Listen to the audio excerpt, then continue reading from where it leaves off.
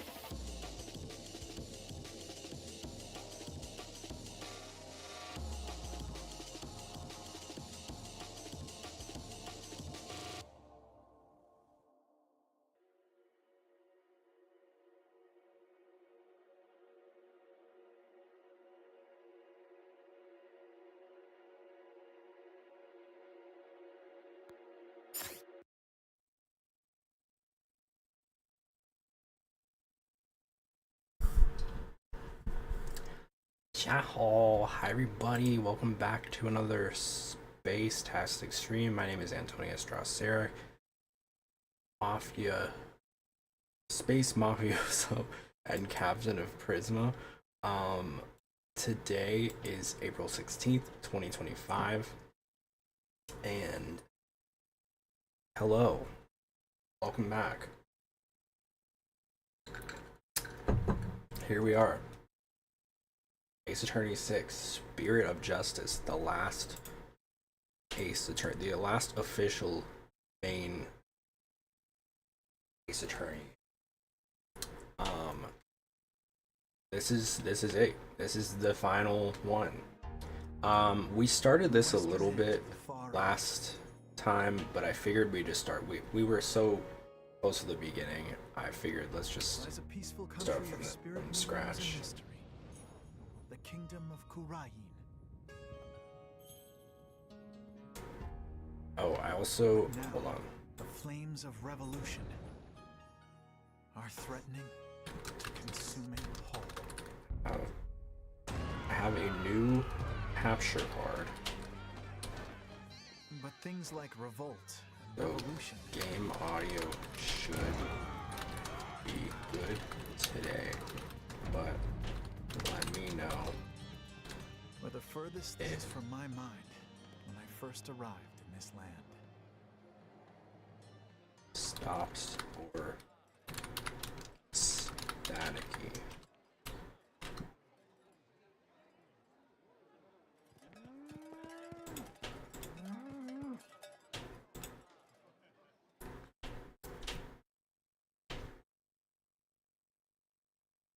That's my there you go. That's what I was gonna say. I said it and typed it at the same time. Yeah, let me know.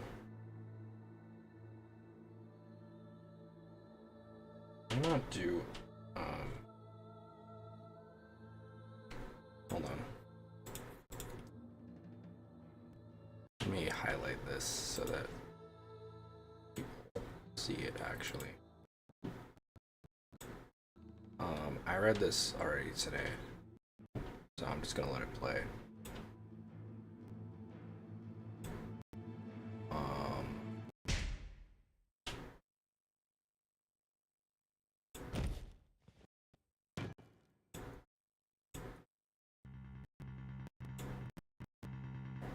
Alright.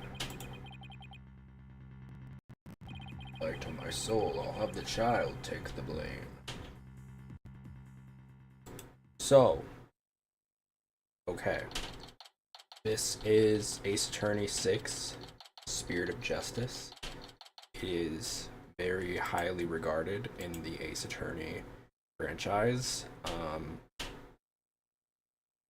People say this is like, you know, the last couple ones kind of have been a little rocky, but this one apparently is it's good. That's what I've heard. So I've been really excited for it. I've been really looking forward to it. It takes place in Kharain, which if you are familiar with like the Ace Attorney lore, is where Maya and Mia Fey are from, as well as Pearl. So they have kind of a different judicial system, and you will find out what that looks like. We found out a little bit last week, but like I said, I'm gonna start from the beginning, and we'll just go from there. All right, April 23rd, 4:26 p.m. Kingdom of Kharain.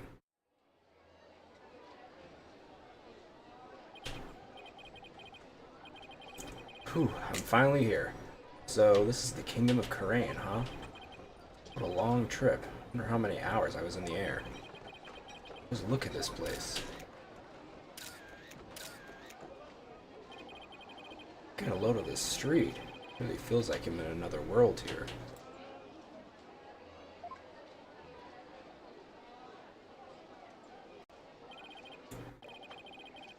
That gorgeous temple. I read that's the center of the town.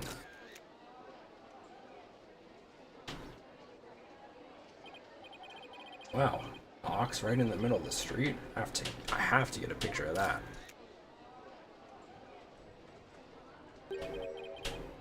Excuse me, sir. I wonder what kind of bird that is. I've never seen anything like never seen anything like it. It's quite a crest it has on its head. Excuse me, sir. What? Oh, yes. Pardon me, but are you Mr. Wright?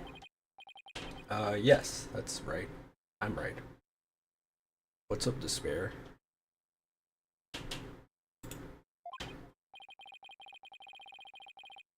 Oops. Hope he hasn't been trying to get my attention all this time. Wait a minute. Are you... That's right. I'll be your god. I'll be your guide. At your service. I'm a monk in training at Temple, and I'll be your guide around town. They are really not pulling any punches with these names, huh? It's very nice to meet you. Apikari. Happy... what now? Apikari. That's how we greet people here in Kharain. It's like hello, or how do you do? It's a pretty handy expression to know. Okay, let me give it a try. Hello, I'm Phoenix Wright. Apikari. That's wrong. Fuck out of here. My name is Phoenix Wright. I run a small law office. Well, that's what I do back home anyway. Right now, I'm just a traveler, a stranger in a strange land. Welcome to our country. Welcome to the Kingdom of Karain, land of spirit mediums and mystery. This is for you. Celebrate your arrival. Speaking of mystery, what is this mysterious green lump exactly? Allow me to explain. This is a famous Karainese sweet bun. It's called a magataman, or soul bun. It's shaped like a magatama. It's so yummy, it'll send your soul right to the Twilight Realm. That doesn't exactly make me eager to try it. Thanks, I think I'll indulge later. Come on, Phoenix, you gotta get immersed in the culture, dude. That'll be 20 damas. Thank you for your patronage. I have to pay? I always have plenty of those on hand, so just let me know if you ever want any more. No wonder his bag looks so heavy, stuffed with all the tools of his trade. Oops, I almost forgot to tell you something really important. It's about Miss Maya. She can't come see you for a few days yet. Yeah, when I called her from the airport, she said she was still training up in the mountains. I told her I'd wait for her here. Either way, I was glad to hear she's in good spirits. Maya Fey. She's a spirit medium who used to work as my assistant. Oh my god. My girlie. I came all the way out here to celebrate the end of her aesthetic training with her. Ollie, this is my first time in this country, so I'll be counting on you, okay? You got it, sir. Please don't hesitate if you need anything at all. Maya was right when she told me I could leave everything in your capable hands. Aw, shucks, she said that? That sure was nice of her. I had a chance to show Miss Maya around a little bit, too. If there's one person Maya was worried about, it's me. Because we both know trouble likes to follow you wherever you go, she said. That girl worries too much. But you sure came early to the party, Mr. Wright, sir. I mean, Miss Maya won't be done with her training for another 2 weeks. Ugh, I hate to admit it, but I came early because I was worried about her, too. Oh well, you know. I thought I'd get in a little sightseeing first. Ooh, sightseeing? Well, I'm your man for that. I'll show you all the best sights this country has to offer. Thanks, that would be great. I guess Albie takes his job very seriously. Well, what are we waiting for? Those sights aren't going to see themselves. Yikes, you don't have to shove. Or stop Temple, right there in the center of town. There's something there I really want to show you.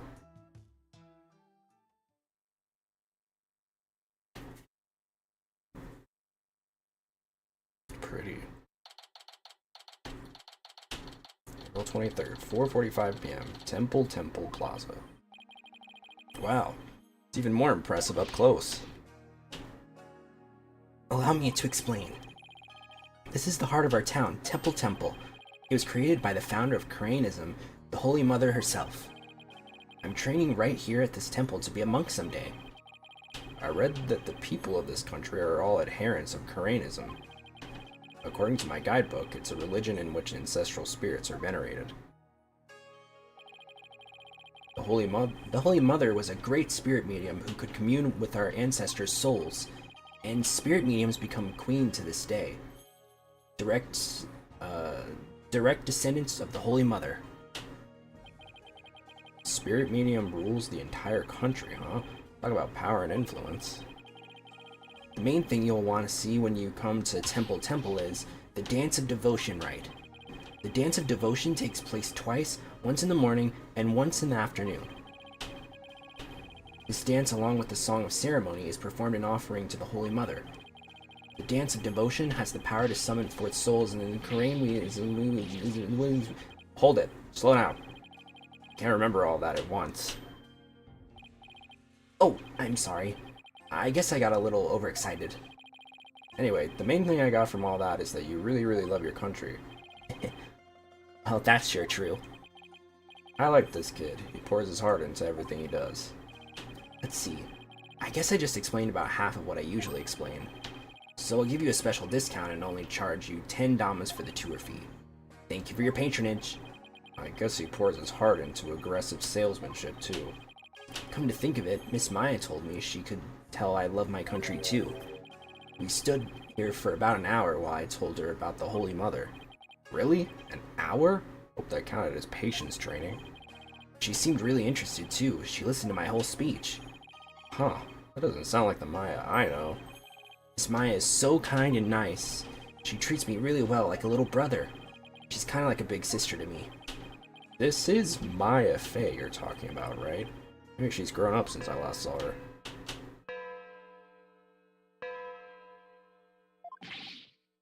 Oh no! What's the matter?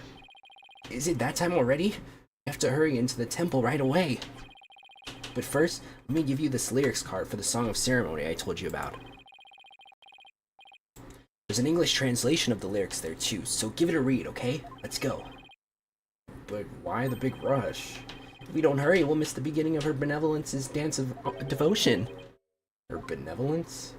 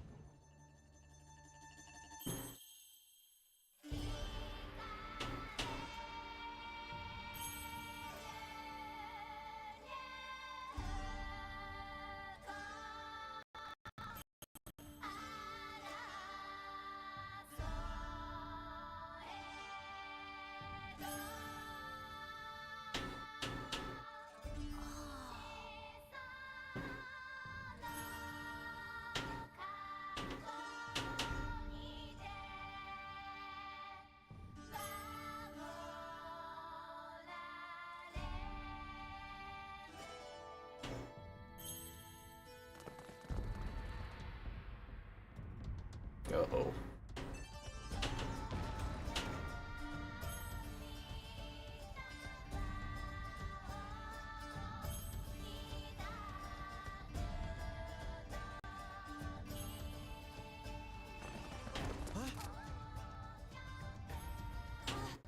I'll be your guide. You're under arrest for treason.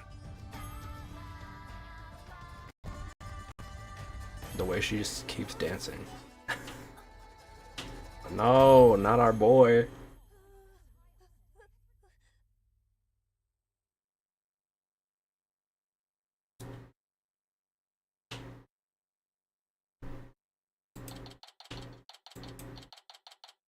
April 24th, 10:10 a.m. High Court of Korean Accused Lobby. Let me in. Why won't you let me in? Because you're a foreigner. What business could you have with this court? I told you, my friend is on trial in there. Police raided the temple in the middle of the dance performance yesterday and arrested Albie on suspicion of treason. I was worried about Albie, so I just had to come to see his trial. The trial isn't a tourist attraction, so clear off. You want a picture for your scrapbook? Take one of me and get out of here. Look, you got it all wrong. Just great. I guess there's only one thing to do. I'm not a lawyer. Yes, I'm a foreigner, but I'm not your average foreigner. What? I'm actually a lawyer. Back at home, anyway. What? A lawyer? I can't... That's not possible. What's he so shocked about?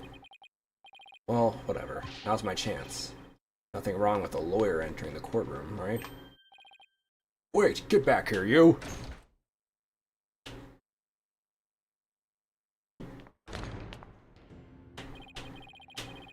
This is a Kuranese courtroom.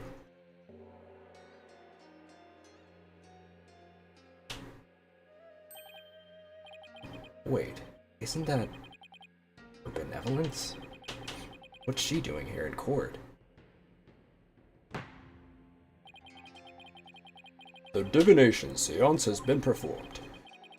I will now hand down my verdict against the accused. Well, that's it.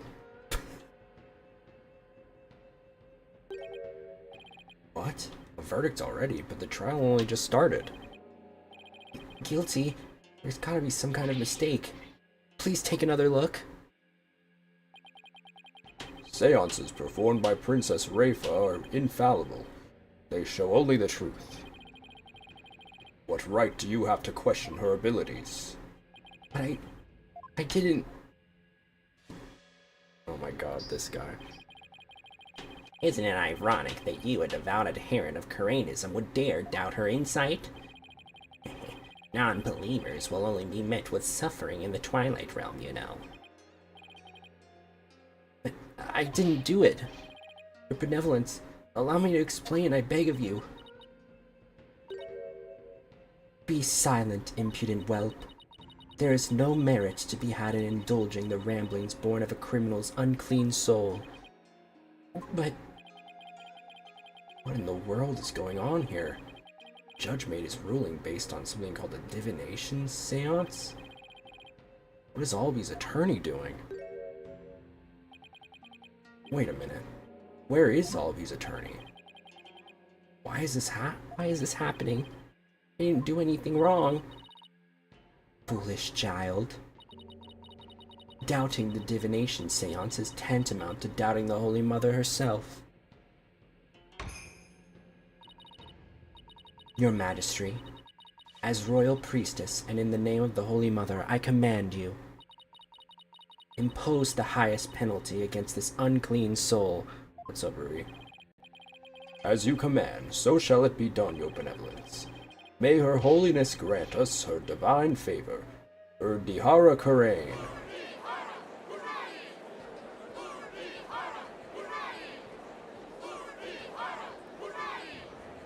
Objection!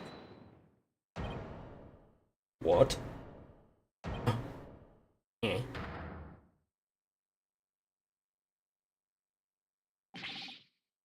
Wait just one moment. You're... Oh, me and my big mouth. Now what? Mr. Wright? What are you doing here, sir? Well, I'm in it now, so I have to do this right. Your Honor, it's too soon to give your verdict. This trial has only been underway for a few minutes. Excuse me? Who on earth are you? I'm, well... an ordinary tourist, Your Honor, just passing through. A tourist, are you? Hapikari. But more importantly, where is this boy's defense attorney? Defense attorney? Whatever are you talking about? He doesn't need a defense attorney. Wait, what? Of course you wouldn't be aware. This game reminds me of my dad because he has to go for jury duty. It is a court. Of course you wouldn't be aware, being a foreigner and all. But we have no need for defense attorneys here in the Kingdom of Karain. We leave it all up to her benevolence's sacred power of spirit communion. Her divination seances determine all. What? But surely you see how unfair that is. What kind of insane court system are they running here? You would dare mock me, you barb-headed buffoon? If you value your life, you will leave post-haste, or shall I summon the bailiff? So you have a bailiff, but not a lawyer? The bailiff is that big scary dude with the big scary gun, isn't he? I'm sure he would be happy to oblige you with a bullet or two as a souvenir of your travels. At the cost of an arm and a leg, no doubt. Now, hold on. Mr. Wright has nothing to do with any of this. Albie. I appreciate what you're trying to do, Mr. Wright, but never mind about me. You just go ahead and go see Miss Maya. But forget about me. You have to go now. I'm sure you can find another guide. There were lots more places I wanted to show you, but it looks like I won't get a chance now. I'm sorry. Poor kid. He's trying to put on a brave face, but look how terrified he is. What can I do? What should I do? And Albie. Can't just let a verdict be handed down with nobody standing in Alby's corner. If Alby doesn't have a defense attorney, then I'll do it. I'll defend him. Defend him? You can't be serious. Did you hear that? Is he out of his mind? Heaven forbid. Defend me? Mr. Wright, what are you saying? You can't do that. I most certainly can. Don't worry, I'm quite used to tackling all sorts of trials. I gotta say, the 3D looks a lot better in this one. Besides, can you imagine how furious Maya would be if I let anything happen to you? Mr. Wright. You are but a naive tourist, ignorant of our ways.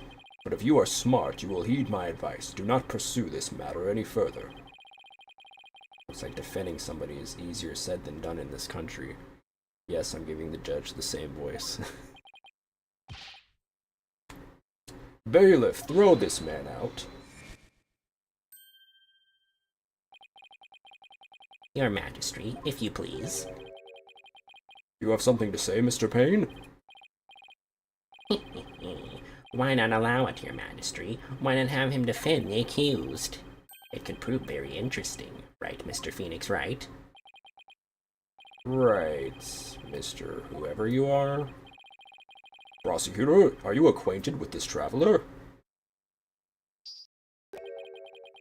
That's Chief Prosecutor, Your Majesty, and yes, I am acquainted with him. He's a defense attorney from my native land. I've had dealings with him in the courtroom before. Heavens to Betsy! What? Mr. Wright? You're a defense attorney? Would have thought maybe Maya would have clued you in on that, but I guess not.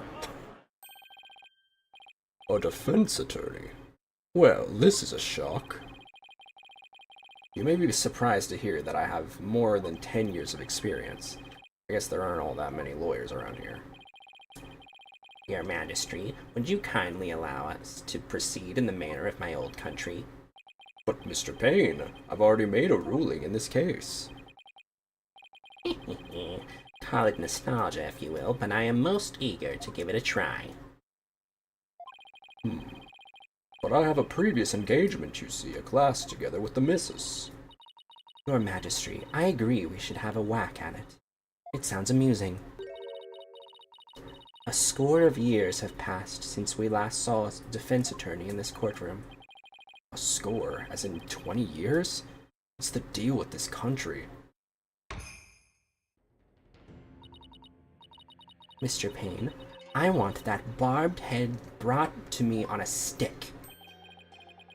As you wish, Your Benevolence. I, Chief Prosecutor Payne, will see to it myself. Very well, Mr. Payne. If that is what you and her benevolence want, I will acquiesce. As for the defense, I hope you are prepared for every eventuality. Every eventuality? What is he talking about? There. Are you satisfied now, Mr. Wright? Yes. Thank you, Mr. Payne. And sorry for not remembering you earlier. That's Chief Prosecutor, or the Incredible Payne, as I'm also known in this country. And you'll soon see enough just why that is. Yeah, it sounds like you're not really having to do a lot of work, buddy. If innocence or guilt is judged based on a seance, I don't think you really have much prosecuting to do, eh? And you'll soon see why that is when you're forced to capitulate to me before this very court of law. Why is he so strangely confident? And not only that, but what's with the gallery? Just you watch, the defense attorney will try and twist the truth. You can bet on it. Get him, Chief Prosecutor. Crush that defense devil. There's way more lawyer hate than even back home. Now, if you would please give your opening argument once again, Mr. Payne. Certainly, Your Majesty. The accused is charged with 2 crimes, larceny and murder. Yesterday, the Founder's orb was stolen from the treasure room of Temple. In addition to the theft, 2 other things were discovered in the treasure room. The dead body of Mr. Pat Roll,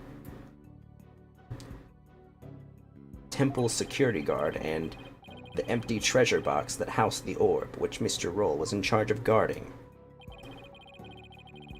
We believe that Mr. Roll was murdered by the thief who stole the treasure.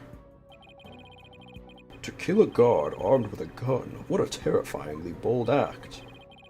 I couldn't agree more, Your Majesty. Please allow me to submit it as evidence the victim's autopsy report and crime photo.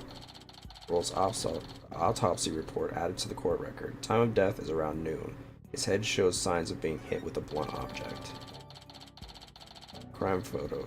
The temple's treasure room. The body was discovered at the base of the stairs to the altar. It's been a long time since we had evidence presented in court as well. It's kind of refreshing, actually. We may rely on the power of the seances, but our police still carry out investigations. Thus, any proof I provide is indisputable. Oh, really? Well, forgive me if I don't just take your word for it. I can check the evidence out myself by looking in the court record. Song about the Founder's Orb sung during the Dance of Devotion includes an English translation.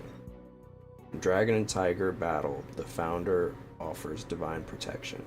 When the butterfly embraces the Mitama, the favor of the orb is bestowed. Time of death, April 23rd, 12 p.m. to 1 p.m. That's definitely going to come into play. Cause of death, cerebral contusion from a head injury. Okay, so died between noon and 1 and had a head injury. Temple's treasure room, the body was discovered at the base of the stairs to the altar. Okay, so couple of things. The case is open. I guess the orb is taken from it. There's a bloody spot on there, and then there's a bloody spot on his head as well as his hand. That's interesting. There's also a scroll, and he didn't take his gun out. Definitely curious about the bloody spot on his hand. Or on his glove, I should say.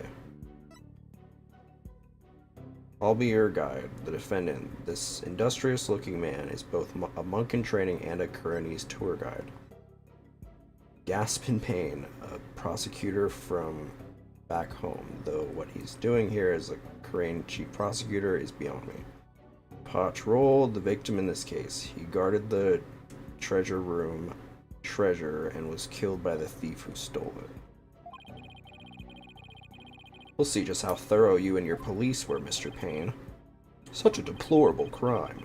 The audacity of stealing the sacred treasure of Her Holiness, our founding mother. It's a crime that strikes at the very heart of our nation. Exactly, Your Majesty. We mustn't let the culprit get away with these heinous deeds.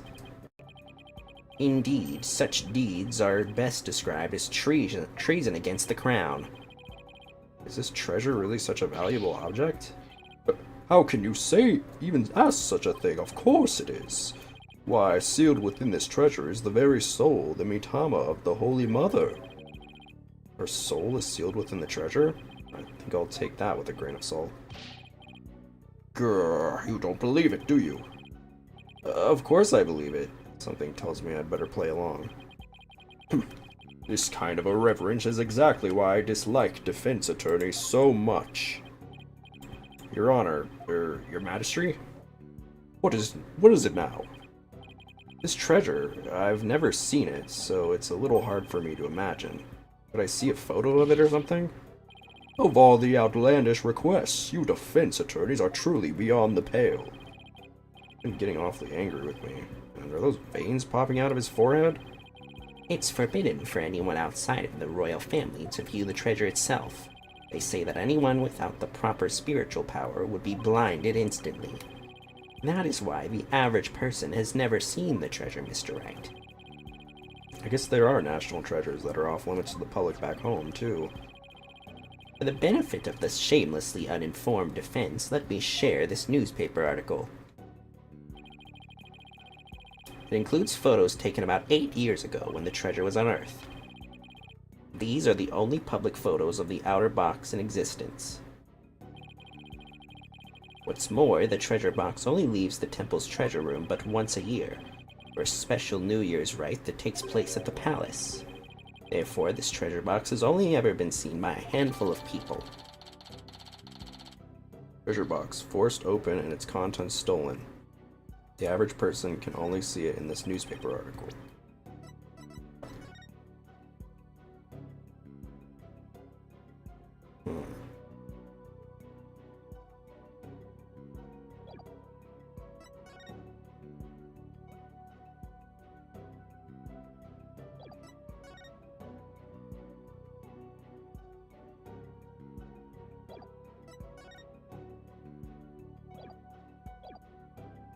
Okay. Trying to see if there are any differences between the photos. I hear there's been a string of thefts lately of historic artifacts from the temple. Right, Your Majesty. Inexcusable thievery of precious national treasures is for personal gain. And the culprit is the accused. So he used his position as monk in training to get his hands on the treasure, is that it? The accused's family is by no means wealthy. To help with family finances, he works as a tour guide in addition to his ascetic training. Thank you for giving me an excellent outline of the case, Mr. Payne. Now then, no more questions from the defense, I presume? What? No, I do have questions. Even more? But you just asked a bunch. Well, make it snappy. My class starts in just a few short minutes. What? He's still planning on going to that thing? There's still a lot I don't know about the case. I should ask now while I have the chance. Let's see. What else do I need to know more about? The weapon. Mr. Payne, what was the murder weapon? The murder weapon was the treasure box itself. The empty treasure box left at the scene had a large blood stain in it. How utterly reprehensible, using the sacred treasure box for murder.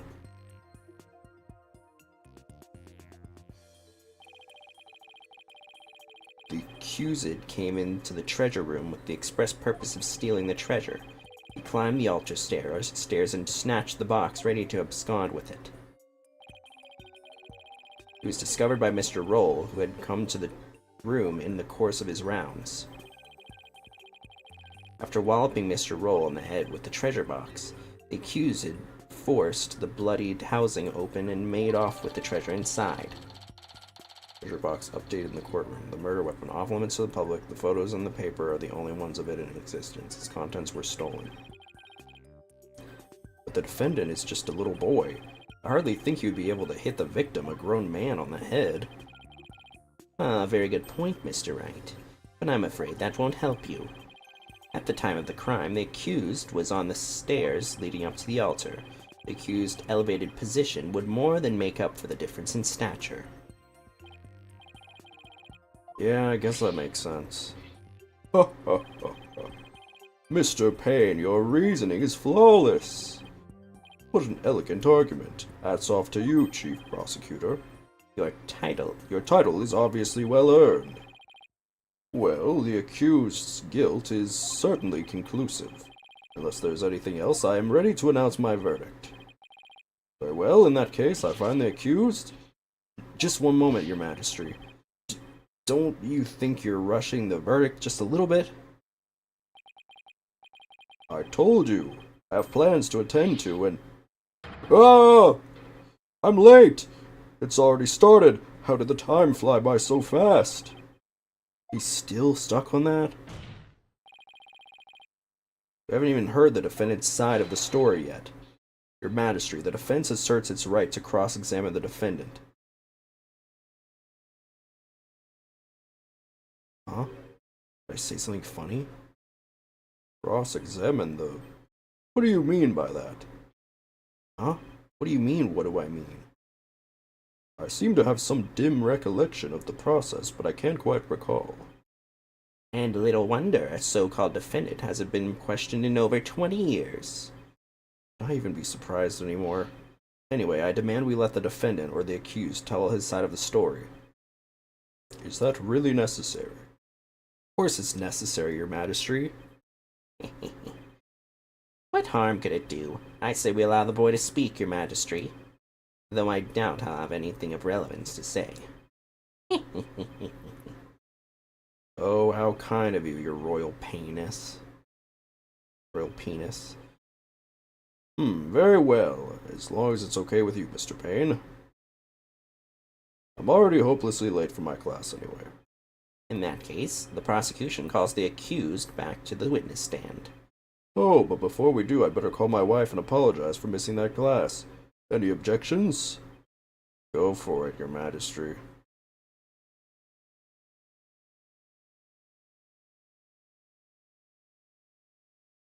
Accused, state your name and occupation again, if you would. I'll be your guide. I am in training to be a monk, and I'm a tour guide too. Oh, why me? Now, where were we? Cross-examining the defendant, Your Majesty. Right. Let's do that then. At the defense attorney's insistence, I might add. Oh, sounds a little dispirited. His wife must have given him a piece of her mind. Well, the defense had better get to it, and make it quick, if you please. The defense? Mr. Wright, I didn't know you were a lawyer. Well, I am, and I'm here to defend you, Albie. Don't worry. All you have to do is tell the truth, and you'll be alright. You tricked me. What? I knew you were a lawyer. I wouldn't have given you that tour. Give back that Magatom I gave you yesterday. Albie, what's gotten into you? Don't talk to me. You disgust me. Now even Albie's against me. Why? This must be a new experience for you, Mr. Wright, being loathed by a client. Well, not 100%. What do you think he was? I know. Did Maya not tell him? Maybe that was for the best. Now then, accused, please give the court your testimony. The incident occurred around noon, during the break between the morning and afternoon dances of devotion. I want you to tell the court what you were doing around that time. All right.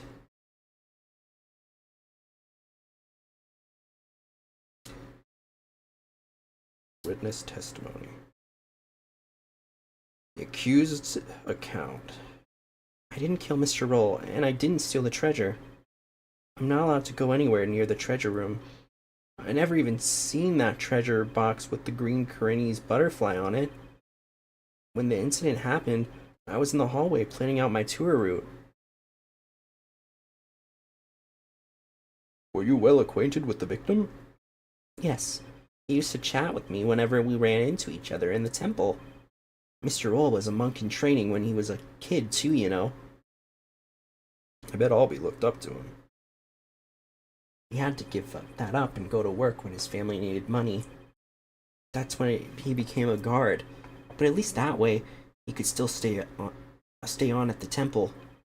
He was so proud when he was put in charge of guarding the treasure box. He even got to carry the box to the palace for the New Year's rite. The victim's parents apparently both died relatively young. So Mr. Roll had to support his younger brothers and sisters as well. But even with his job as a security guard, I'm sure things couldn't have been easy for him. Sounds like his circumstances and Albie's were very similar. Mr. Roll encouraged me to never give up. Albie, you train hard and make sure you become a monk one day. Don't end up like me, he'd say. He was always cheering me on in my training, and in my tour guide business too. Why in the world would I kill a nice man like that? Yes, I see. You expressed yourself well.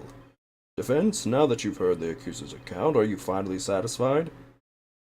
If so, let's draw this to an expeditious conclusion. But, Your Majesty, I haven't even cross-examined the defendant yet. That wasn't the end of it? It It's been so long I don't rightly recall what this cross-examining thing is all about. A judge who doesn't know what a cross-examination is. What fresh hell is this? I really do wish I could remember how it works. Should I give the judge a refresher on a cross-examination? Might as well. Guess I better, or we'll never get anywhere. Your Majesty, please allow me to explain the procedure. First, we lawyers listen carefully to a witness's testimony. Then we use present to open the court record and examine the evidence. And why would you do that? Find and present any evidence that's inconsistent with the statements given. Present? I certainly don't need any gifts from you. Clearly, something is getting lost in translation with His Majesty. The point is, are all judges in this universe stupid? The point is, it's possible that a statement could contain a lie or a mistake. But what do you do if you can't find any inconsistencies in a witness's testimony? In that case, we may press the witness for more information. Yes. I love the unique ways that they introduce the tutorials. Like there's always a circumstance as to why why they present the tutorial. It's never just like, I can do this. Like I remember I think it was the second one when Phoenix got hit in the head, so he had amnesia or something. It was like, how do I do this? And I think Maya, I don't know if it was Maya, it was somebody that was like, don't you remember? You gotta do this. Pressing a statement might reveal new information or even entirely new statements. Presenting evidence is one thing, but pressing witnesses. I'll have you know, defense, that I do not allow violence in my courtroom. Rest assured, only gentle verbal pressure is used, no physical force involved. Well, I'm not convinced. After all, who knows what sort of tactics an attorney will resort to? One false move and I'll call the bailiff. Yeah, something's definitely getting lost in there. For now, I should just focus all my energy on questioning Albie and comparing his statements with the information in the court record.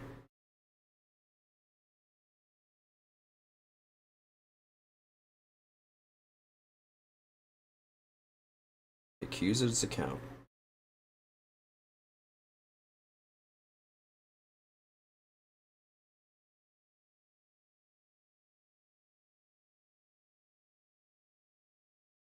Let's just go through the whole thing. I believe you didn't do either of those things, Albie. You do? But you're a lawyer, of course you'd say that. Now, there's no need for that.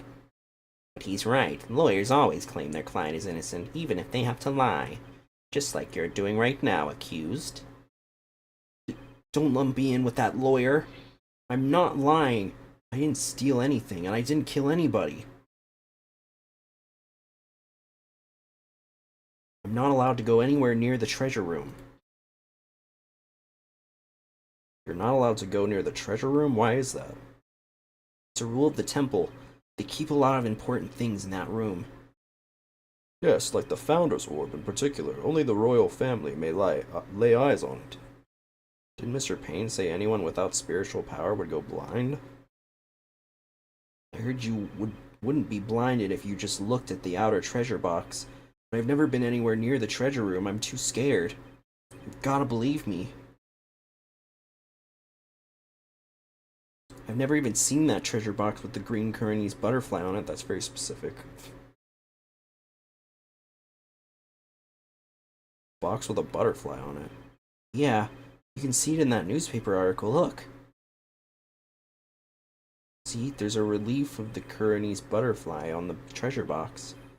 Oh, this design here carved on the back of the box. I see it now. It's a sacred butterfly said to carry the soul or mitama of the departed. Its wings form a loop that cradles the mitama and Its wings form a loop that cradles the mitama and carries it to the Twilight Realm. As you can see, there's even one depicted here behind me at the judge's bench. Well, what do you know? There it is. Though it kind of looks like he's about to be carried off to the Twilight Realm himself. Damn. Anyway, I've never even seen this treasure box. Besides, when the incident happened, I was in the hallway planning out my tour route. Planning out your tour route? Yes, I was planning out a tour for you. For me? Well, thank you, Albie. I wouldn't have done it if I knew you were a lawyer. I wasted all that time on you. Give it back. Sadly, I'm a lawyer, not a Time Lord. Actually, as soon as he heard that's what I am, he's been like a totally different person. I certainly don't think Albie committed murder, however... Don't talk to me. You disgust me. That outburst earlier makes me wonder if he'd willingly tell me the truth. I better compare his statements in the court record carefully. If I find an inconsistency, I can present some evidence and maybe get him to open up. Okay, I'm thinking... Whoops, shit.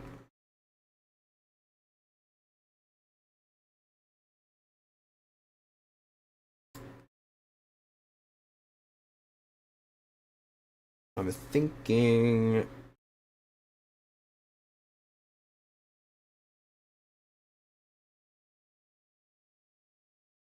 There's the butterfly on that one, but I don't see a butterfly on this one.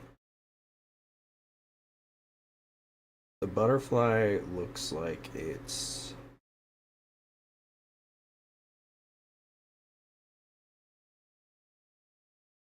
It's on like the back of it.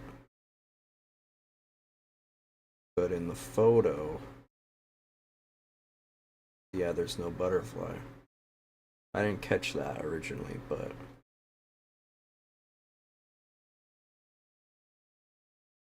No?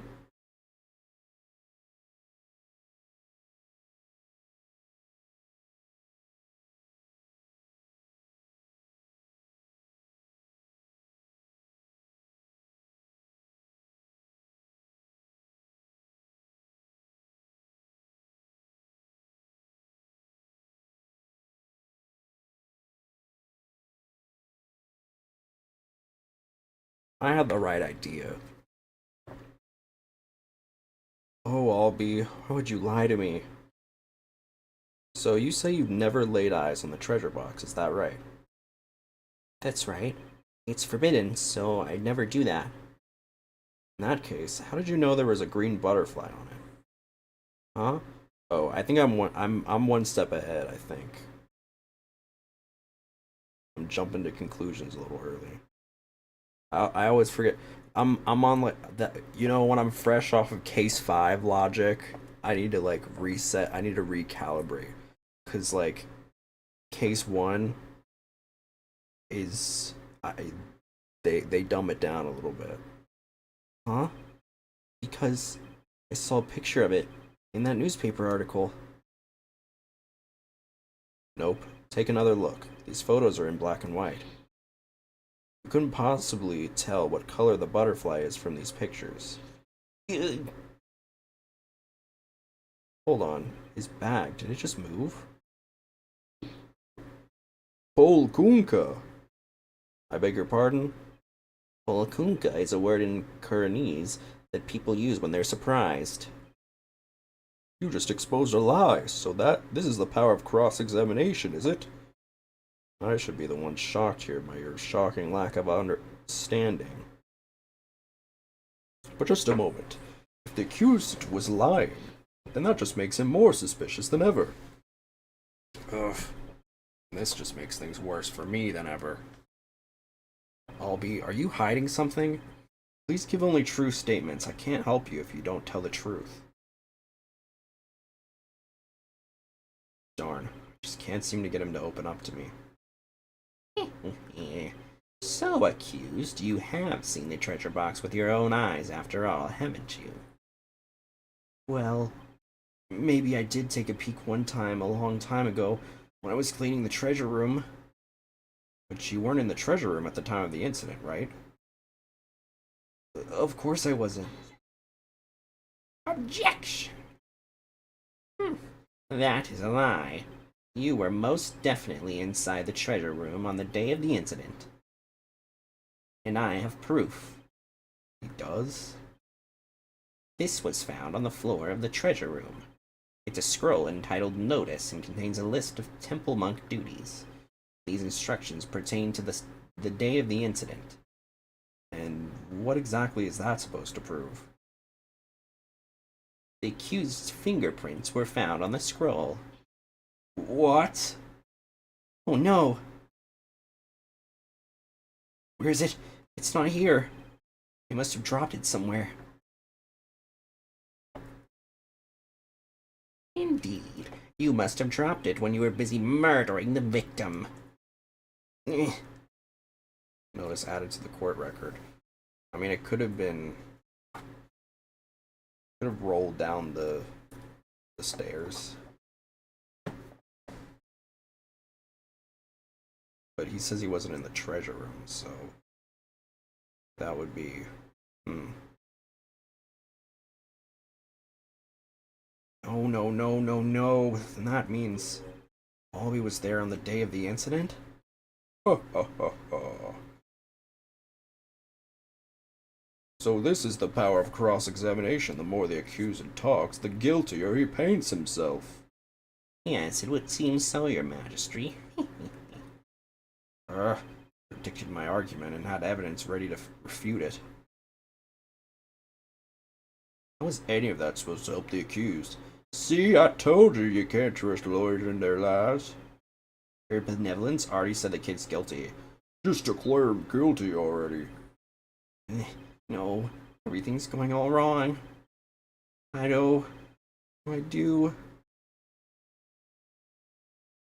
As I suspected, this cross-examination session has served no purpose whatsoever. No, you're wrong. But armed as we are with her benevolence's insight, there's no reason to doubt his guilt. I guess I'll just have to poke holes in this insight of hers. By the way, this didn't prove to be very interesting at all, Mr. Payne. Nevertheless, I will now finally announce my verdict. Wait just one moment, your majesty. I haven't seen this divination seance for myself yet. As the defense, I have the right to check it. Is that really necessary? I have to get home and apologize to my wife. She's gonna peg me later. Guess she really did give him the business. Your majesty, I enthusiastically support having Mr. Wright see the seance. You do? And why is that, Mr. Payne? Don't you want to see it? See the lawyer being utterly crushed by the power of the seance? And then watch him tearfully beg for mercy? Well now. I'm sure it'll make up for not getting to go to that class with your wife. Certainly does sound worth seeing.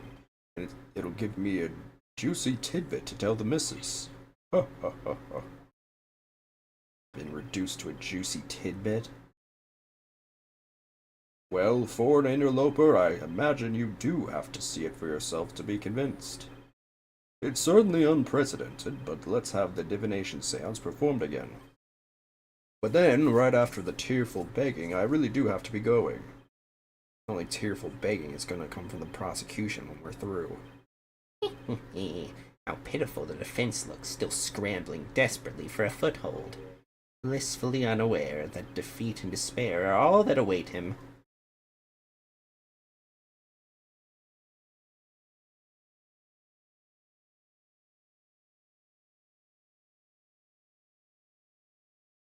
There she is, her benevolence.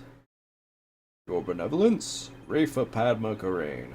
Thank you for coming all this way once again. Your gratitude is unnecessary. This is simply my duty. Barb-headed attorney. Yes?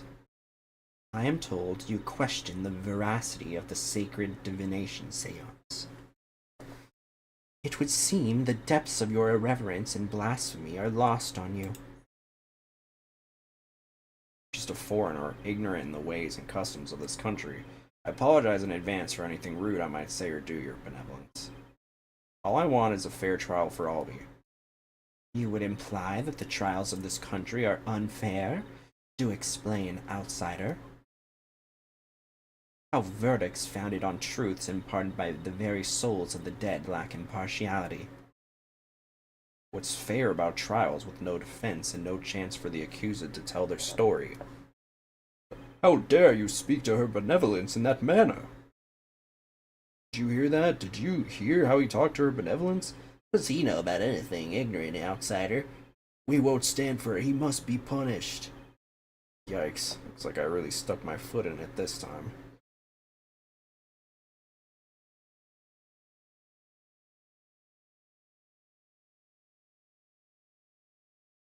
Silence, one and all. Is she standing up for me? Be not disquieted, my people. He merely expresses his opinion. Well, looks like her benevolence is going to be more reasonable than I thought. Attorneys are ghastly creatures with souls stained black by brazen untruths. The words of a lowly worm such as that are not worth troubling yourselves over. Alright, I take that back. None of his prattling can sway the truth of my insights. Rest assured he will soon see the error of his foolish ways. Now then, your benevolence, the divination seance, if you would. Certainly. Nana, my robe?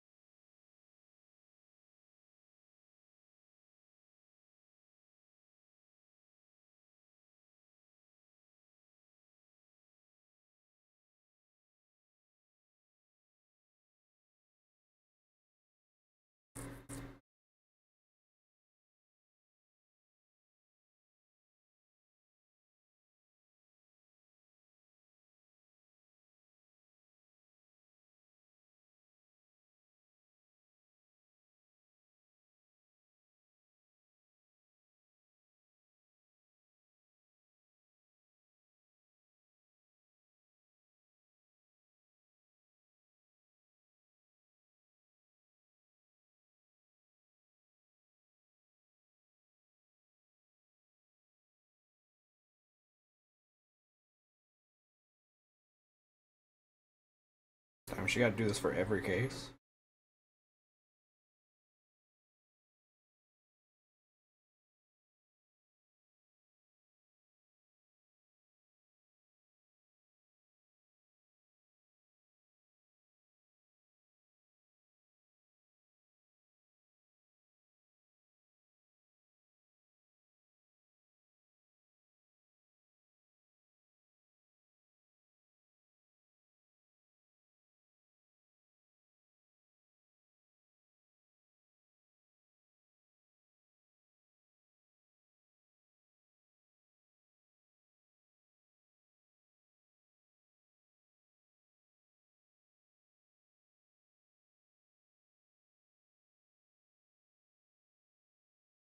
Okay.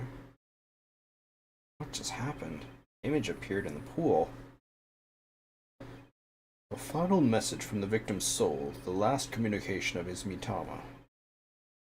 The divination seance has revealed this to us.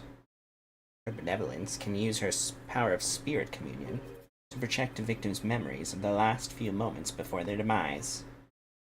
So what we saw in the pool is what Mr. Roll actually experienced? In the victim's memories, we see the accused raising a weapon over his head. This is consistent with the findings of the police investigation. Well, I don't think we see that. We just see him raising his arms. There has to be some kind of mistake. I didn't do it. This looks bad for Albie. Really, really bad. Now do you see why I'm the incredible pain? More than I can express. But even if those really are the victim's last memories, what can I do with them? There it is. There's the face of a man being utterly crushed. Oh, how long I've waited to see it. Isn't it wonderfully gratifying, Your Majesty? Oh yes, very satisfying indeed. Now, are you finally convinced, Traveler, that the accused is most assuredly guilty? Am I really the only unbiased one here? Now then, I think we've been amused enough. If you give up now, I won't even invoke the Defense Culpability Act against you. You'll be free to slink back to your own country with your tail between your legs.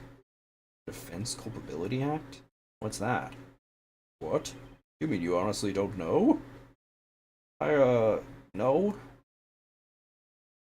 I hate this judge.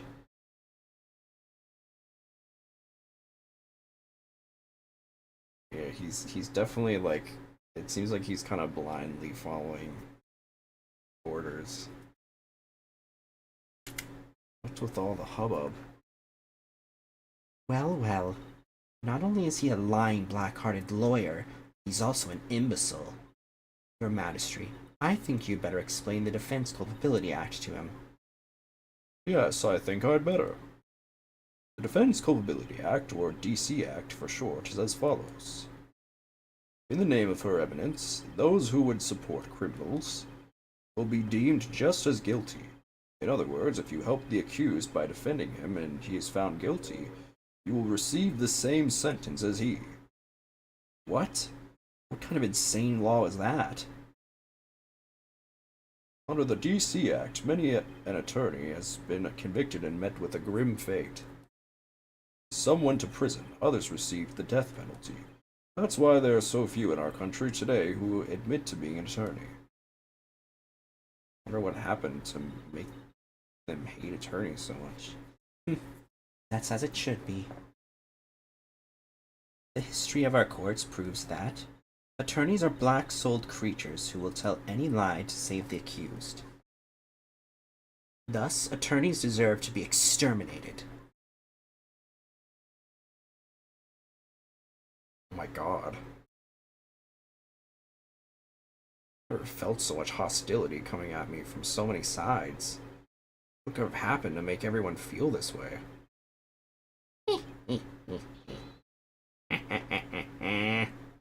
You fell right into my trap, Phoenix Wright. Your win streak against me and my brother ends today. With the seance and the DC Act on my side, I'll finally get my revenge. So that's what he was so eager to have me defend Albie. Chased out and humiliated back home, fate brought me to the foothills of Karain. I thank my lucky stars that I'm chief prosecutor here now. Defense, know that if I rule that the accused is guilty, you will go to prison too. That explains Albie's reaction earlier. Benmy, Mr. Wright, what are you saying? You can't do that. Your Majesty, isn't a prison sentence a bit lenient? After all, we're talking about treason. One should pay for such a crime with one's life. Oh my god. Bro, he resents Phoenix, dude. Bro, he wants him to die.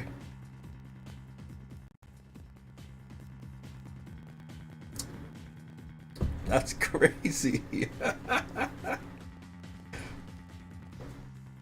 You beat me and my brother's ass for 5 games. I've had enough. It's time to die. One should pay for such a crime with one's life. Yes, I believe the death penalty might be appropriate under these circumstances. Oh my god.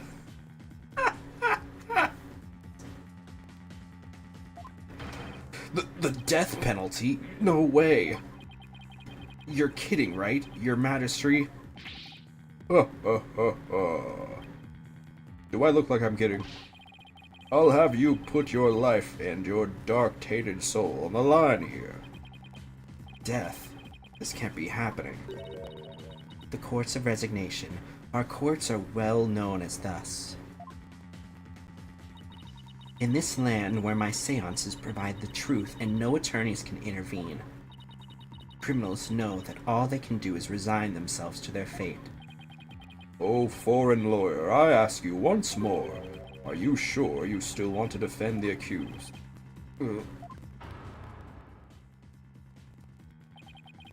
It's Maya to think of in all this, too. Can't just lay down my life. What in the world should I do? Continue the defense. Isn't this why I became a lawyer in the first place? No. To help those with no one on their side? I can't just abandon everything I believe in. I guess for those who don't know, when he was a kid, when he was a kid, he had like a court. I'm trying to remember this because this was like the first game. He went to class. He was in class with both Larry and Edgeworth, and I think Edgeworth was like accused of like stealing somebody's lunch money or something, and so Phoenix defended him, I think. If I remember, or maybe it was the other way. I don't remember. It was one way or the other. All I can do now is stand firm and fight. You know, classic protagonist backstory.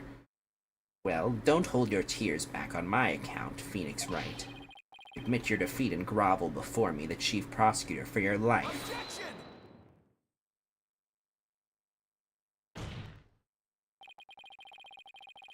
Even if it means being subject to the Defense Culpability Act, I will defend Albie.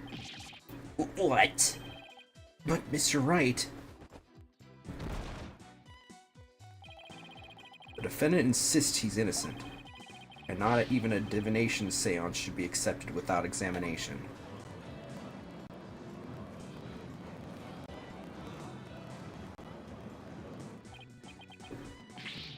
Olkunka! If I'm found guilty, you'll get the death penalty too.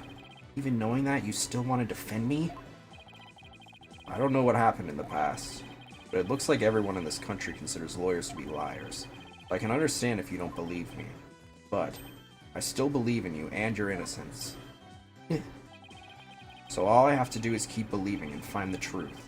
That's all there is to it.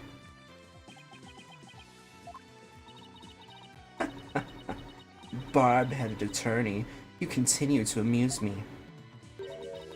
Though your barbed jabs are proving to be more than mere jokes. Your benevolence? Believe me when I say that this attorney will knock your insides out.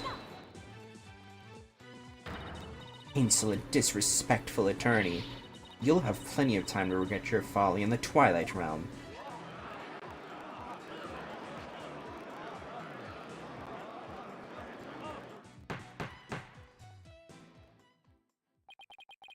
Not a wise move, traveler, not wise at all.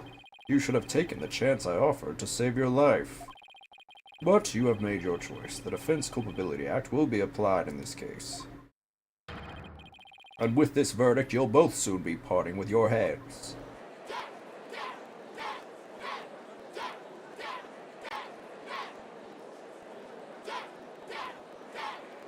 Damn.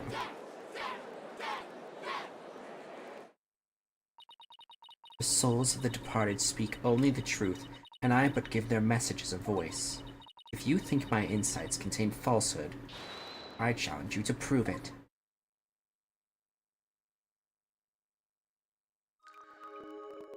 Insight. This seems new. Rafe is insight. I see. So it's like she's basically doing her. It's basically the crookedest spiritualist hustler. Okay, so I guess this is like this is her version of a witness testimony. Secondhand, I guess. The accused swung whatever he was holding down on the victim's head. With the pain, the victim's vision went dark. This is when he lost his life. Still, I can't believe it. A murder after the morning dance of devotion. These are the victim's experiences just before his death. As the victim's final memories, we can assume they aren't lies. So how do I break this down? Allow me to relieve you of your ignorance, defense. Did you notice the words that appeared in the seance vision? Come to think of it, I did see words, like Song of Ceremony and Incense.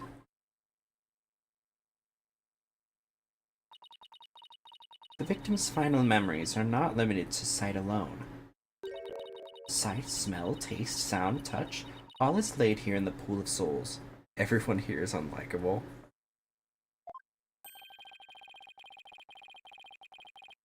Did that say incense? Incense. So, what Mr. Roll experiences with his 5 senses appears in the vision as words, right? Precisely, and by examining these sensations, we can perceive the victim's final moments with unparalleled clarity. I changed it to an E. To an I. Works for me, I can use all the extra information I can get.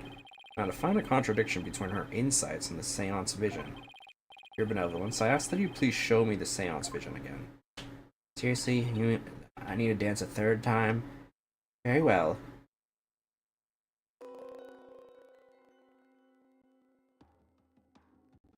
Incense. Incest. Song ceremony. Boy's voice. Boy's voice. Pain.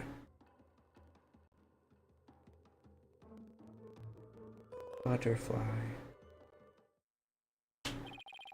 Wait a minute. Her benevolence said after the morning dance of devotion earlier, didn't she? Isn't there something off about that? When is the morning dance of devotion? In the morning.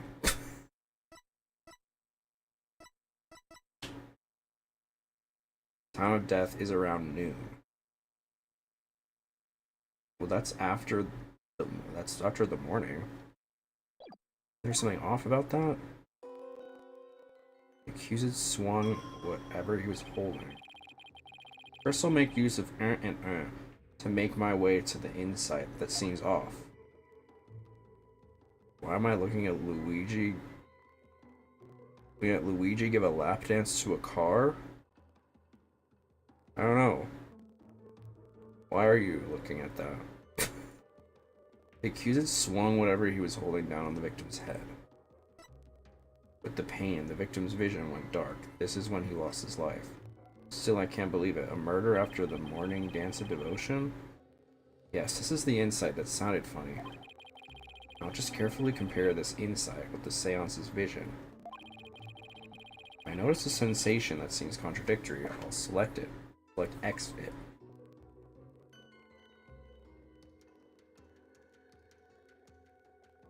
Song of Ceremony, Boy's Voice.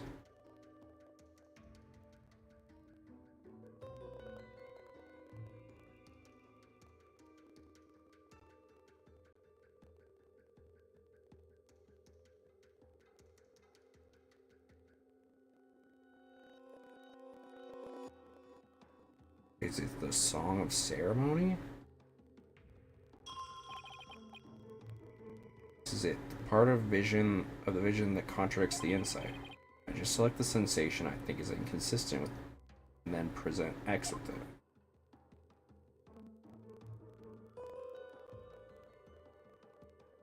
Oh, okay, so the sound was the Song of Ceremony.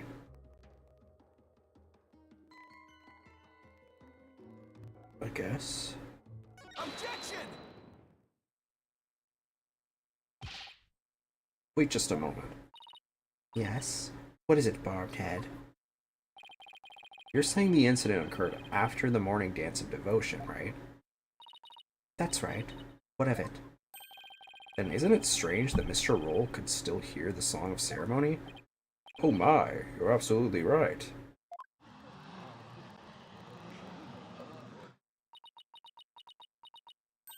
What the fuck? Is that all that troubles you? Huh? What the victim heard was just a practice run of the Song of Ceremony. Practice run? What are you talking about? Mr. Payne, if you would.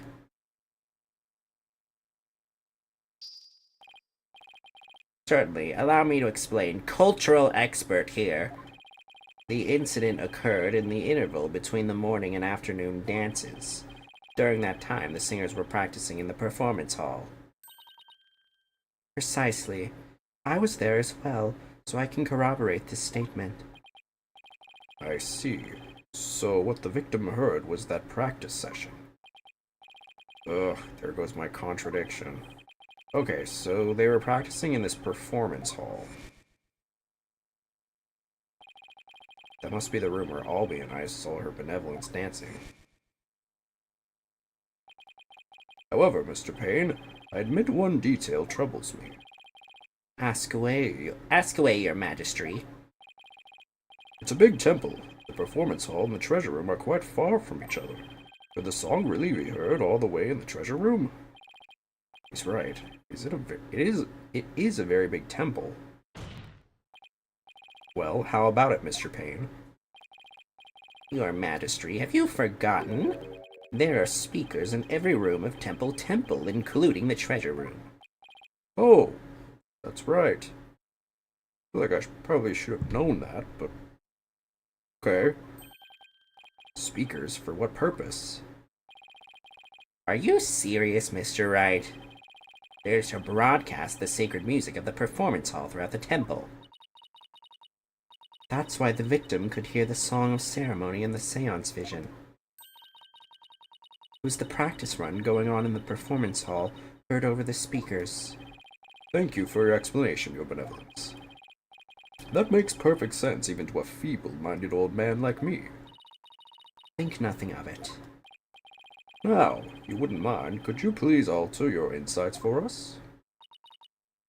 Very well. Accuse...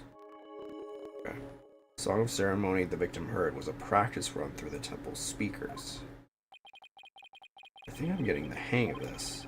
If I point out an inconsistency, she'll update her insights accordingly. So if I keep pointing things out, maybe I can knock all of her insights out after all. Better find another inconsistency, no matter how small. Okay. It's a bit hard to focus on the insights with this seance vision going. I'll try using pause to temporarily stop the vision. There, I paused the vision. I think I can use A and Y to jump to different parts of the vision. I'll try moving the Mitala mark to the flashing red panel there. Okay, now that I know how to get around in seance visions, it's time to find those inconsistencies between the insights and the vision. Okay, I mean, there's a couple of things that are... Okay, what is the incense? Like, why... We're smelling incense. What's that about? Objection! An inconsistency between this insight and the victim's memories. An inconsistency, you say? And where exactly do you see this supposed inconsistency? Yes, defense, please be specific. Well, I don't know how specific I can be exactly, but I just get the vague feeling that something doesn't quite add up, you know? No, I don't know, but I do know you're skating on thin ice, defense. By your leave, your benevolence. Do it. Penalty! Here I thought I was skating so gracefully on that ice, too. I get the feeling I was way off the mark with that one. Okay, so I guess I can't probe things like I can in a cross-examination.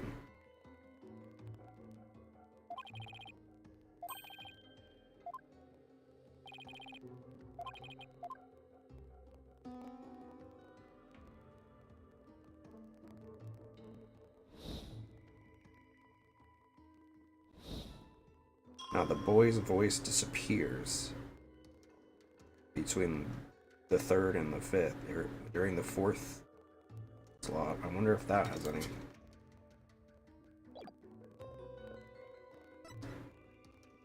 any bearing.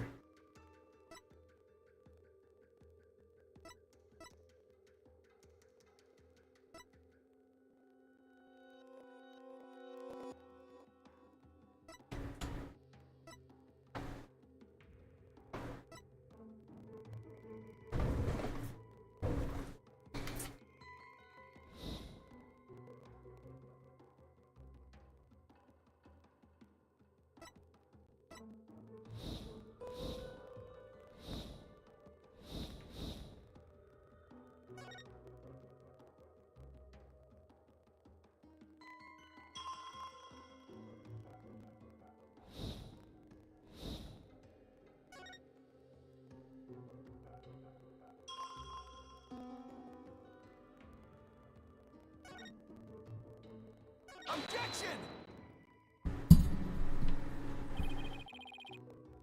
Damn it.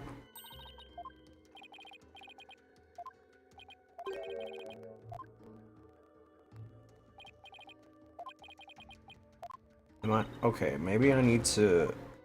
I guess I need to pay attention to the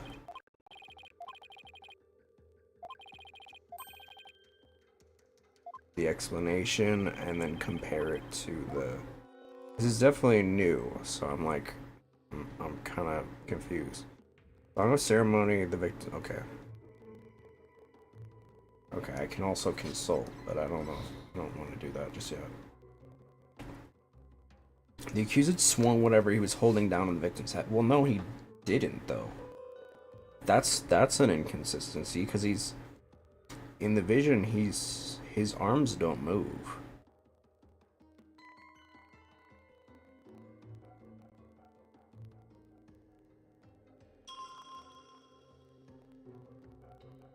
Is that? Can I say that? What?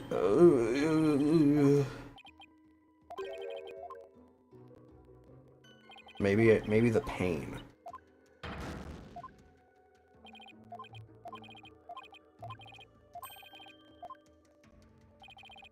I mean, he like blacks out.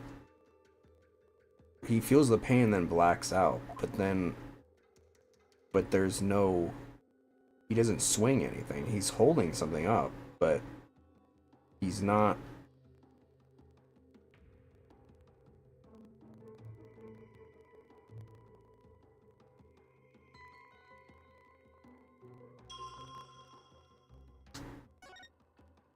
Objection! Inconsistent. Oh my god. Really? Really?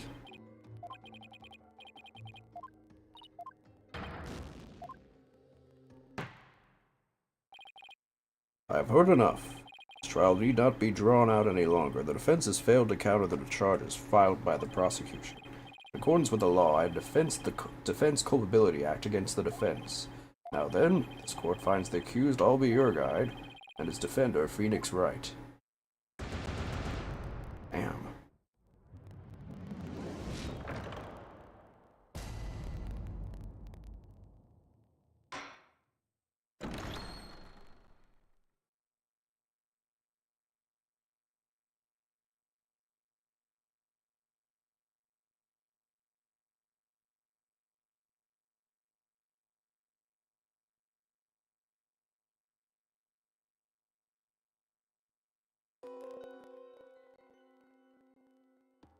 Alright, tell me what to do. Ugh, I can't seem to find any inconsistencies. Something's been nagging at me. think it has something to do with the sensation of pain. Although, I shouldn't overlook the moment the victim was struck either. Maybe I'll take another look at the insights with those things in mind. I feel like I'm on the right track.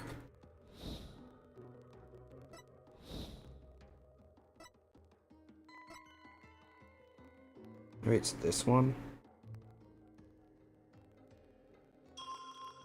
I mean, it's clear that he's not...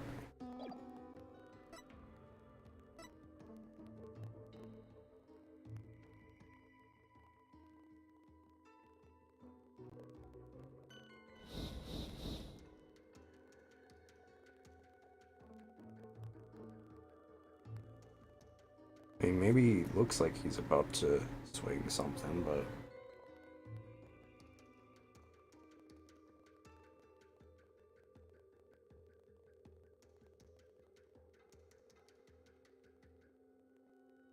So there's incense in his bag. Here's the song ceremony. Here's his voice. Here's it again, and then pain. Objection!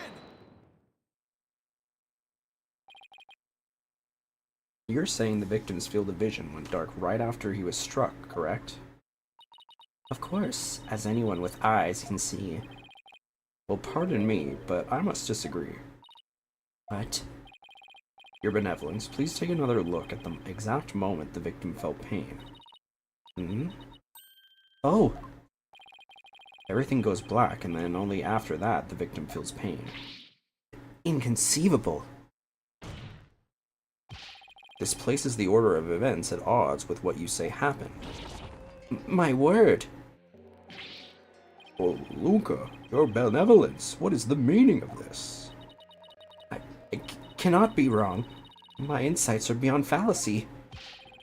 If what the defense says is true, this is a very grave matter indeed. Please forgive me, your benevolence, but I'm afraid this contradiction is something we simply cannot ignore. Now, let's not be too hasty, Your Majesty. I think I can clear this up. You have something to add, Mr. Payne? 1,000 apologies. It seems the prosecution has failed to make one tiny thing clear. And that would be? On the day of the incident, there was a power outage, a blackout, in one part of the temple. And as I recall, the crime scene was in that sector. The power outage must be why the victim's field of vision went dark. I apologize for neglecting to tell the court this detail. I'm afraid it slipped my mind. Or rather, you knew all along and are only letting it slip now that it's convenient, Payne. Well, story of this game's life. The power outage knocked out both the lights and the speakers. Oh, there was a blackout there, was there? Well, now, that explains everything, does it not? What do you mean, your benevolence? Please share your thoughts with us if you would. The blackout occurred when the accused and the victim were faced with one another. Fearing the victim would flee under the cover of darkness, the accused swiftly brought his weapon down on the victim's head. I see. That makes perfect sense, your benevolence. So the victim was struck after the lights went out. The depth of your insight is awe-inspiring, your benevolence. Give her a hand, everyone. Well done, may you live long and prosper. Hey, I want to live long and prosper too. Enough applause. You flatter me. Now, your benevolence, in light of this new information. Yes, of course. I will alter my insight.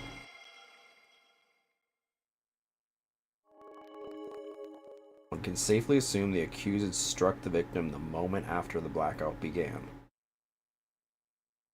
Okay. The song of ceremony the victim heard was a practice run through the temple speakers. So much for my inconsistency. At least I was able to draw out some new info, and with this new info comes a chance to find new inconsistencies. Now to compare the insights with the vision again and see what else I can dig up.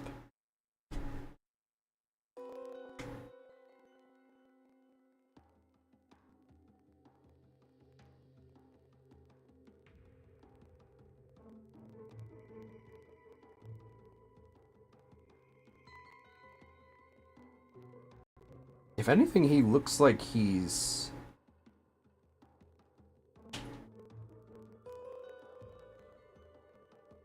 It appears as if he's holding his hands up to not get shot.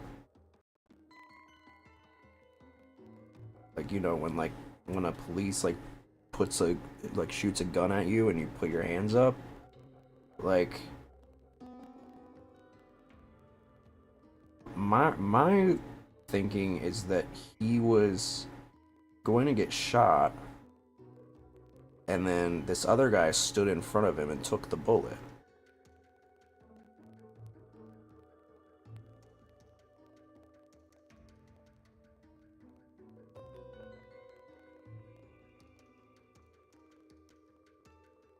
Though I don't have a lot of evidence to make that a conclusive theory, knowing this game.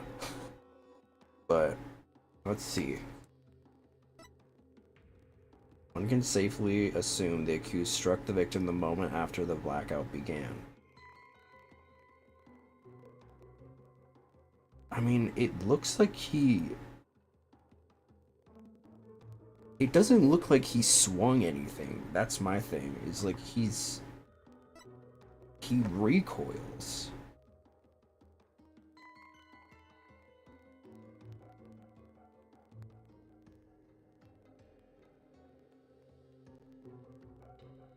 I mean, you could argue that you don't see like what's happening because of the blackout, but like,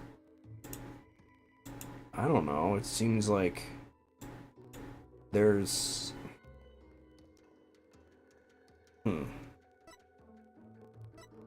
I mean, I believe it's the second one. One can safely assume the accused, because this is the addendum.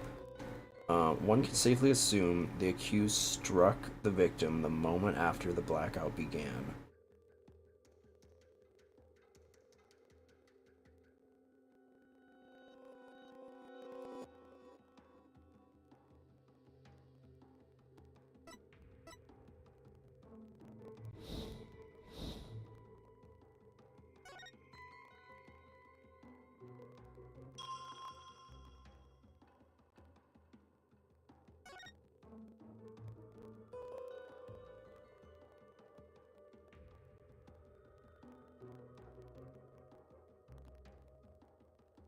Objection! God damn it.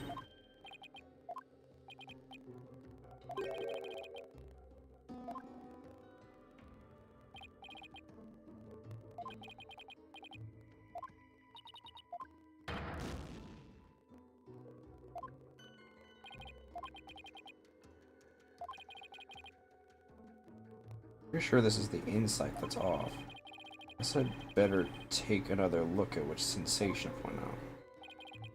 Better check the victim's last memories carefully from beginning to end. Look for a sensation that's inconsistent with this insight.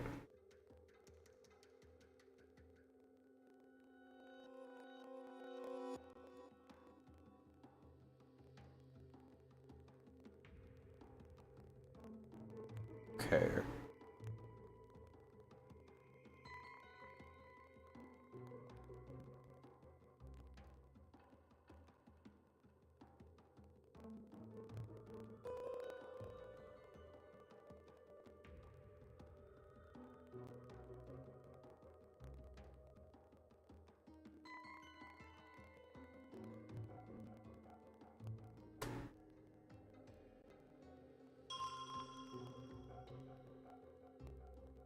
What is it? I mean...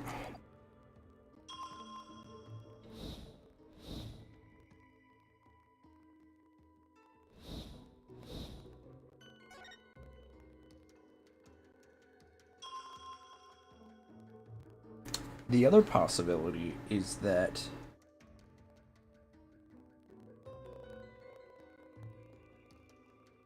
he would... I mean, I still think the hands up theory is my thinking, but I think that it's also possible that maybe the guard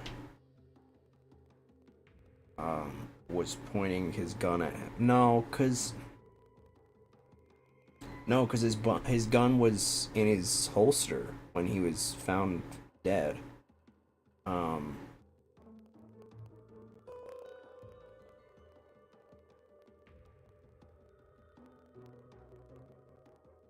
So no, I think it's more likely that he was defending him. But there's like a blip when he stops, when the boy's voice stops in the seance. Objection!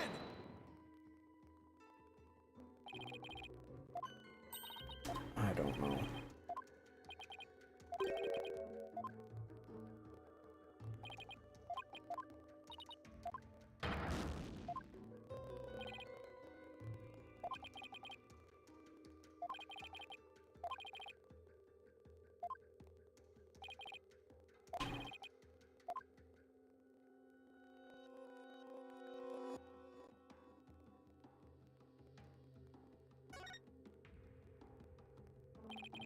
Pay mentioned a blackout just now.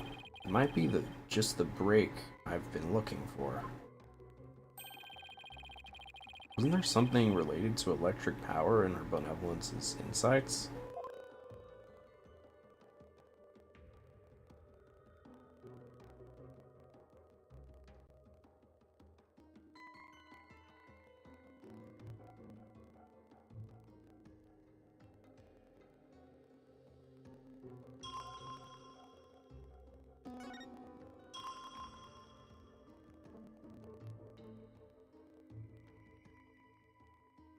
Maybe if the power went out,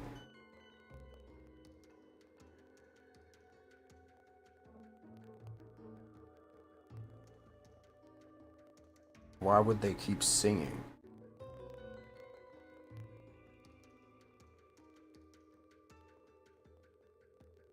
I guess if you were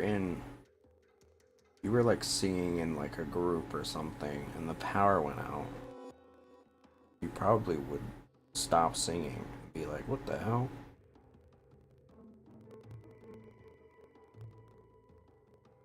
I mean, I assume. I don't know.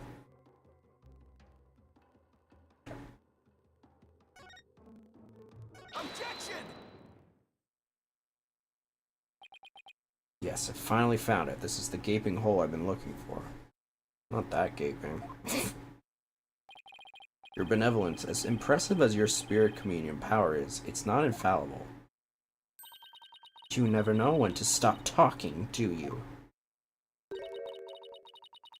I hope you realize your words are an insult to all adherents of Karanism. Defense, watch what you say. You don't mind that tongue of yours, you won't have one left to mine. I'm already gonna be put to death, so I don't know. It's not really. What, you gonna cut my tongue off too? Okay. Oh no. It's certainly not my intention to insult spirit mediums. But maybe I'm not the one who needs to learn when to stop talking. What malarkey! I believe you said a few moments ago that the victim could hear the song of ceremony thanks to the temple speakers. Then, how do you explain how the victim could still hear the song of ceremony even after the power went out? Oh, because the speakers. Duh. Right. You wouldn't have been able to hear the sound at all. I forgot that. Whoops.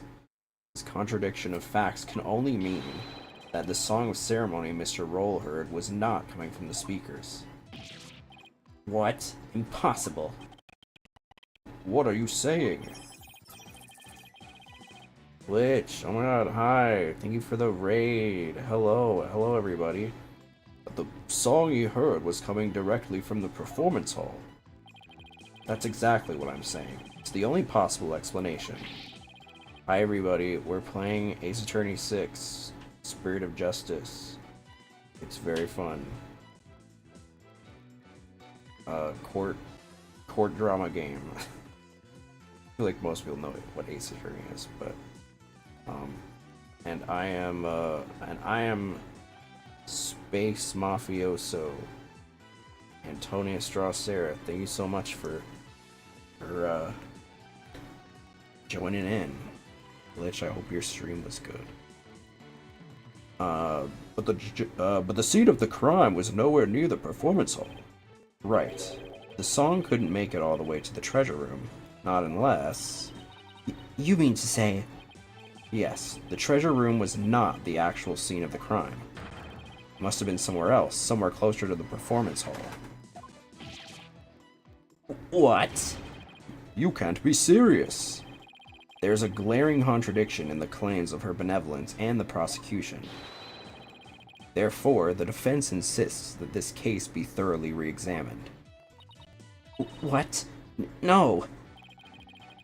This is completely unprecedented. An inconsistency in her benevolence's insights. Unbelievable. Heed not his forked tongue, your majesty. These are but the claims of a corrupt lawyer, a feeble ruse from a feeble mind. But the contradiction revealed by the defense is undeniable.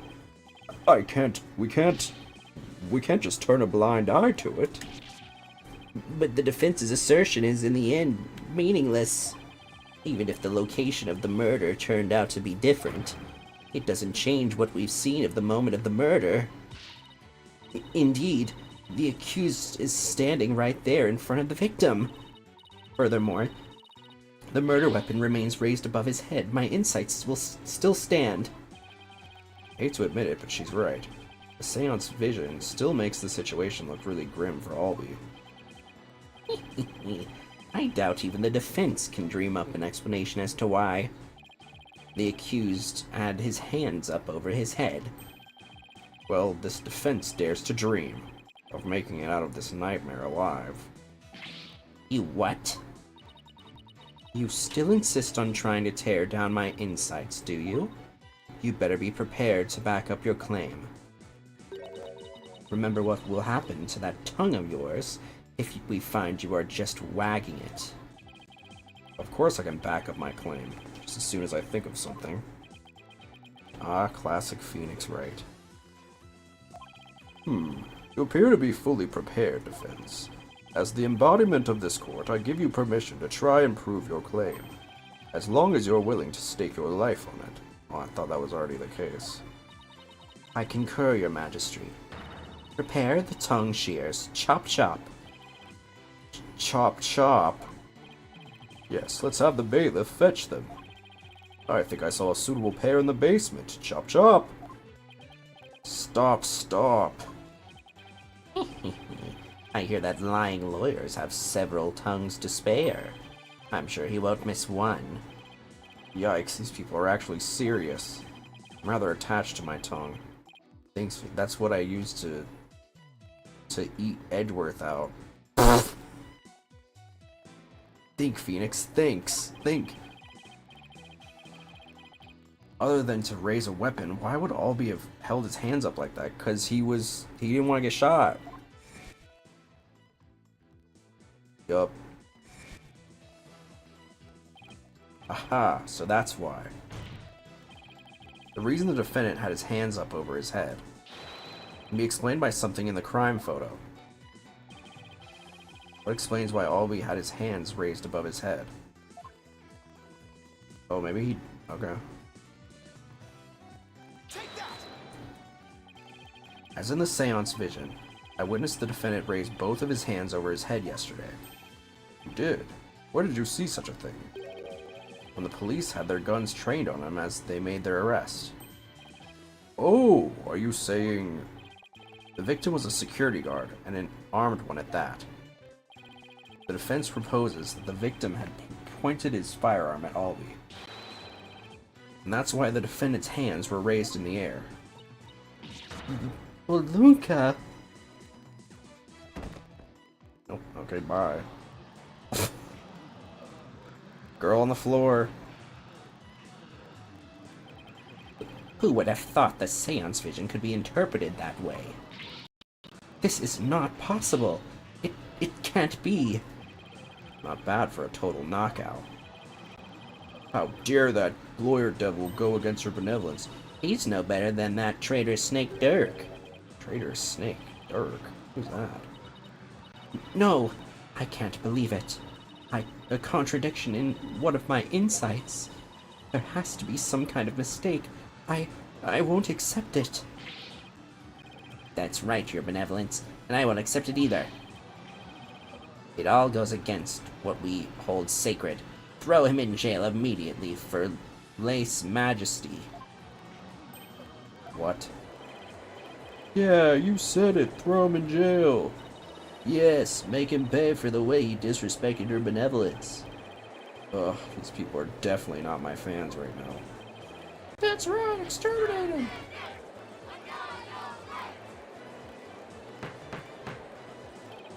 Peace! Give me peace! I said peace! Now everyone, please calm down. Is he... Magistrate, please assign this black-hearted attorney a suitable punishment. No, I can't charge him with lese majesty. What? What? But why not, Your Majesty? He was simply following the proper procedure for defending the accused. There's nothing unlawful about that. But, Your Majesty, don't you want to wrap this trial up quickly? Why not just give him your verdict? Then you can go home and make it up to your wife. We can't end the trial now, not when we just learned new information about the case. What? Your Majesty, not you too? You would honestly entertain the idea that my insight contains a contradiction? Truly, it is shocking. In the 20-plus years since the DC Act went into effect, such a thing has never occurred. To be honest, I didn't want to believe it either. But with his life on the line, the defense pointed out an inconsistency, and it is our duty to scrutinize it to the satisfaction of the law. You dare go against the royal priestess, you non-believer? No, my faith is as strong as ever, but I have a duty to make a fair ruling in this trial. If you insist on interfering with that process, Your Benevolence, I'm afraid I must request your removal from this courtroom, royal priestess or not. What? I'll have you know. Your Benevolence, Huh? please acquiesce in this, Your Benevolence. Yeah. If looks could kill, I won't forget this offense, Barbed Head. I do not admit defeat. I won't. Bailiff, please see Her Benevolence out. Your Mitama will face due retribution in the Twilight Realm. The demons there they'll pluck the barbs right out of your stupid head. I hope your suffering will be super duper painful. And I hope they throw you into a lake of burning fire. Yeah, and then... I guess she's still just a teenager after all. Now then, defense, Mr. Light, was it? That's right, Your Majesty. Phoenix Wright. Of course, Mr. Wright. My apologies. Well? Well, now that we have this newly uncovered fact, I suggest we proceed with arguments. Thank you, Your Majesty. Yes, but do not misunderstand me. This doesn't mean I trust you completely. I'll be keeping a close eye on you, so don't even think about lying to this court. I understand, Your Majesty. Whew. Okay, now we can finally run a real trial. Arguments, Your Majesty. Very well, I accept your challenge. Huh? What's with him? Oh, the look on your face, Mr. Wright. It's just... it's just too hilarious. What's so funny, Mr. Payne? The fence still doesn't get it. The truth he unearthed is going to bury him in his case instead. What do you mean by that, prosecutor? I told you, it's Chief Prosecutor. Yes, because that's the thing to focus on right now. The defense is digging its own grave. Consider this, Your Majesty. Why would the victim, a security guard, point a gun at the accused? Oh. Oh, indeed. Because the accused was about to commit a theft. It's the only logical explanation. What? That does sound pretty logical, actually. It doesn't help the accused's situation at all. If anything, it makes him look even more guilty. Yes, I have to agree. Allow me to spell out this truth the defense didn't bother to think enough. Mr. Roll came across the accused just as he was trying to steal the treasure. The guard pointed his gun at the accused, and just when the power went out, the accused murdered the victim and hid his body in the treasure room. A hand truck for moving heavy treasure around is stored in the treasure room. A hand truck? The accused could have easily moved the body with that. After all that hard work to knock down those insights, backed into the old familiar corner once more. Mr. Wright, do you have a rebuttal? I'm drawing a total blank here. I hope you're ready to climb that scaffold. I asked you a question, defense. Got nothing. I can't think of any grounds for an objection. The only thing to do at this point is ask the defendant himself what happened. I don't know if Albie will cooperate with me or not. Albie? Yeah. Will you tell us what really happened? You don't have to say anything, accused. Fall for his evil trap, and you'll only dirty your own soul. Albie, you have to tell me the truth. I can't help you unless you do. Mr. Wright, I'm sorry. Why? Why won't he trust me? Is this it? Is this the end for both of us? No. Someone's gonna come in. Maya, I'm sorry.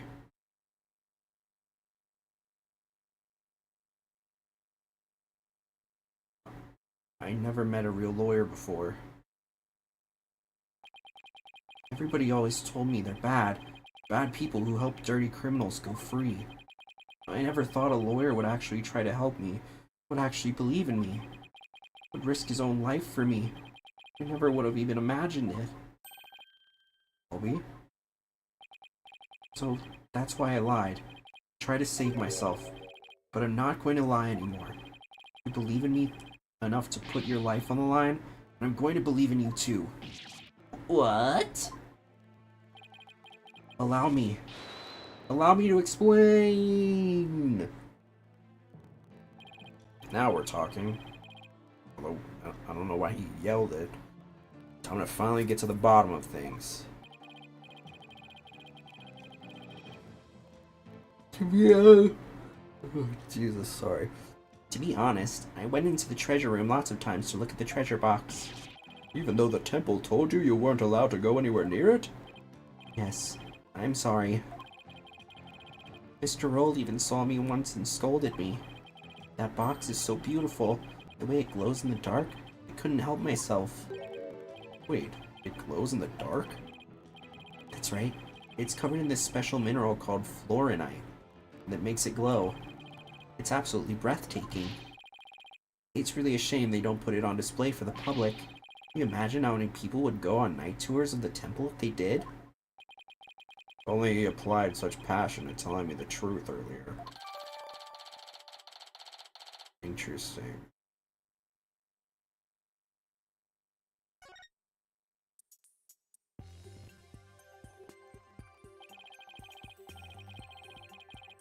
On the day of the incident, I was on my way to the treasure room again,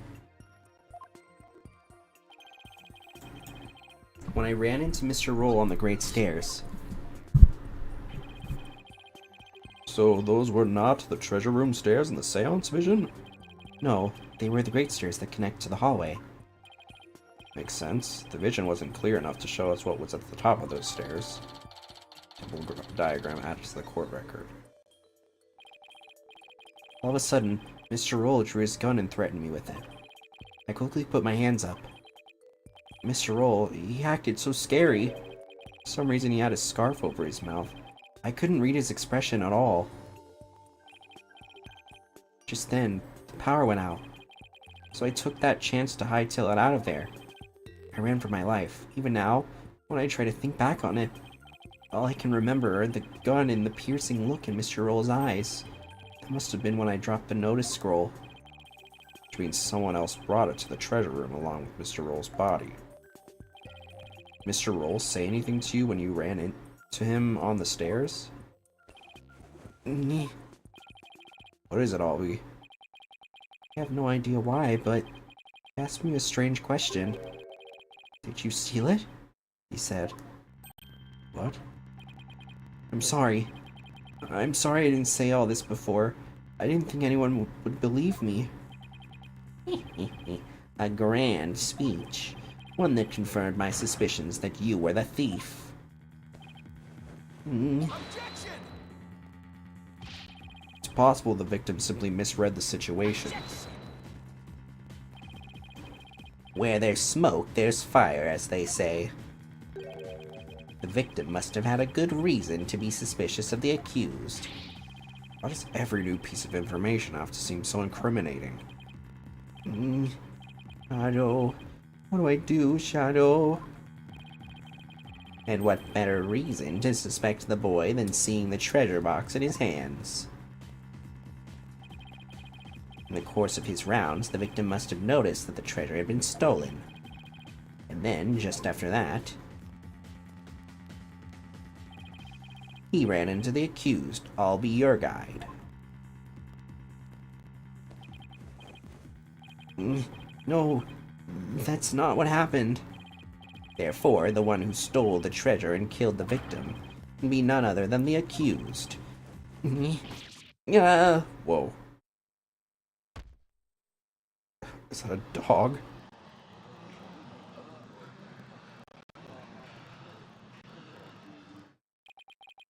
What now?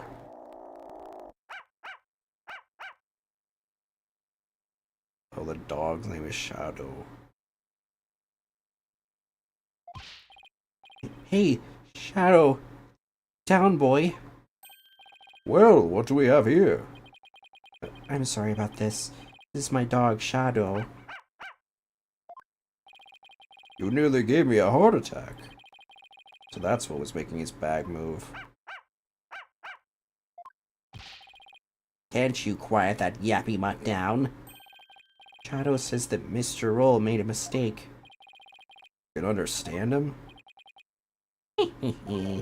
Don't tell me this is a surprise witness for the defense. I beg your pardon. You're not thinking of cross-examining an animal, are you? Of course not, Your Majesty. Not this time, anyway. Phew. Well, I'm glad to hear that. I thought I'd have to reassess my assessment of your sanity for a second there. I think I'd better reassess my strategy and fast. I have to somehow show that somebody else could have struck the victim or we're sunk. While it's true that the defendant was standing in front of the victim while he died, it doesn't mean somebody else couldn't have struck the victim at that time. You're going to go that far, and I hope this means you have another angle of approach ready. Exactly. Who but the accused standing front and center could have done it? Unless you can back up your claim, it's nothing more than conjecture. Okay. Come on, Phoenix. I know I can think of something convincing. Where else could the victim have been struck from? Behind?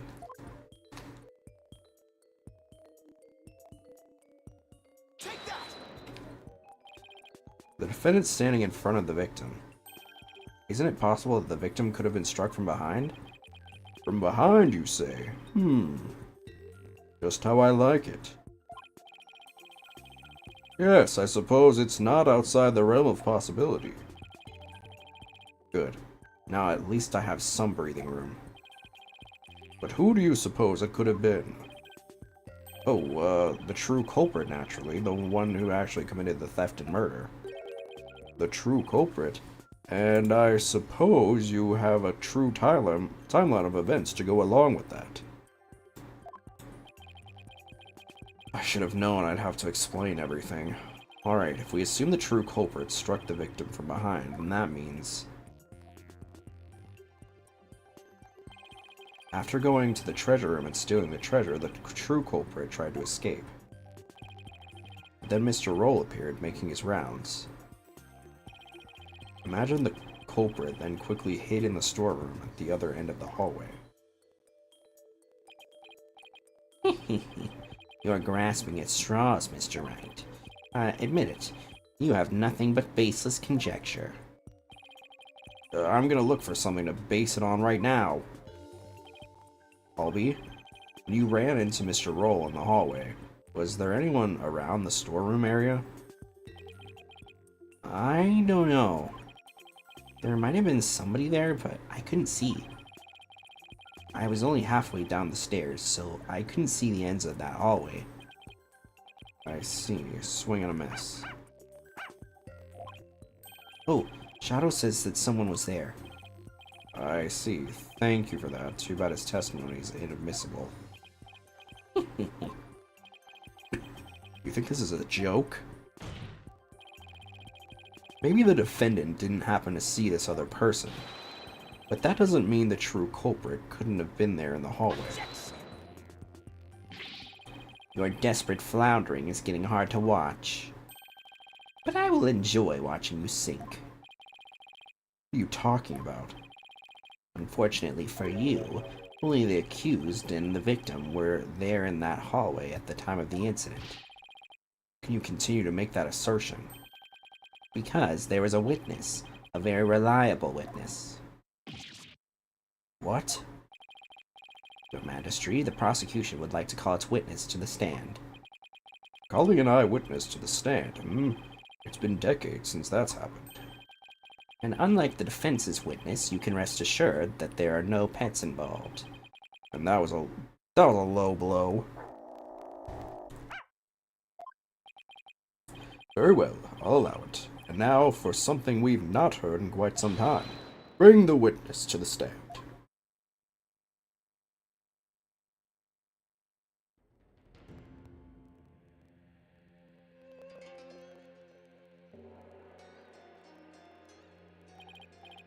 Witness, please state your name and occupation. Peace, lovin' and istandin. Peace, lovin'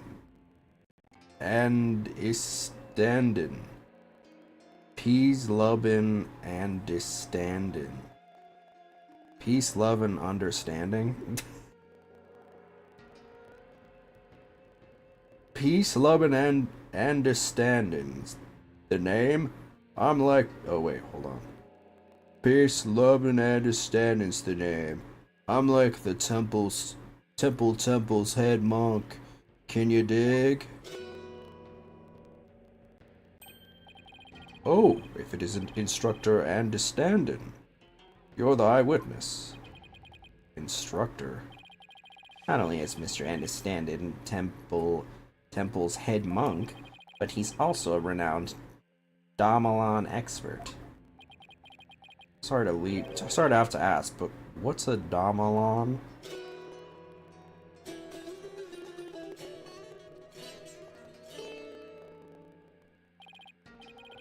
Check it. Here she is, my sweet serenader. My one and only... I don't know why I went to the Trump voice. Here she is, my sweet serenader. My one and only. Groovy, right? But you heard our sultry sounds once before, brother. Wouldn't drag it. Oh, that's a song from the Dance of Devotion. Right on, brother. The Song of Ceremony. Playing this tune together is a precious gig for me and my girl, here you dig? The Song of Ceremony, the song that was playing at the time of the murder. O Holy Mother, may the righteous sounds of my Damalon serve as my offering to you. Wonderful, a great performance as always. This is my thing, you know, my bag. I'll make instruments speak, baby.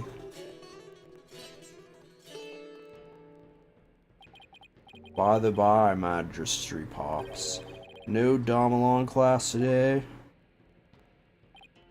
No, I'm afraid this trial has gone into overtime. Thanks to the lawyer over there.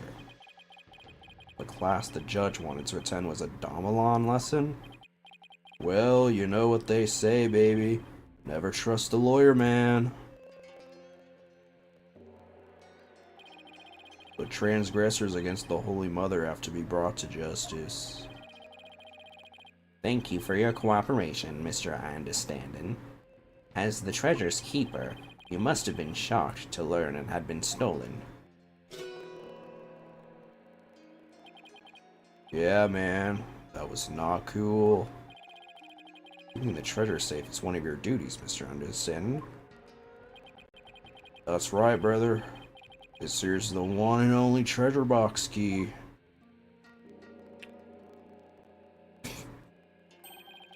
And I keep it on me at all times, can you dig?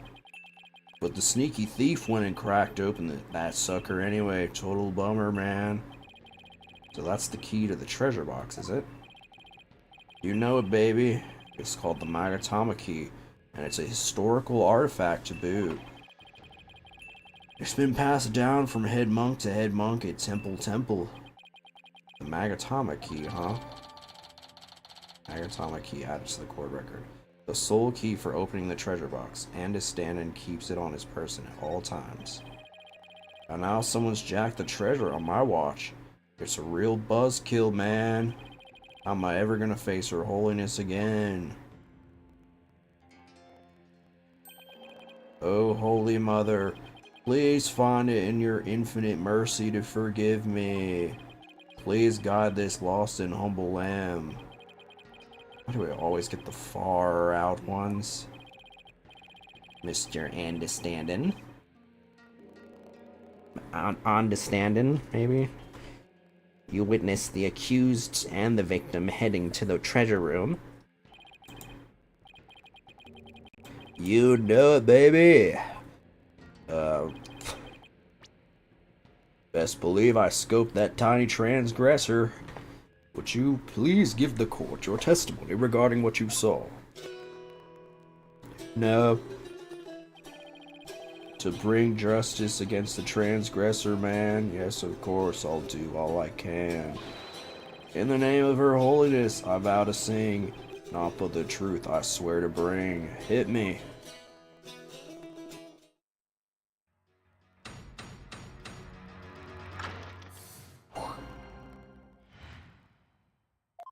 What I saw, baby. After the morning dance of devotion, to go back to my chamber, I got the notion. Don't you know my chamber's on the way to the temple's treasure? Hey, hey. Any small footsteps I can quite clearly hear, if anyone to the treasure room goes near. Albie was the only one. Albie was the only one. Before the blackout, one other than Roll. Only Albie to the treasure room did stroll.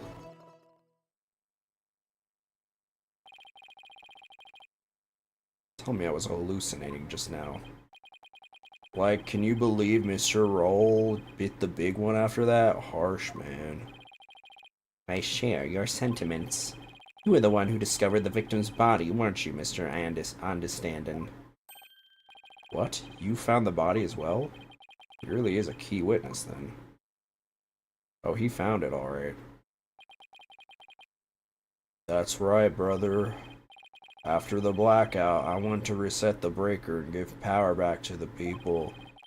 The circuit box is near my chamber, so I'm always the man for the job, you feel me? The breakers are in the first room hallway in front of the storeroom. On the way, I got a whiff of something funky. Blood, man. Really harsh my mellow. I knew something wasn't kosher, so I swung by the treasure room to see what's what. It was like, whoa, man. There was poor Mr. Roll dead as a doornail. Temple diagram updated in the court record. In the interval between the end of the dance of devotion and the blackout, the only ones who went to the scene of the crime were the victim and the accused. So you see, Mr. Understanding's unassailable account is what led to the accused arrest. Hold it. Is it possible that the murder took place before the end of the Dance of Devotion?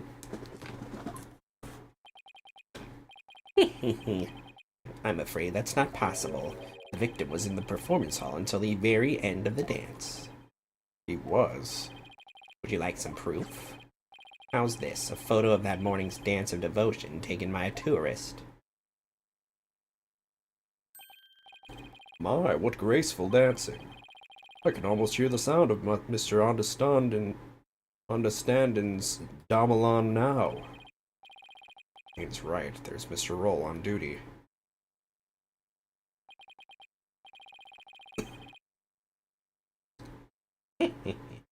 Well, didn't they say that Didn't they say it happened after? Yeah, they said they said it happened after the Dance of Devotion, didn't they? Never underestimate the incredible pain. In addition to Rafa's insights, he had backup evidence lined up too, huh? As head monk, my monks in training are like my own kids, like family. Can you dig it? I should have taught I'll be better, man. Before her holiness, the Holy Mother. Oh, I'll be, confess your sins, my young brother. Head monk understanding. I didn't kill Mr. Roll. I don't have anything to confess to the Holy Mother. What? Bogus, little man. Your faith is weak like a wet paper bag, are you feeling me? Spare the rod, hey baby. Spoil the child, not maybe.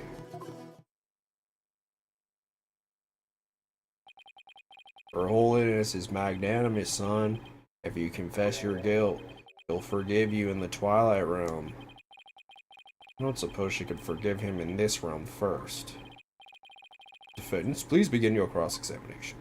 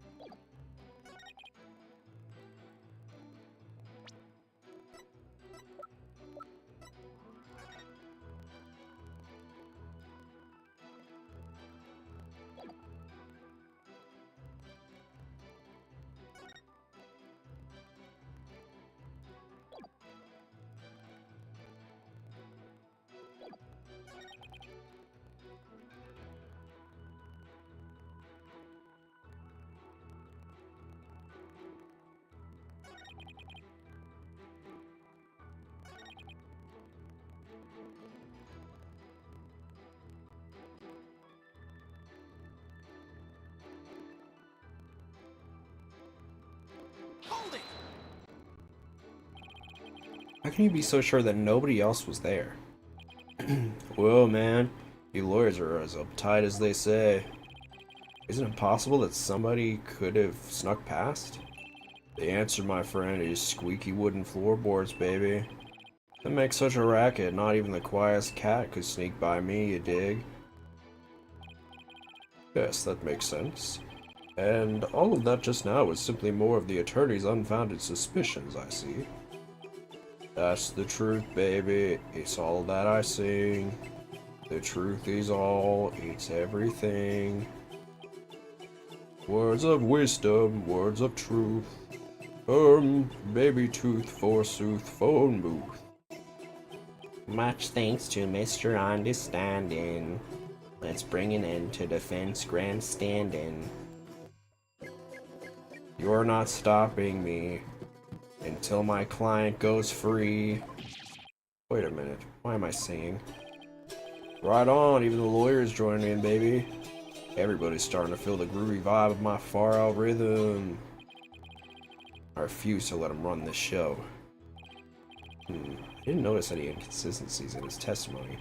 Looks like I'm going to have to press his statements to draw out more information.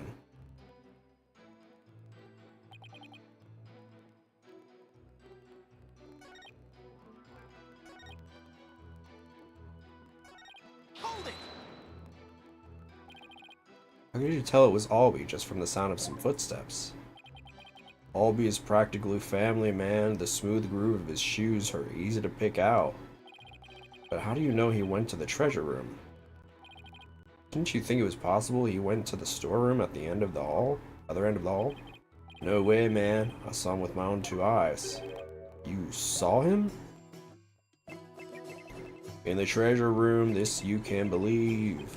My peepers peep the sneaky sneak I'll be. And tell us where it is you stood when you saw the accused, if you would. When I heard the footsteps, I looked out the window. From my window I can see the window of the first floor hallway across the courtyard, you dig? And through that window I saw Albie walking into the treasure room. Have him add this statement. Yeah. Could you please add that statement to your testimony, Mr. Understanding? You got it, brother.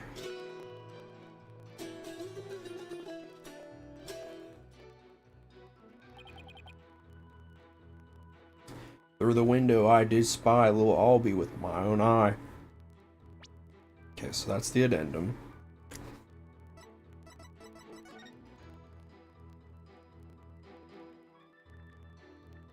But was the door not closed?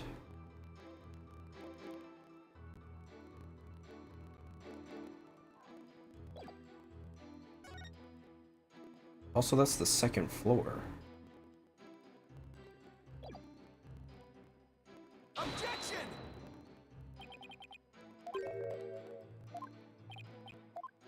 Damn.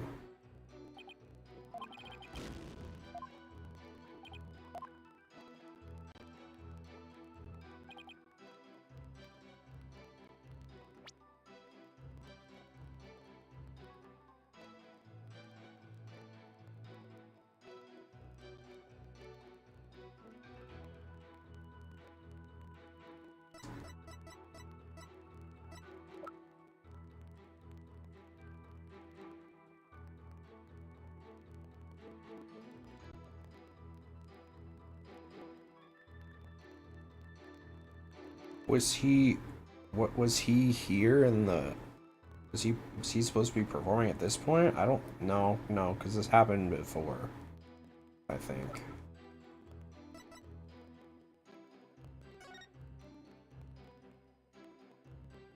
Ooh, therefore all of the hallway shutters will remain shut for today's dance of devotion. Objection! There's something off about that, Mr. Andes-san. My music is off? I'm sorry you feel that way, man. Maybe this vibe ain't topping the charts where you're from. What's your poison? Orchestra? Jazz? Soul? There's nothing wrong with my ears, witness, but something's not quite right with your eyes. Mr. Andes-san, you've been lying to this court.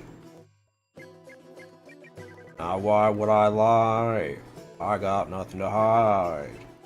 Truth and truth alone is all I sing. Lying, y'all. Now lying ain't my thing. I contend otherwise. Do you recognize this object, Mr. Understanding? It's a temple notice, man. What of it? In this notice, the following instruction to the temple monks is written. All of the hallway shutters will remain shut for today's dance of devotion. What you talking about, Phoenix? I'm talking about the fact that from your chamber, you couldn't have seen anyone going into the treasure room through those shutters. Yo! It's like you didn't get the memo. No way. I don't believe it, man. You don't believe it? Why don't you read the notice for yourself? Let's see. Something, something will. Something for, something, something. Your idea of reading? I'm not so hot at reading Kuranese, man. I usually get one of the other monks to read stuff for me, you know? Doesn't that make your duties as head monk a little difficult? Hey, cut me some slack, man. I only moved to this country 6 months ago. That's quite recent, isn't it? So, how did someone who's only been here 6 months become head monk of a temple? How little you understand. Religious faith can be measured in months or years. I've only been an adherent of Koreanism for 3 months myself. The Holy Mother's teachings really spoke to me, prompting me to stay in this country. Yeah, I'm sure that's what it was. Or was it the fact that there are no lawyers here that spoke to you? Mr. Payne, I know just how you feel, my man. Her Holiness's teaching spoke to me too. Ladies and gentlemen, I present Brother Dumb and Brother Dumber. Well, I know why Payne suddenly became a believer in Koreanism. But could Honest Standen have had an ulterior motive for becoming a believer too? Mr. Honest Standen, were you really in your chamber as you claim? What? Hey, be chill, brother. Weren't you instead somewhere else? Mr. Wright, what kind of nonsense are you spouting now? According to Mr. Understanden's testimony, he saw Albie with his own eyes. Therefore, is it really nonsense to suggest he could have seen Albie from somewhere else? Well... You have a theory, defense? Do you know where Mr. Understanden was, if not in his chamber? He wasn't in his room, then. Albie had gone down the hallway towards the treasure room. There are only a few places he could have seen Albie from. I do have a theory, Your Majesty. Let's say the witness really did see Albie going towards the treasure room. What then? The defense proposes that this is the only place he could have been to see Albie go down that hall. Was it the performance hall?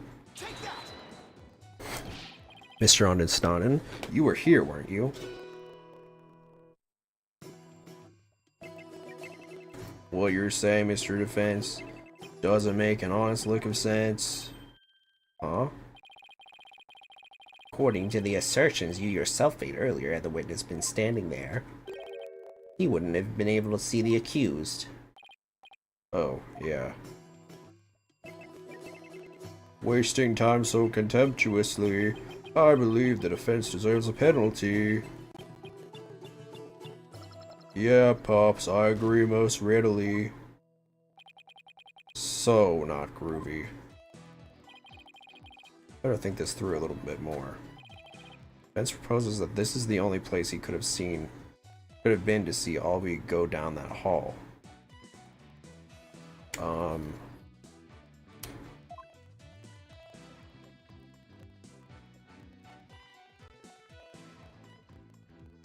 The breaker?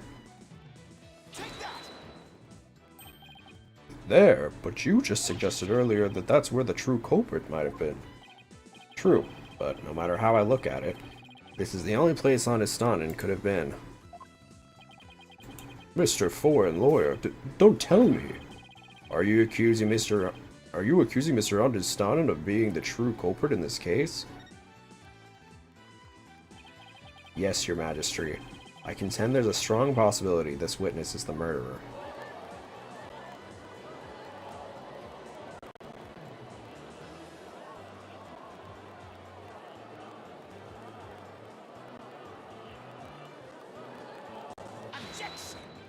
Objection!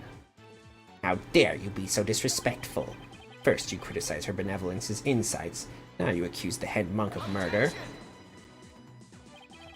This is the only place the witness could have been. If he was here, he could have struck the victim down from behind, and moved his body to the treasure room. That's nothing but groundless conjecture. And there's one more thing. Do you remember what was said in the opening argument? The opening argument. During that argument, it was suggested that Albie use his position as monk in training to get his hands on the treasure. That's right, and what of it? Well, why don't we try this twist on for size? The thief used his position as head monk of the temple to get a hold of the treasure. What? What? You joshing me, man?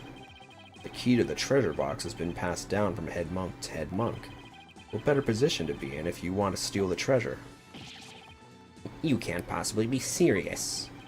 Does this mean you're claiming that Mr. Andestannen's oath of faith is nothing but a lie designed to get him close to the treasure? The witness hasn't been truthful in his testimony to this court, so clearly he isn't above lying. Yeah. Don't you swear to the Holy Mother that naught but the truth would you bring? In light of that, I don't think it's unfair to call your faith into question. Yo. This is ridiculous. Are there no limits to what this lawyer will say? I mean, lie is such a strong word. Maybe...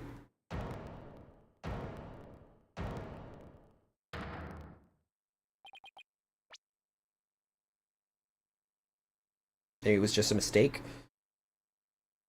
Enough with the nervous wreck routine, prosecutor. You're just embarrassing yourself, man. What? What was that, Mr. Andestannen? Lawyer man, you really are the lowest of the low. You've gone and said something I can't forgive. You called my belief into question, my faith in the Holy Mother, and nobody gets away with that.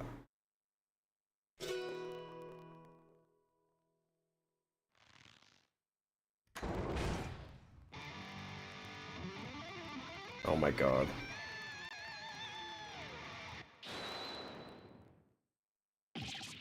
What on earth? That music, it's making my ears bleed. Where'd you get those huge stereo sets?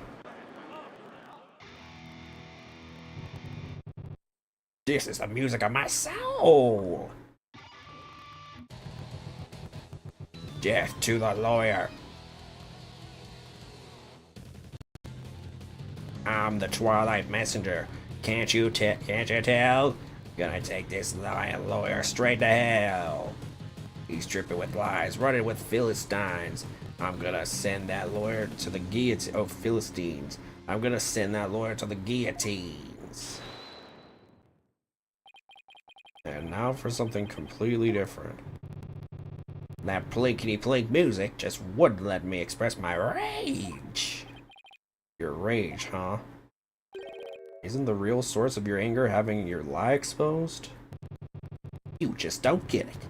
If I lied, it's 'cause you drove me to it. All sniffing around and suspicious and throwing out false accusations. Sorry, but as a lawyer, I'm afraid that's my job. Yeah, well, lawyers are crap. Keep making noise and I'll have to use my partner here on you. I'm the one making noise.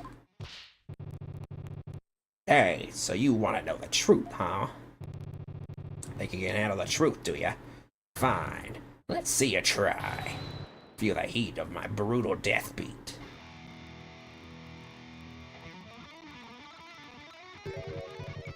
Savage, right? Sweating bullets, ain't ya? The screams of my soul are gonna make a mosh pit out of this peanut gallery. Did he really just win the court over with that performance? Yo, geezer, I got something to testify. Get ready for the howling of my soul. I call this chart topper soul screaming truth.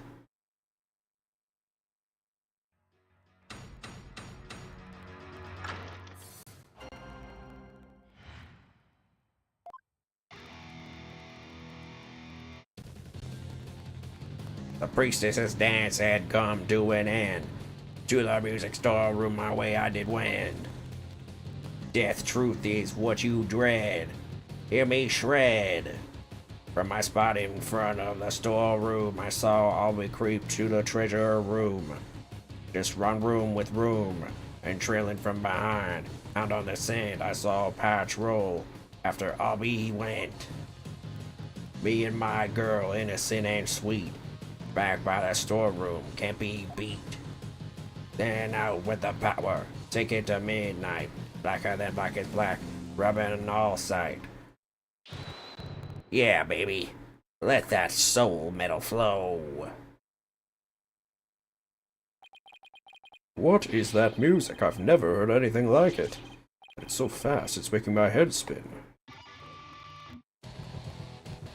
This is Domelin Metal. Hey, yo, geezer. How are those ears ringing? I don't know much about music, but I've got shills and they're multiplying. You scared lawyer man? Run away, fast as I can. What a wonderful rhythm. The perfect accompaniment for future deliberations. Now, Mr. Understanding, what did you go to the music storeroom for? Yeah, I went to put my Domelon away. He's my precious partner. Gotta give her a good rest after playing in the right. But then why did you lie before? Because you'd send me to hell. Huh? We all know about lawyers and their lying, lawyerly ways. Am I right, people? If I admitted I went to the storeroom, he'd have drummed up a false charge on me. I didn't want to get sent to hell. What do you say? He's right, that so would have happened.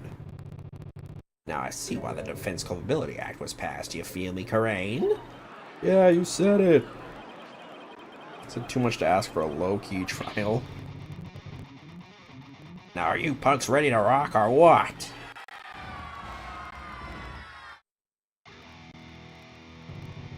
I can't hear you. I said, you ready to teach this lying lawyer how to we do things around here? Alright, then I'm gonna lay it on you one more time. The screaming truth of my soul.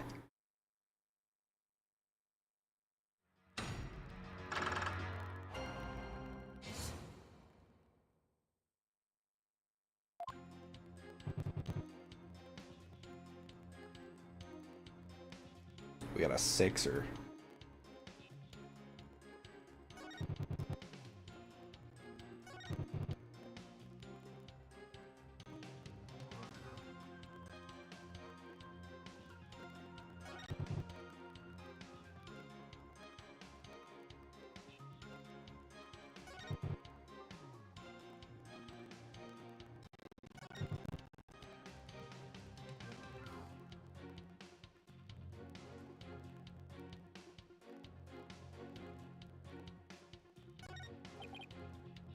I only understood about half of what this guy's saying. I suppose I should press the statements, but I'm not really looking forward to it.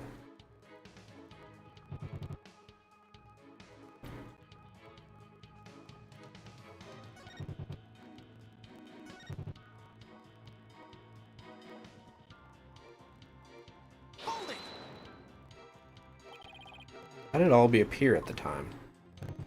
Come to think of it, he was glancing around all shifty-like. You could tell he was up to no good. Shady, I tell ya. What's that saying about people who live in glass houses? Well, he was about to steal the treasure, so it only stands to reason he'd look furtive. The defendant admitted he was sneaking in to see the treasure box. Wouldn't that be why he was looking around? What's that? What's that, people? Only the Holy Mother knows the truth, you say. Just wrong. Peace loving knows the score, baby. From my lips to our Holy Mother's ear, an artist only sings what he saw there. In other words, my reasoning isn't good enough for God Boy here. And what did you see next, Mr. Understanding?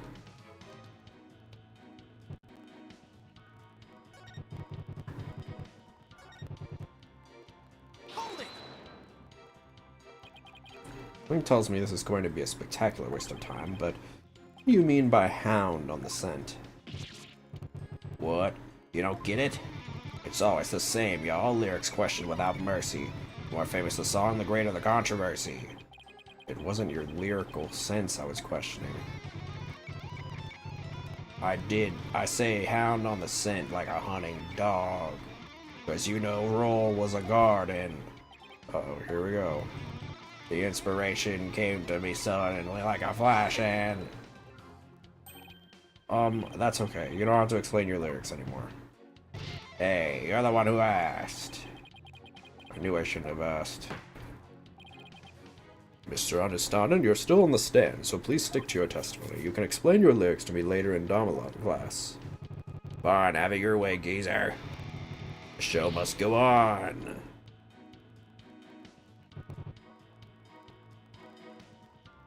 Hold it! What exactly were you doing in the music storeroom?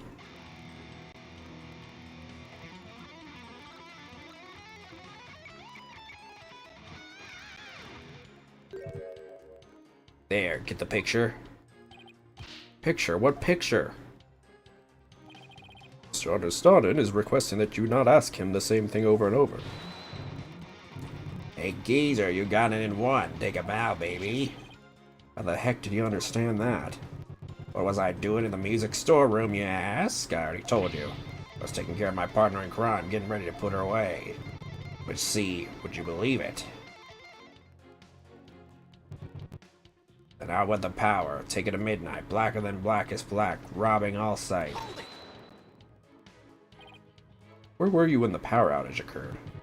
Like I said, I was in the music storeroom. My girl had been sounding a little off, so I went to get her back in tune. Isn't it true that you were actually in the hallway at that time? The hallway, you say? Why would I be in the hallway? You're waiting for Mr. Roll to come back from his patrol of the treasure room. Now that he discovered the treasure had been stolen, you were going to kill him. Lawyer man, just as always, so full of bull, spewing noxious lies and pulling the wool. Filthy liar, though, through and through, and I ain't never ever gonna forgive you. Utter lies with no evidence. As always, his claims are just tenuous. Hey, nice prosecutor, I'm picking up what you're throwing down. Someone stop their jam session, please. I only understood about half of what this guy's saying. I suppose I should press his statements, but I'm not really looking forward to it. Hold it! You say you went to the music storeroom, but how do we know you didn't go to the treasure room to steal the treasure instead? And on what grounds would you base that accusation? Got anything to show for it? He's right. I don't really have any proof. And yet... well, you can't prove that you didn't go to the treasure room either. You stole the treasure and were ready to make your getaway when you saw Mr. Roll. So you panicked and ran into the music storeroom, isn't that right? How do I feel like I'm being stabbed by icy stares from every direction? Silence is your answer, lawyer man. This audience knows the score. That's what we needed. A moment of silence to bid this lawyer's baseless claim goodbye.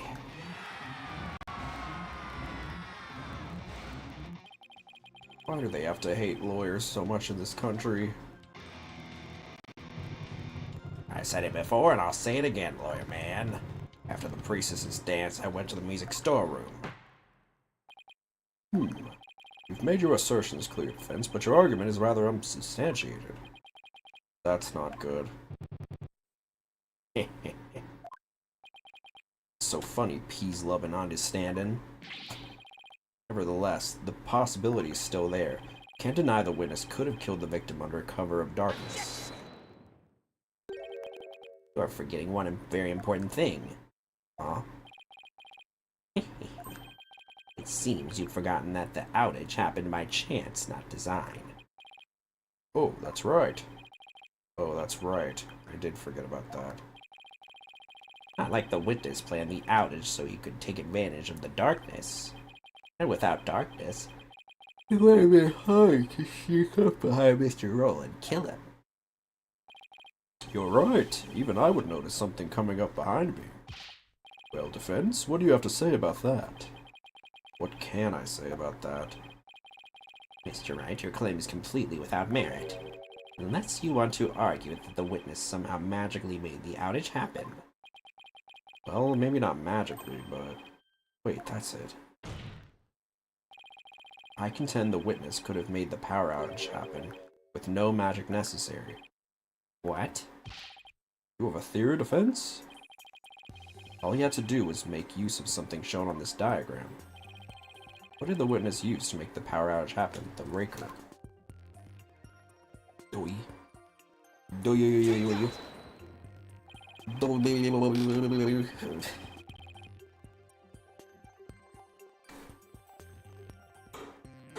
I'm gonna pee real quick. Give me like 2 minutes. I'll be right back.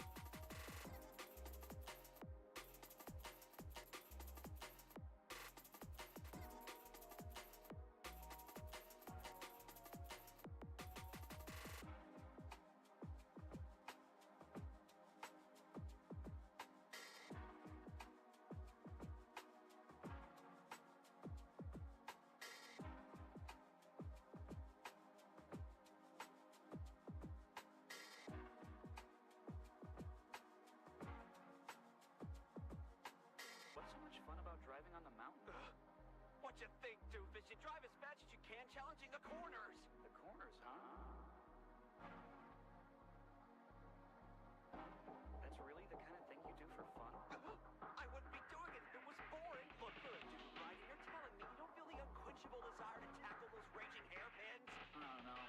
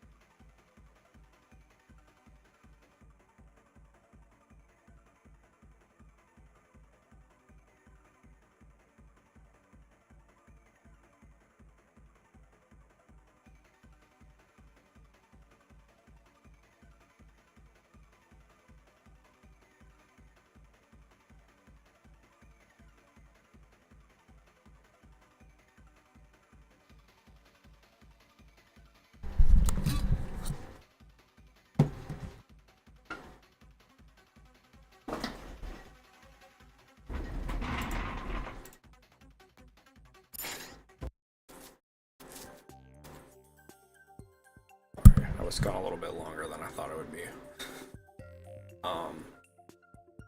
Every time I go to the bathroom, I start like scrolling and distracted. Alright. Put some chapstick on.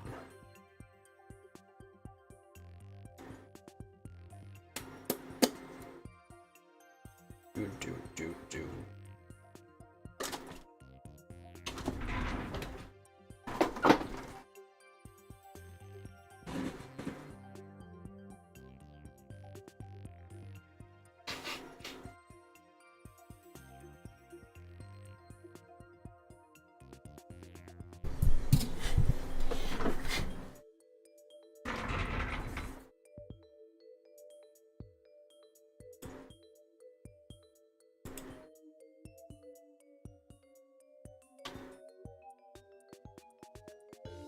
My pants have been getting looser, dude. Am I losing weight? I don't even know. Every time I try to weigh myself, my roommates take the scale out of the bathroom, so... I've stopped doing it at this point.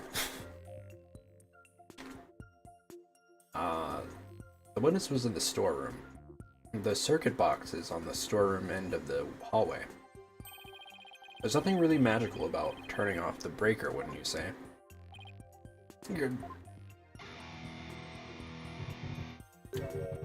Nice try. But that theory doesn't hold water, lawyer man. And why not? You're saying I turned the breaker off and then snuck up on Mr. Roll and hit him. In pitch black darkness with no source of light whatsoever. Is that what you're saying? With the lights off, that hallway is blacker than 100 midnights. You can't see the hand in front of your face. How can anyone commit murder like that?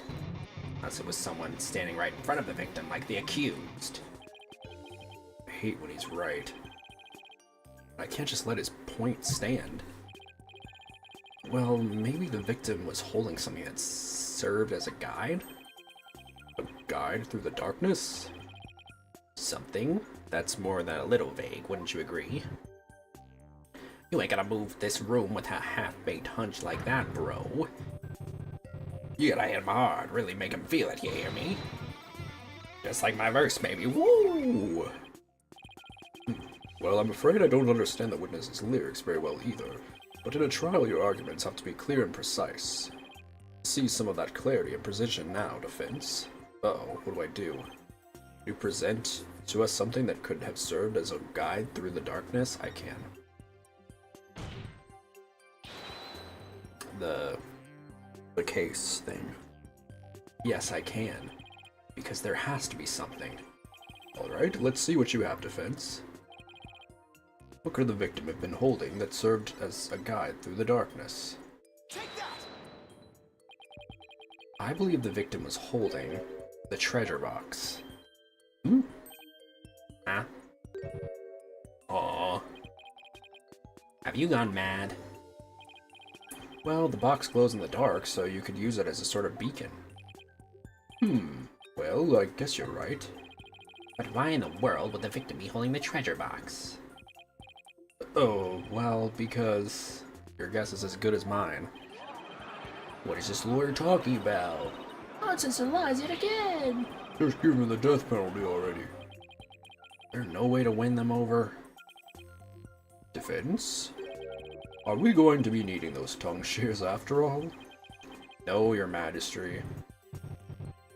Yeah, man, do it. Then we can jam out to this lawyer's shrieks of pain. God. Ha ha ha, better get those screams of agony out now, lawyer man. We still have a tongue to scream with. I guess I better come up with a reason. No pressure or anything. As to why the victim is holding the treasure box, it can easily be explained as thus. Brain, don't fail me now. What reason could the victim possibly have had to be holding that treasure box? The victim was holding the treasure box because he was... is the thief. It's an idea I just happened to stumble upon, but I think it might be the answer. And it would turn this whole trial upside down. Hello, defense, are you still with us? Let's hear this easy explanation you promised. Isn't it possible that it was because the victim himself was the thief? The victim? The thief?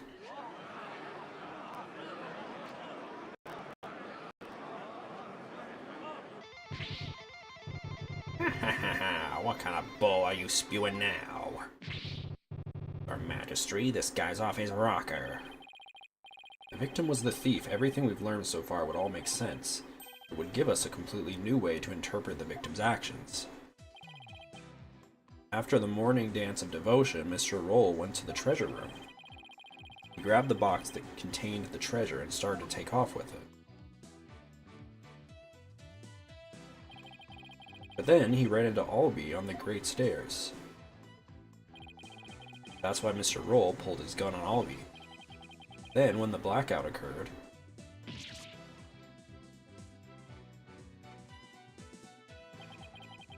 Mr. Roll was bludgeoned to death in the darkness. This explains why the victim would be holding the glowing treasure box in the dark, and how it would have been possible for someone other than the accused to kill him.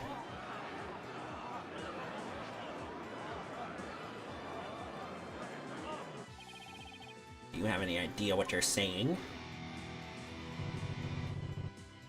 You're unbelievable, lawyer man. I think you lost. You're unbelievable, lawyer man. I think you've lost it. That's the craziest thing I've ever heard. Roll, trying to roll the temple? That devout believer? That pious Currenist? I won't allow you to disparage the victim's departed soul with unfounded allegations.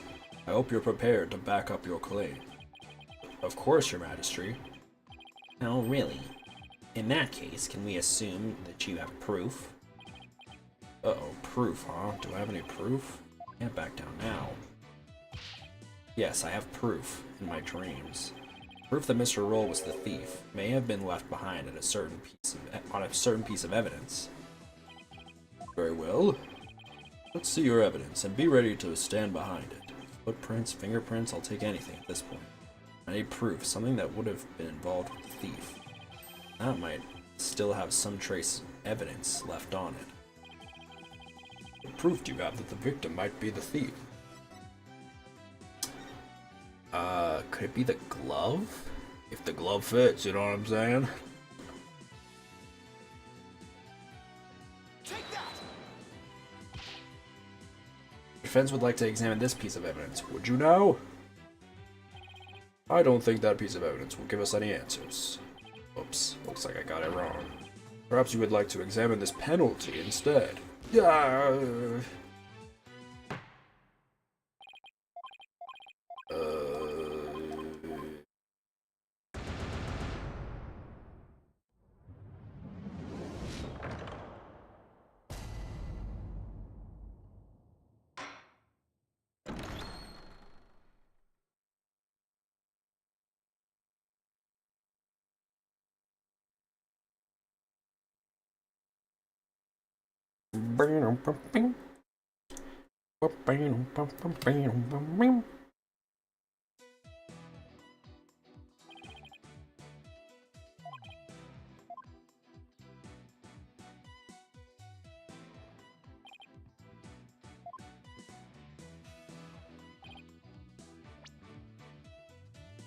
For the morning dance of devotion, Mr. Roll went to the patrol room. He grabbed the box that contained the treasure and started to take off with it, but then he ran into Albie on the great stairs. That's why Mr. Roll pulled his gun on Albie. Then, when the blackout occurred,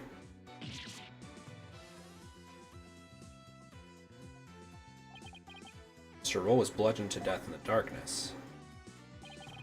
This explains why the victim would be holding the glowing treasure box in the dark, and how it would have been possible for someone other than the accused to kill him.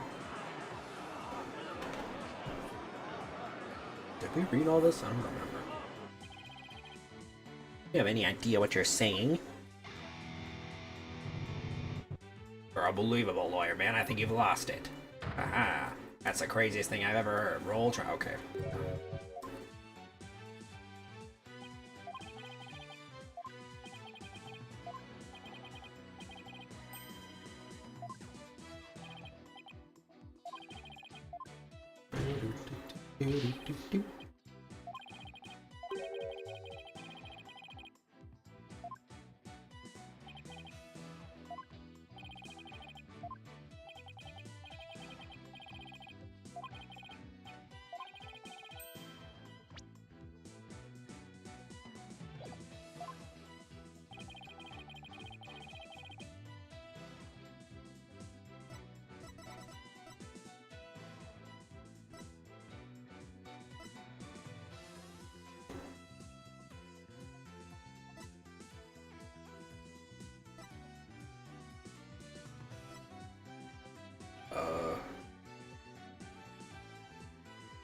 See. Well, how would he have fingerprints if he was wearing gloves? Maybe the treasure box? The defense would like to examine the treasure box. Might be trace evidence on it that would show that the victim had held it. Oh, I wonder if the blood on his hand, on his glove, is actually the blood on... Was the blood that touched the... Yeah, that would make sense. And then he got... Maybe he got shot in the head? I don't know. Something? I don't know. Might, you'd better. I hope you turn up something more definitive than that, defense. Yes, sir, your majesty. Very well. Bailiff, bring the treasure box.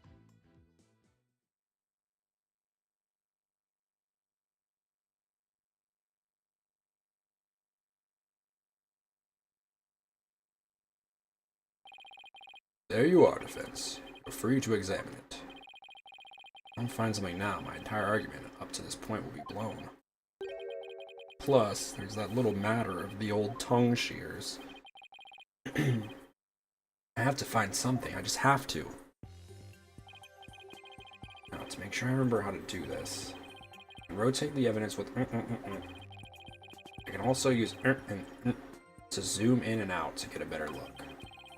If I ever get too turned around, I can always use reset to return things back to the initial state. Better search every inch of this box carefully, and examine anything of interest in detail with A. Oh, there is the butterfly.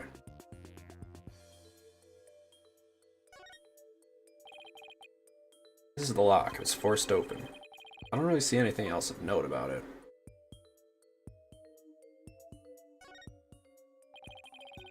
There's a butterfly relief on here.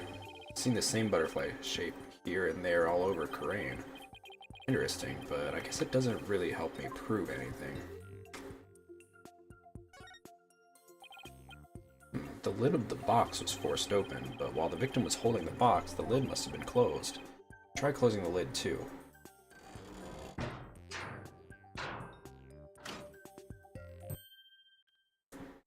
Hey! What? You son of a... You locked it! So? What's the big deal? Thought you can open it with that key you're wearing. Yeah, I can, no sweat. Why is there a bucket load dripping off of you there? I think I'd like to open this box back up again. Could you lend me your Magatama key? Sure. Okay, let's see. Where's this keyhole? Well, it's the Magatama key, so wouldn't it go in the hole above the Magatama mark?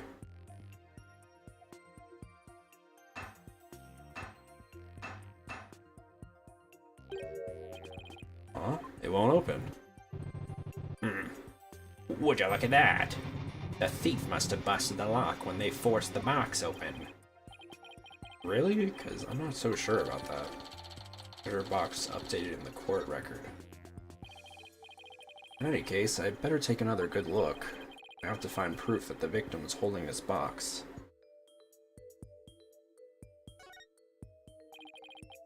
This is the lock. It was forced open. I don't really see anything else of note about it.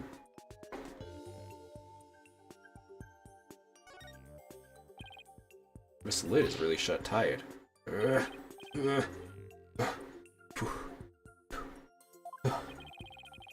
Can't budge it no matter how hard I try. So all that's left is the blood mark. This blood stain shows the outline of a hand. This could be what I've been looking for. Could this be what I've been looking for? Magistrate, take a look at this. There's a blood stain here that outlines the shape of a hand. Really? Let me see that. Oh my. You're right. Now I'm getting somewhere. I believe the blood stain is an outline of the victim's hand as he was holding the box. What? Even as he was being struck, he held on tight to the precious treasure box. After all, he'd gone through a lot of trouble to steal it. The blood from his head wound splattered across his hand and onto the box. Your Majesty, don't let yourself be taken in. It's just more of his lawyery deceit. What do you mean? Mr. Wright, where is your proof that the outline is that of the victim's hand? What? I should have seen this coming. Okay, now I think we got it. Either show proof or prepare to meet the shears. Or you could save us all some time and bite your tongue out now and submit it instead. That I did not see coming. Well, defense, how about it? Do you have proof that the outline is of the victim's hand? What would the proof of something like that even be? Please submit your evidence at this time. What evidence shows that the outline of the treasure box is that of the victim's hand? Take that! Got it. This is the evidence that's going to save my beloved tongue. Mr. Payne, despite your claims about my forked tongue, just so happens I have the proof you require. You do? It's right in this crime photo. It is? Where? Defense, please point it out. What proves that the bloodstain outline on the box is that of the victim's hand, you ask? Take that! Mr. Payne, take a good look at the victim's hand. See this? That's blood. What? We place Mr. Roll's hands inside the bloody outline. You think the blood on his hand would complete the splatter? Exactly. Here goes nothing. If they do form one complete splatter, prove my theory correct. Then the victim really was holding the box? I'm willing to bet my life on it. The defense reasserts that the victim was the thief who stole the treasure box. You can't be serious.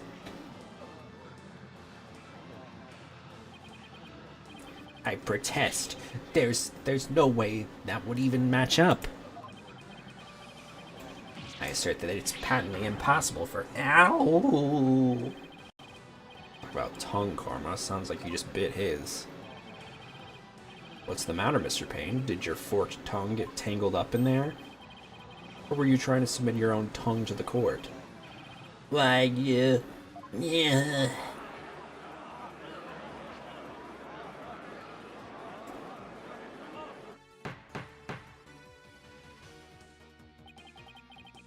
I can hardly believe it. Apparently, not everything out of the defense's mouth is a bluff. Of course not, Your Majesty. This tongue doesn't lie. And I'd like to continue to use my tongue in the future too, if you wouldn't mind. He never has to know it really was a bluff. No, not Mr. Roll. I can't believe it. I'm sorry, Albie. I know it's upsetting news. He must have needed the money badly, probably to support his family.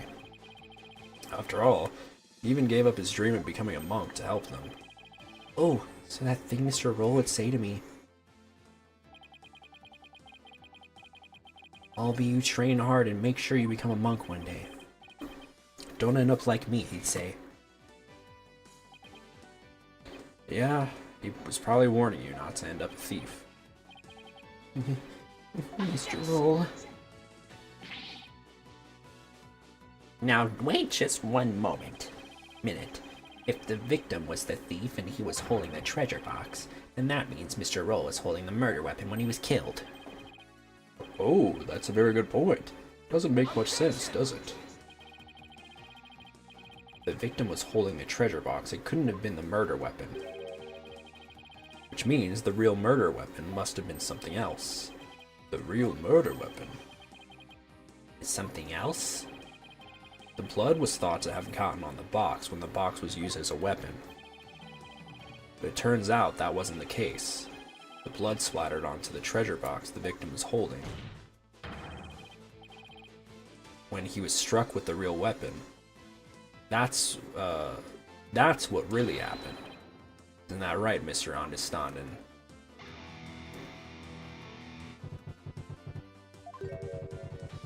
Are you insinuating I'm the one who used this real weapon? Are you saying I'm wrong in my understanding?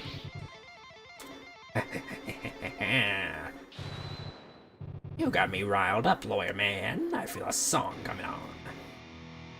Please, no. Looking for a weapon that just don't exist. Pathetic lawyer man, drop into the abyss. Despicable lawyer man, you make me sick. You can disappear just like a magic trick. Worthless lawyer man done in by a weapon. Or you miserable wench held doth beckon. Yeah! I know I don't need to remind you, defense, that your life is on the line. I know, your majesty. Yet you are prepared to risk it on this mere idea of a real murder weapon. Death to the lawyer! This is it, the moment of truth. Can't back down, not now. Yes, your majesty, I am. I'm confident the real murder weapon does indeed exist. That's a bold claim, Mr. Wright. Let's see you back it up. Show us which piece of evidence points to this real murder weapon. Gladly. I knew which one it was. What somebody like Understanden used to bludgeon someone. Now then, defense, please submit your evidence to the court. Hell yeah, let's see it, lawyer man. Let's see this thing that shows the real murder weapon you say I used.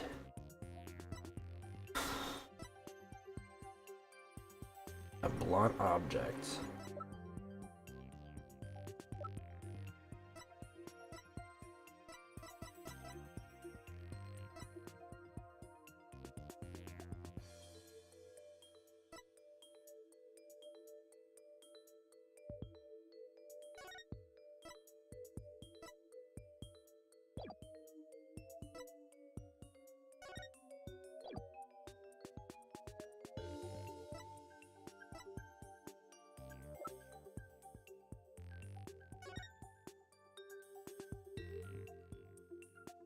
Could it have been his guitar? Take that! What I'm about to present is really nothing more than a possibility. This thin thread is all I've got. Allow me to direct the court's attention to this photo of the morning dance of devotion. A photo? How is that going to help you, Mr. Wright? Something about it that doesn't sit right with me.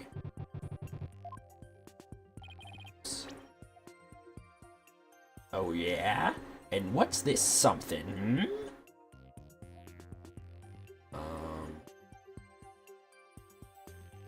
Let's see if there's anything else. This thing here is odd to say the least.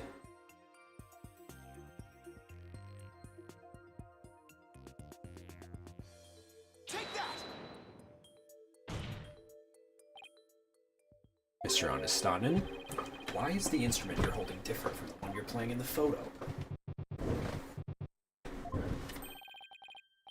Would you look at that? They're completely different shapes. I believe you said your Damelon was your one and only. Well, Mr. Understanden, what do you have to say to that? I got nothing to say. Then allow me to answer for you. They're different because the one in the photo is no longer in playable condition. Not after you used it to bludgeon Mr. Roll to death.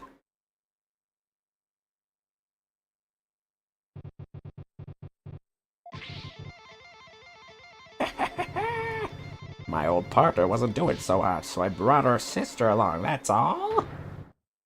Not a big deal, lawyer man. In that case, please submit your old Domelon to this court as evidence. Too bad. You're too late. I got rid of her yesterday. You what? Burned her up with the rest of the trash. Ashes to ashes, baby. Haha. No. Okay, well that's already so suspicious. Already destroyed the evidence, and I see more trash right here in this court that needs to burn in the fires of hell. Lawyer trash. Now there's no proof to show. Oh, come on, that was pathetic. Your agony can sound better than that. Where's that great scream of yours? This can't be how it ends. I think I've heard enough. It seems the defense is unable to produce the evidence and needs to prove its assertion. But, Your Majesty, that's only because the witness destroyed it. Evidence is everything in court. Don't tell me you've forgotten this most fundamental principle of our profession. Yeah, well, evidence that was burned up. Without sufficient proof, your claim that Mr. Understanden is the murderer is no more than conjecture. There's the pained expression I've been looking for.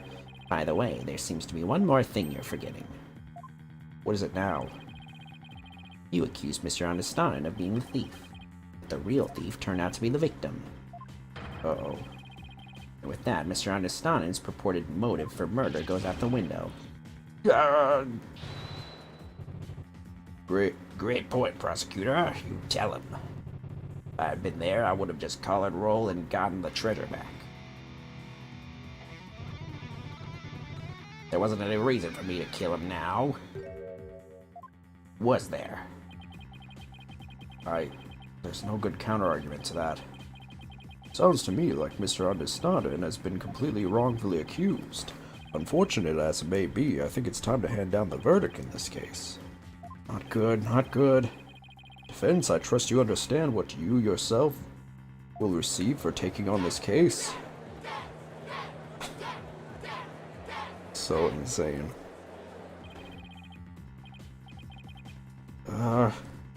What do I do? The murder weapon's been destroyed, and now I've got no motive. Albie will be convicted, and I'll lose my life, too. Mr. Rank, you've wasted this court's time and disparaged everything we hold sacred. We should charge you with lese majesty, in addition to the crime of abetting the accused. Yeah, you should pay for desecrating my good name. Bye-bye, lawyer man. It's time for you to do some repenting in the Twilight Realm. Guy's guilty as sin, I just know it. Must have had some reason to kill Mr. Roll, but what?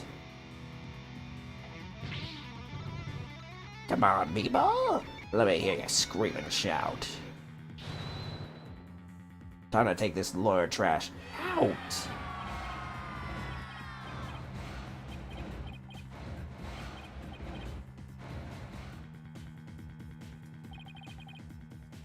Thing to do at a time like this is to turn my thinking around.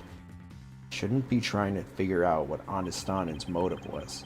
I should be thinking about what kind of situation would give him a motive. Did you steal it? He said. I know that Mr. Roll was the thief and that he had gotten his hands on the box. So then why in the world did he ask Albie that question? What about the treasure box would have prompted him to... Defense, what's gotten into you? Now I get it. Now it all makes sense. Like Palonka Man, what you trying to say? Muttering and squealing to yourself sounds like you knocked something loose upstairs.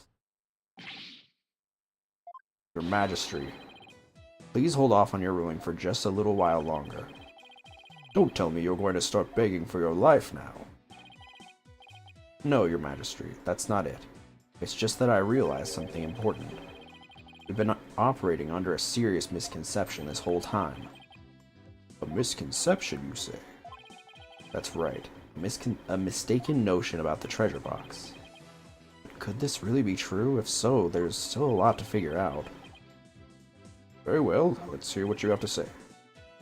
Thank you, Your Majesty. Your Majesty, this is just more of his nonsense. He's just stalling for time.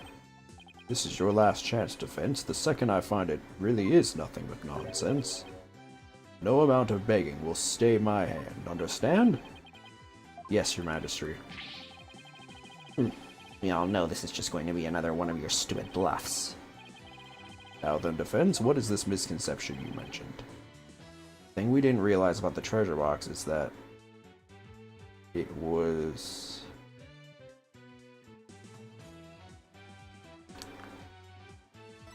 empty.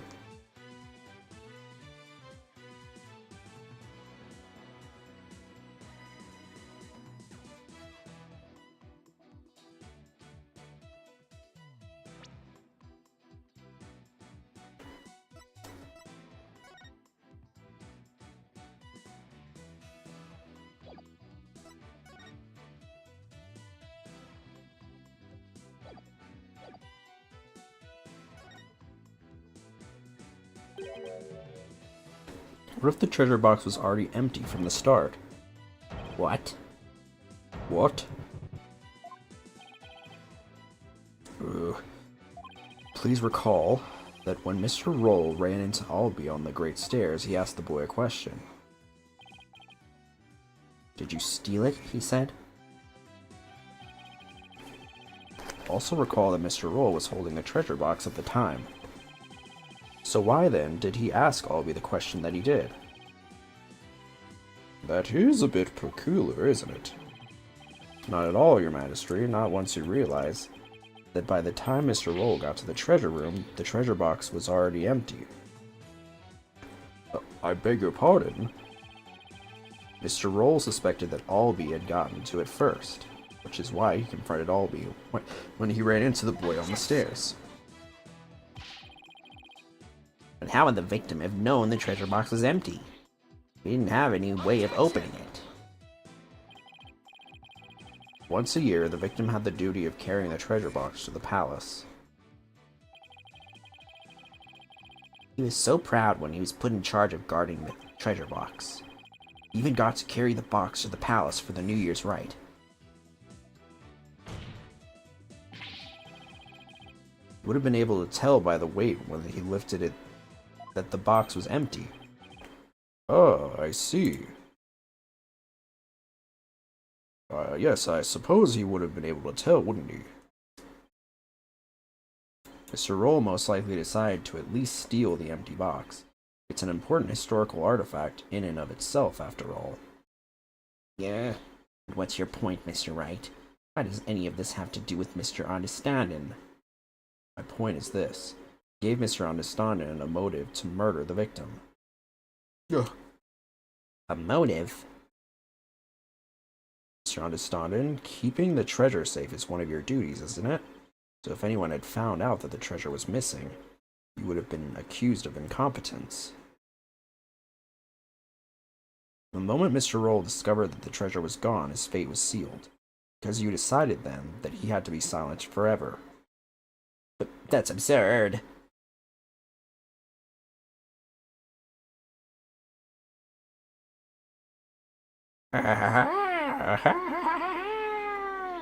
Can you believe this stuff that comes out of this guy's mouth? This is all just a colossal joke. So then what really happened to the treasure? It had been stolen long before this incident occurred by Mr. Peaslubin and distant peace-loving and understanding himself. Mr. Wright, will you stop at nothing to accuse Mr. Understanding? Your Majesty, please don't listen to these trumped-up charges. The defense is grasping. The treasure box can only be opened with the key Mr. Understanding holds. Who else could have stolen the treasure? As I said, the accused stole the treasure by forcing open the box. Your Majesty, I call for a swift ruling. I'm not ready to give my verdict yet. What? The defense has successfully presented a new possibility in this case. Yes, finally a tiny shred of hope. Mr. Understanding, would you care to make any statements in response to the defense's claims? Rawr!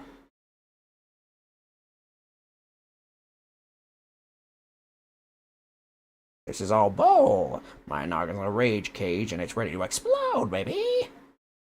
Instructor Understanding, please calm yourself. I'm not gonna take it. No, I ain't gonna take it. I dutifully watched over that treasure with pride. And now I'm getting accused of stealing it? This lawyer is a lying scumbag! Beep. You better believe I got something to say. Open up your ears, sheeple. Let's rock. Death to the lying lawyer.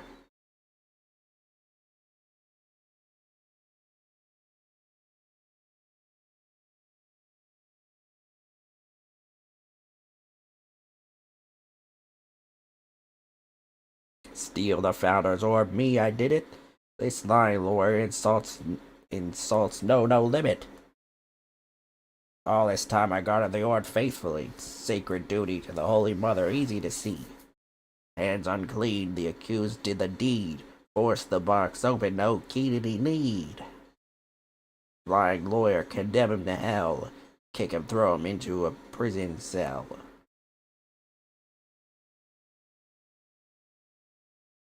Alright, now word from both sides. Either the treasure box was forced open by the accused, as the witness claims, or Mr. Understanding opened it, as the defense claims. Defense, this is your last chance to cross-examine the witness. Yes, Your Majesty. You were unable to prove your assertions by the end of this cross-examination. Then the DC Act will come into play, and both you and the accused will lose their lives. I understand. Life or death, it all comes down to this. Mr. Wright. Don't worry, Albie. I'm here to defend you. I promise it'll be alright. Thank you. I believe in you, Mr. Wright. You can win this for us. And after we win, we can go see Miss Maya. Together. It's a deal. Can't let Albie down. I have to win this trial. Somehow I have to prove that only Understanding could have stolen the treasure. Do your worst, lawyer trash. This is your requiem. Oops.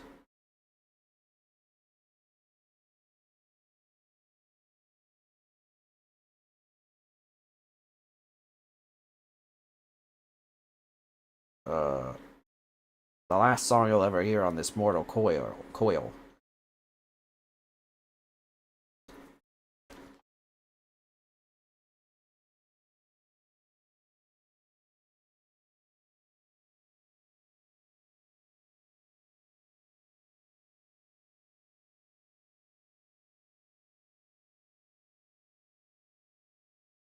I mean, we couldn't open it, so...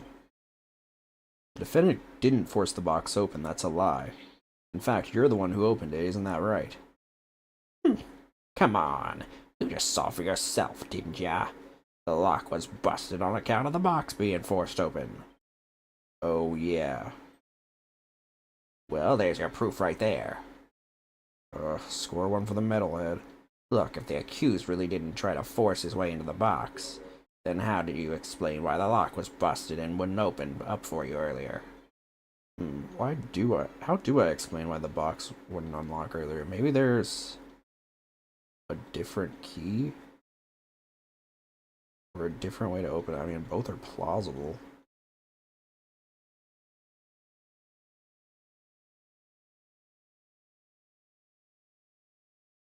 Go with a different key. I'd like to suggest that a different key is required to open it. A different key? To open the box? As we saw earlier, the box wouldn't open with Mr. Understanding's key. which means that a different key, the true key, must exist. Ha ha ha, are you kidding me? Of course not. Can't prove that it doesn't exist. Just calm down a second and think about it, lawyer man. Why in the world would I bring a fake key here with me? Why, you ask? Well, because, well, I guess you got me there. Looks like that babbling brook you call a mouth is dried up at the source, Defense. Darn, I messed that one up. Witness, please continue with your testimony. There's another way to open it?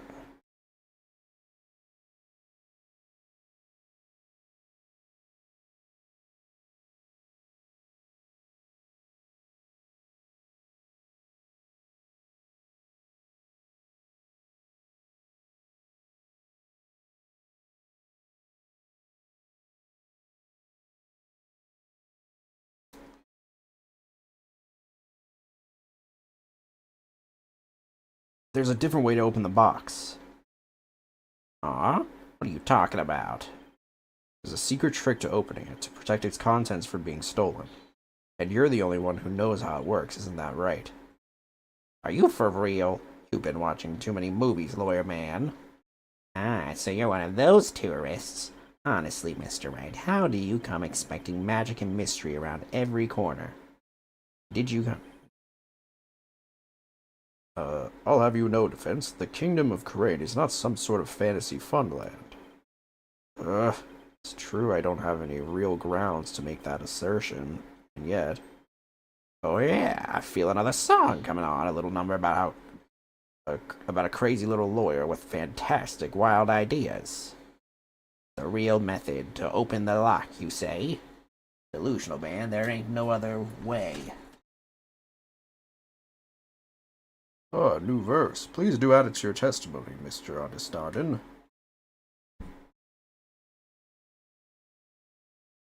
The real method to open the lock, you say? Delusional man, there ain't no other way.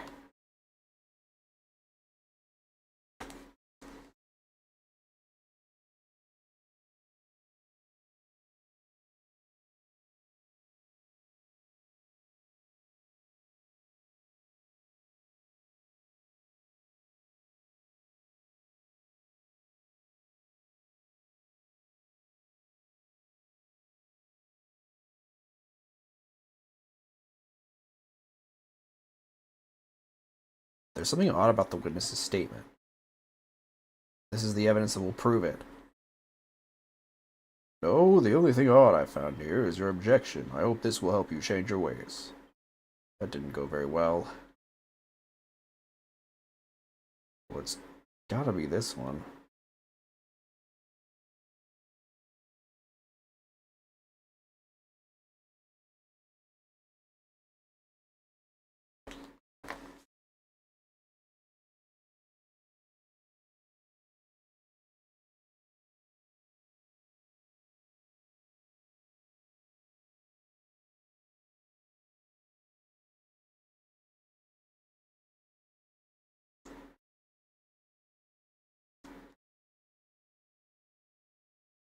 Oh, wait.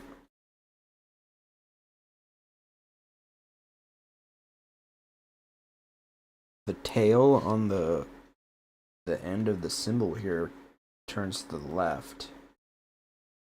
But the tail on this one turns to the right. Is that what it is? Okay.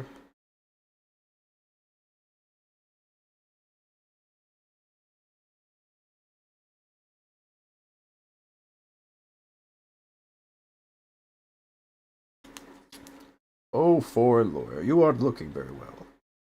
That's because I couldn't find a foothold in that testimony just now. I see the defense has turned a lovely shade of blue to match his suit. I believe you're right, your majesty. Very resourceful, these foreigners. Hey, buddy, aren't you a foreigner too? Don't let my face give me away, I have to look confident. Maybe I should give the old pressing statements tactic a try. Oh, should I press... Okay.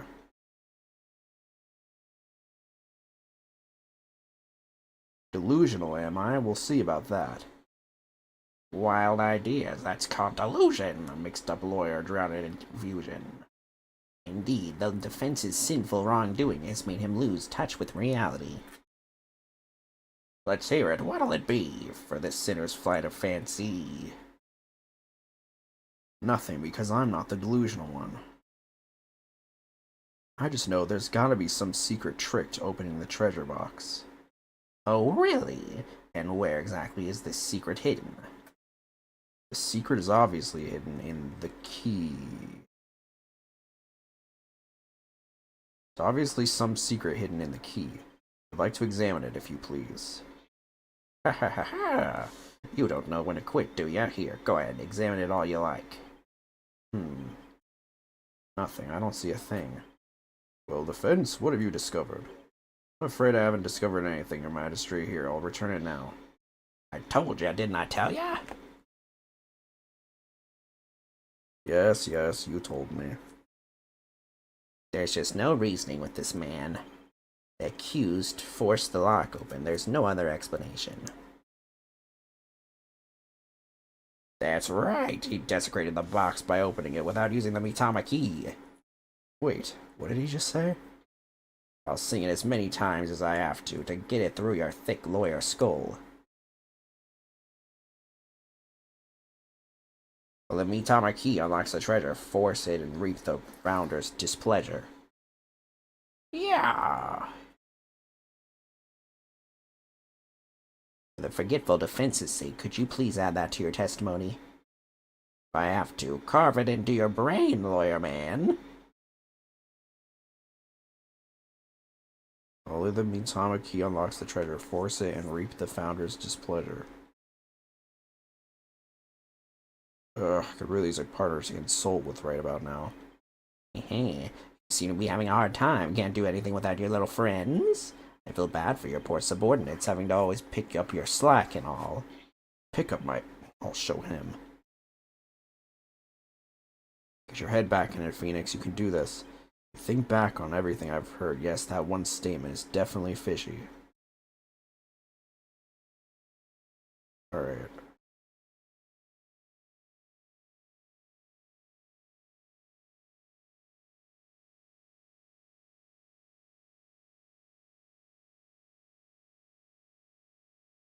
Just a minute, Mr. Understanding. You just called your key the Mitama key, didn't you? Yeah. But didn't you originally say it's called the Magatama key? Yeah. The Mitama key? What's that? I don't know, Your Majesty, but apparently it's a rather crucial question. What? What's the big deal? So I said the wrong thing. So what? Simple slip of the tongue. An A for effort, Mr. Wright, but your grandstanding betrays your desperation. I'm afraid a small slip of the tongue like that adds absolutely nothing to your argument. What say you, defense? Is it an important detail? Judging by Understanding's reaction, I'd say it's everything my argument needs. Yes, Your Majesty, it's very important. This key is apparently not the Magatama key, but rather the Mitama key. And I believe this discrepancy holds great significance for the defense. No, man. Just a meaningless mistake. Insignificant. You're riding the crazy train to nowhere, lawyer man. Your Majesty, please don't pay the defense any heed. It's all nonsense. Tell the truth, I'm not really clear on what the defense is driving at myself. However, I am eager to find out. What? Defense, you will explain yourself like your life literally depends on it, because it does. Now then, is the name of the key an important detail? Yes, this is an absolutely important detail, I think. Because the Mitama key is connected to the Founder's Orb. I see. Very well. In that case, please show the court the grounds on which you are basing this claim. The grounds, Your Majesty? You can, of course, show grounds, can you not, defense? Of course. What else can I say? To come up with something, anything, even if it's just a bluff. Mitama key. Mitama. Has to be something somewhere that ties Mitama and the orb together. Don't keep me waiting, defense. What evidence shows a connection between the Mitama key and the Founder's Orb?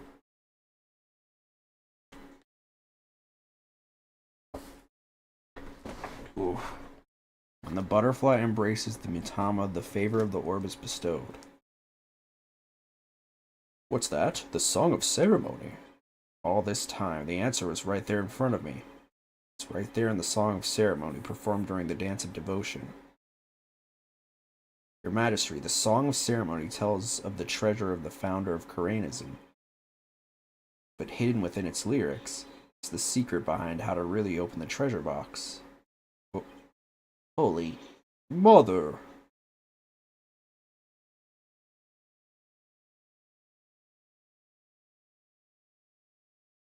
But how can that be, Defense? The Song of Ceremony contains the following lyrics.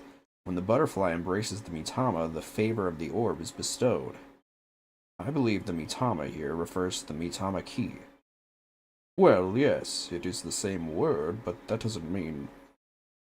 I've been calling this key the Magatama key, and that's why I inserted the key into the lock with the Magatama design on it. But that was obviously not the right way to use it. And I suppose you know the right way? I do, Your Majesty. To use the key properly, you have to first flip it horizontally. You have to first flip the key horizontally. Flip it horizontally, and what good would that do exactly? It would turn the Magatama key into the Amatagam key.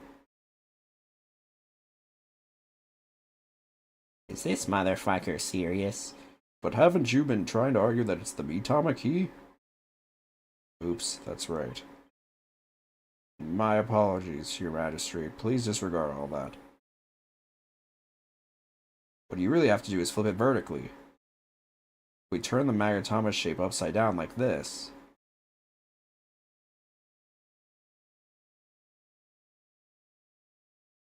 it becomes the Kuranese symbol of the soul, in other words, a Mitama. Oh my, you're absolutely right. But now what? What do you do with it? It's too big to fit in the lock that way. Oh, I knew he was just bluffing. Bluffs and lies are the only tools of his trade, after all. There must be some other place this key fits, but where?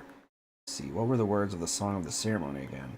When the butterfly embraces the Mitama, the favor of the orb is bestowed. The back? Where should the Mitama key actually be used? Oh, right here.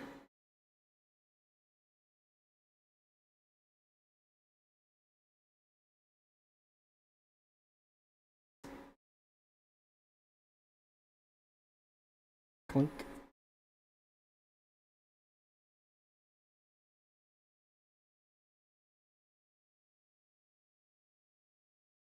My goodness! The treasure box, it really opened.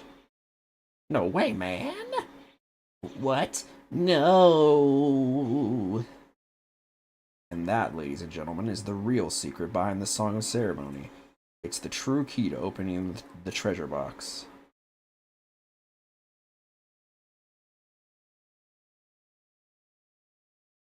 It's all over, Mr. Payne. How so? Let's say someone was fooled into trying to force the front-facing lock open. Sadly for them, it won't budge. That's because the lock is, after all, just a decoy. Then what you're saying is, neither the victim nor the defendant would have been able to open the box. They therefore had no way of stealing the treasure. The only one who could have stolen it is the one man who knew about the Mitama key. Peace loving, understanding. But I'm not done yet. Please recall the scene of the crime. On the floor by Mr. Roll's body was the very unlocked and very open treasure box. Only someone who knew how to open the box could have left it in that state. And so, there can only be one true culprit. Admit it, Mr. Understanding. You're the one who killed Mr. Roll. You're the one who killed Mr. Roll.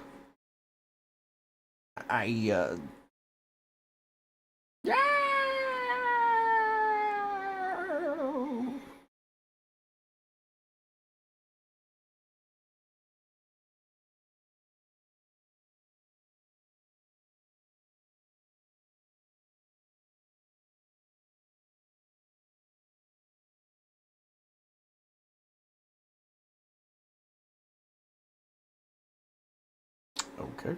Alright.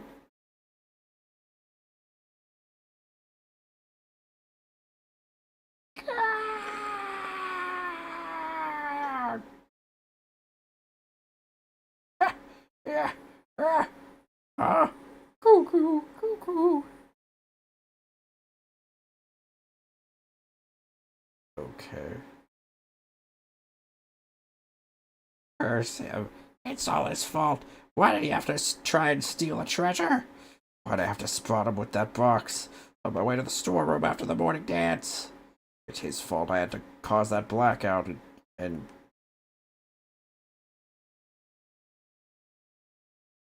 block him good. I couldn't let my secret get out and nobody could know the treasure box was empty. I'd lose my position as head monk. Who knows what else they'd do to me? I had to stop him.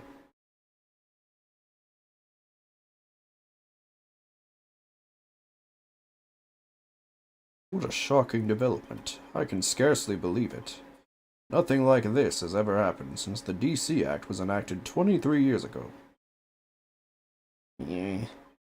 No, my perfect, unblemished record destroyed. The incredible pain ruined. No!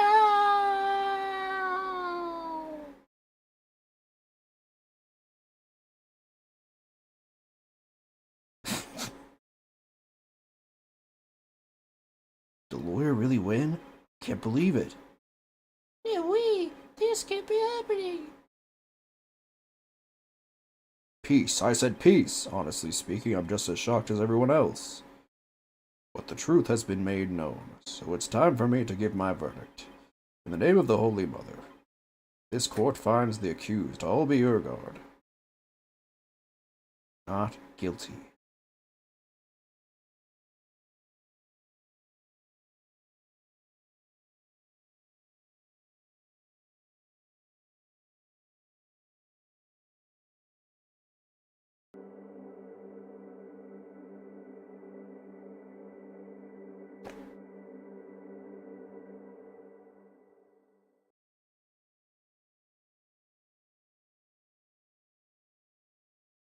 Well, there it is, the last first case.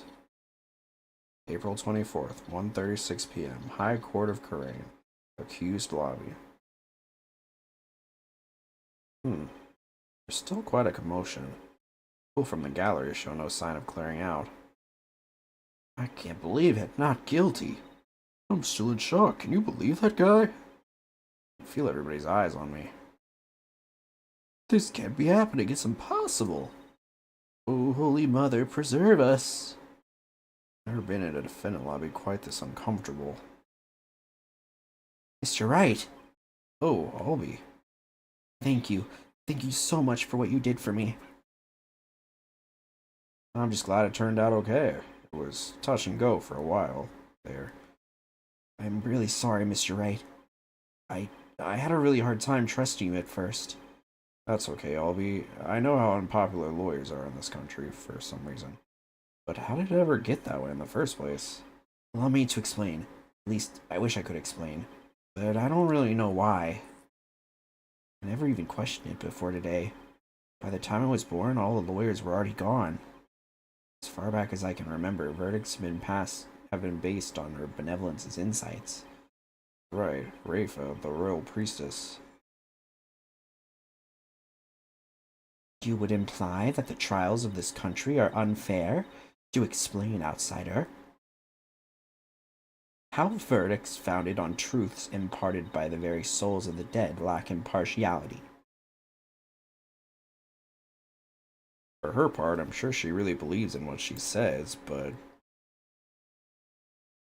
even with her benevolence's divination seances, lawyers are still necessary.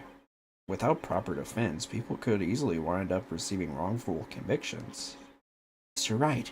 Shh. Huh? Don't say that so loud. People might think you're a rebel. You'd be arrested. A rebel? That's right. One of those people going against our queen and the court system. They call themselves the Defiant Dragons, and they're led by a scary guy named Dirk. They'll do anything to overthrow Her Eminence, even commit crimes. Dirk, I remember people in the gallery mentioning that name.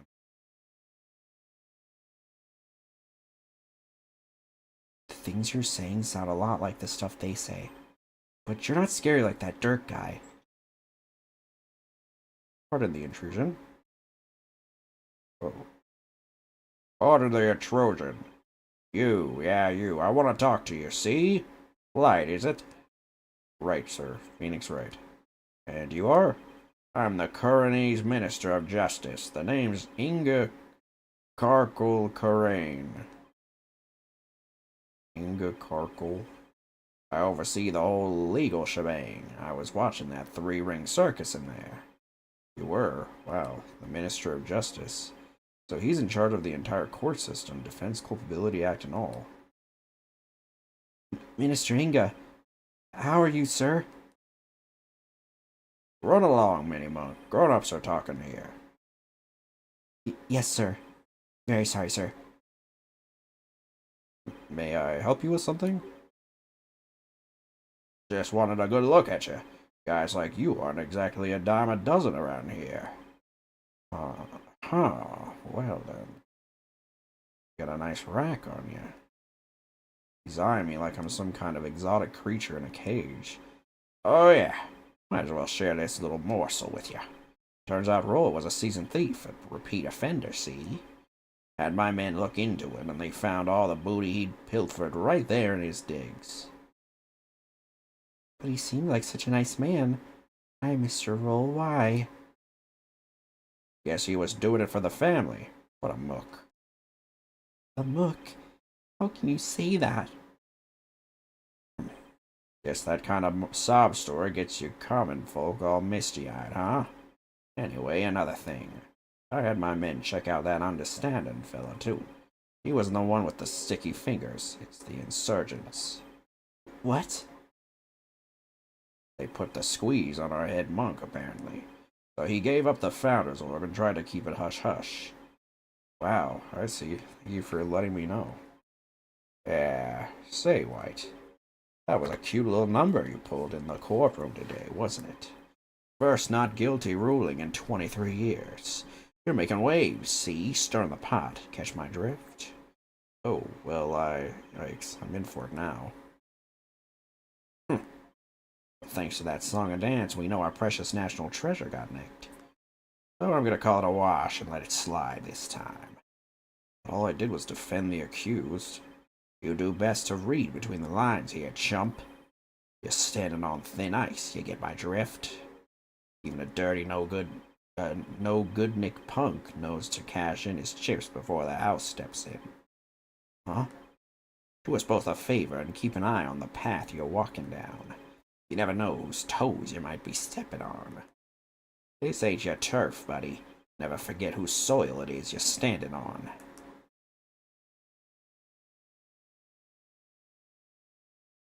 Yikes.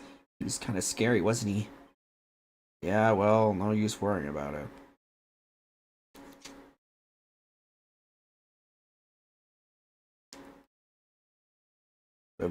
We have more important things to think about, such as when we can continue the sightseeing tour. Tour? Oh, anytime, sir. We still have plenty of time until Miss Maya's training ends. And there's still lots more temples to see, and all kinds of local foods to eat. I can show you the natural beauty of the area, the waterfalls, and and showing you the breathtaking mountain, and there's the place where you dangle in the grave of the twilight. Well, alright. Slow down, Albie. There's plenty of time. When we're done with that, we can go see Miss Maya together. Yeah, you bet. Maya, I wonder how she's doing. Hope she's okay.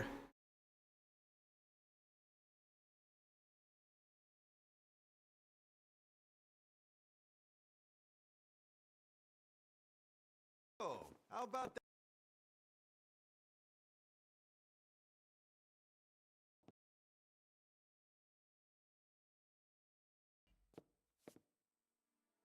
Sounds like the winds of change are beginning to stir.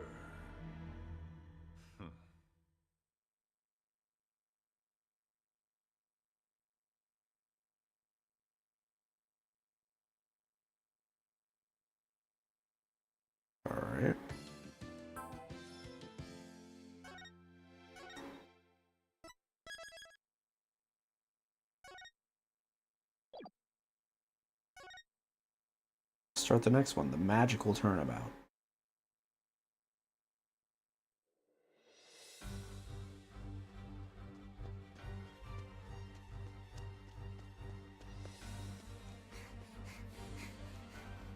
Is that Trucy? Behold my might!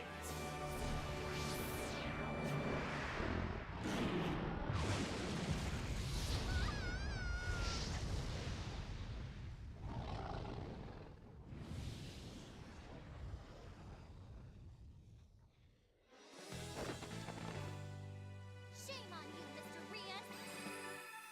No! Using magic for evil?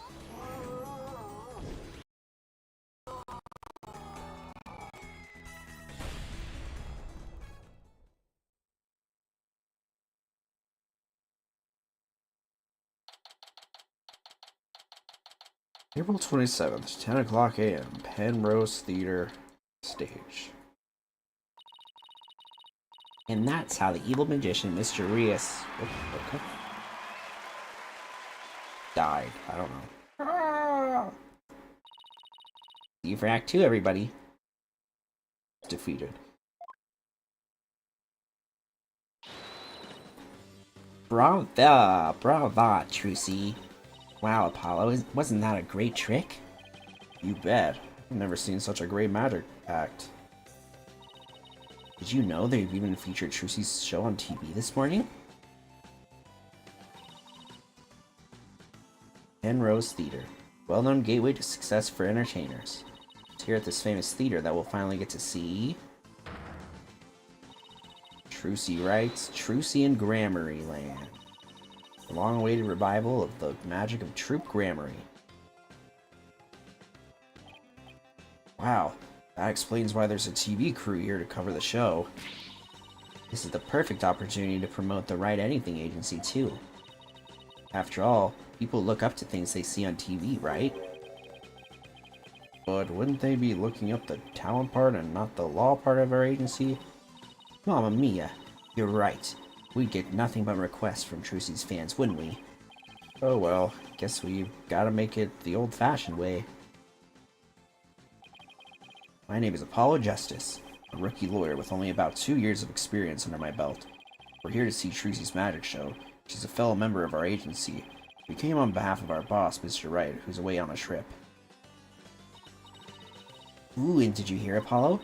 Even though it's only for her debut, her shows are completely sold out. What? Really? That's amazing. Voila! A star is born. Who knows how far she'll go? At this rate, nothing in the world can stop us. Wait, so this trial is it gonna take place back in the homeland? You do realize this has nothing to do with you, right? This is Athena Sykes. She's another member of our agency. You may not look it, but at just 19 years old, she's a lawyer as well. What do you mean she may not look it? Of course they look the part. Could you explain how exactly?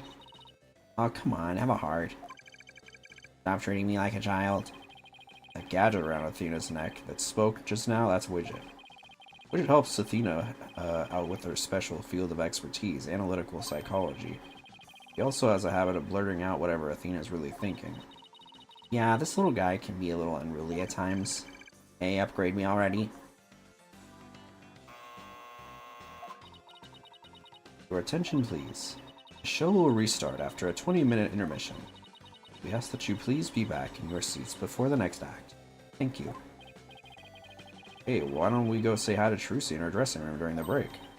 Oh, yes! Let's go see the big star! I'm so nervous. What should I say to her?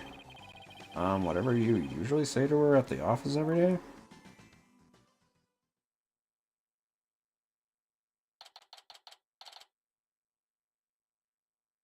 Penrose Theater dressing room. So this is Trucy's dressing room. Looks like he's busy over there with someone. Could you sign this please, ma'am? Sure thing. Just the one sheet in this clipboard, right?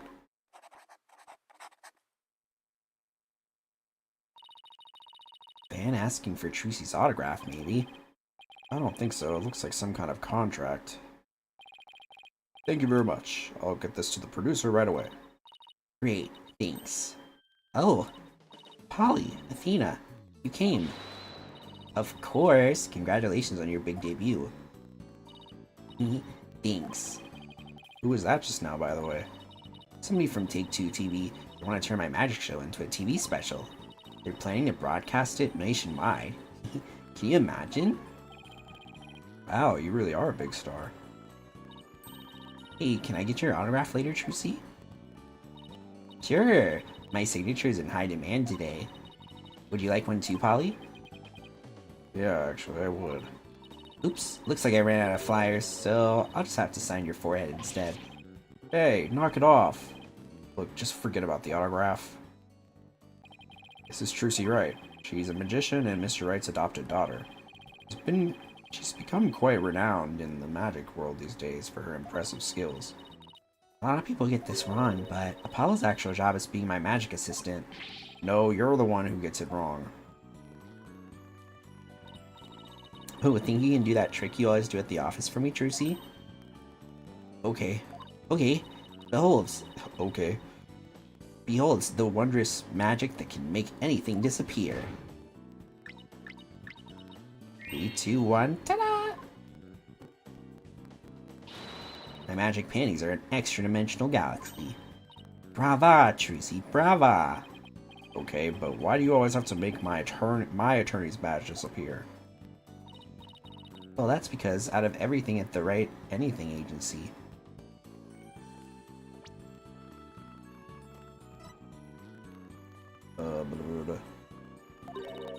you're the one I get the best reaction out of. That doesn't make my poor badge feel any better. Thanks again for inviting us, Trucy. Thank you for coming. Your show sure packs a wallop. I nearly fell out of my seat when that dragon showed up. When it attacked you, whew, I was terrified, even though I knew it was all part of the show. That's good, because that trick is the crowning glory of Act 1. I'm really glad you're enjoying the show. I heard your shows are completely sold out, Trucy. They said your fans were all over the tickets the instant they became available. Like hungry wolves going after their prey. Sounds like you made a loyal pack of followers for yourself already, Trucy. But you two are the only ones who got a special VIP invitation from me. Today's just a dress rehearsal for the performance staff, family, and friends. A general probe, huh? That's what they call it in Germany. The real show isn't until the day after tomorrow. By the way, are you going to finally do your magic panties trick on stage after the break? Sorry to disappoint anyone who came just to see my magic panties, but my next trick is completely new. I'm debuting it today.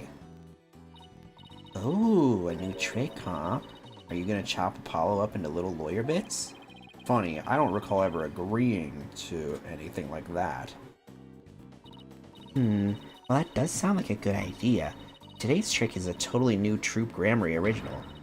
The entire future of the troop is riding on the success of this special new trick. How so? This show is really important to me. It isn't like any of the other shows I've done. As the rightful heir to the Troop Grammary repertoire of magic, this show is my first chance to unveil the tricks I've inherited. Troop Grammary, huh? Yeah, I have a poster of them hanging right over there.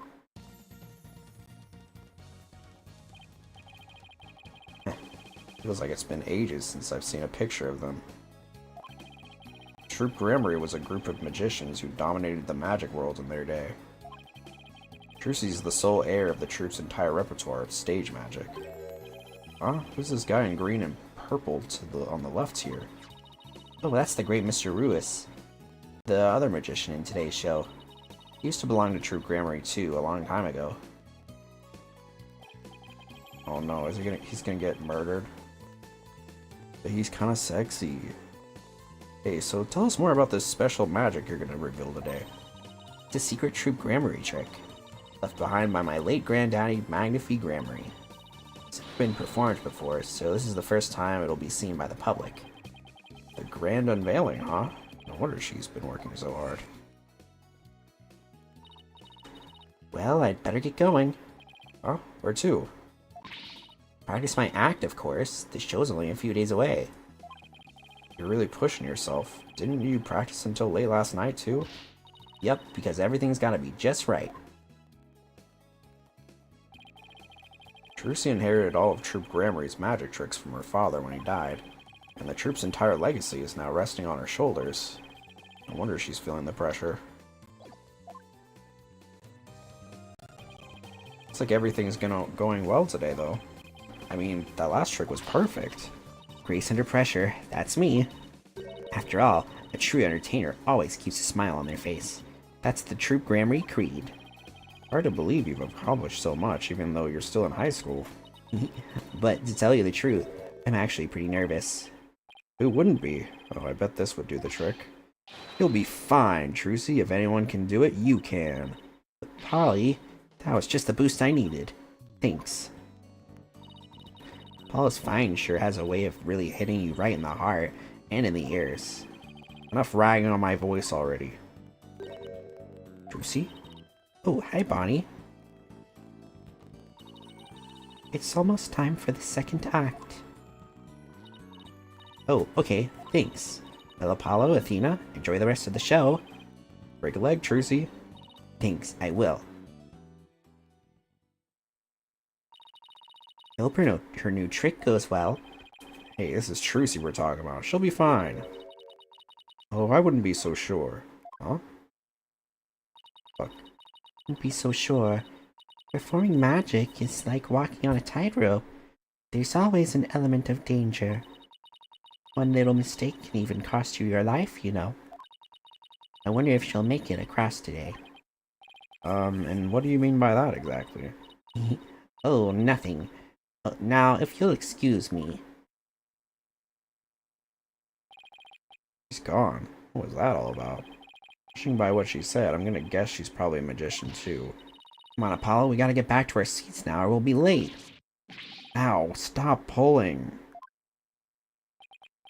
Okay, let's see. Guess it's time to move back to the stage.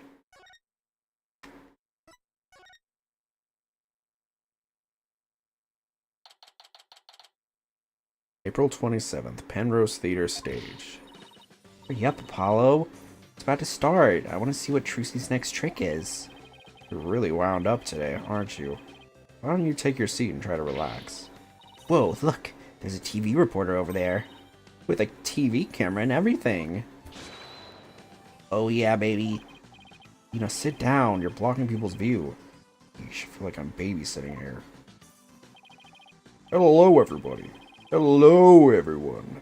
I'm reporting from the beautiful Penrose Theater, where the public performances of Trucy in Gramaryeland begins in just 2 short days. But today, they're very kindly agreed to give us a sneak peek preview. Isn't this exciting? Apollo, do you think I was on TV just now? How should I know? But if you were disgracing our entire agency, that's for sure. Hey, what the heck's that supposed to mean?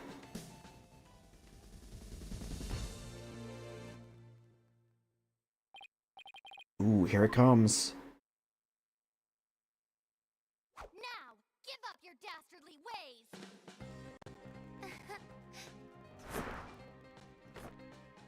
Huh? Over here.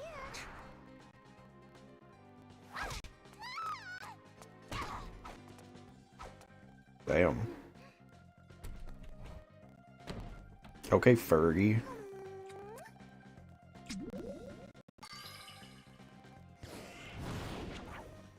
Come now, Mr. Hat. Offer the girl's life up to Mr. Rias and bring him back to life.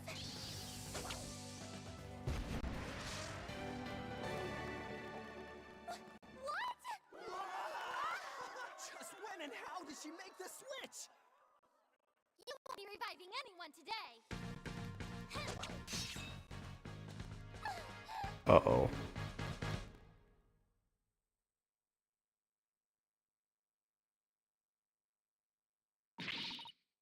Wow, that was amazing! I have no idea how she escaped that coffin. I'm glad Trucy's escape trick went off without a hitch. I don't know about that. When I open the coffin, like this, inside you see... No! Mr. Rias? But how? I wonder what's going on. He's not getting up. Eek! Trucy?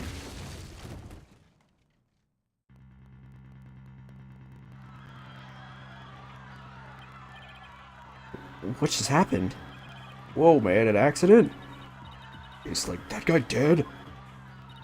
Wait, that's not part of the act? Attention, please. For your own safety, we ask that everyone please evacuate the building. What's going on? Is Trucy okay? Outside, everyone, evacuate immediately, please. Whoa, hey, stop grabbing at me. Trucy!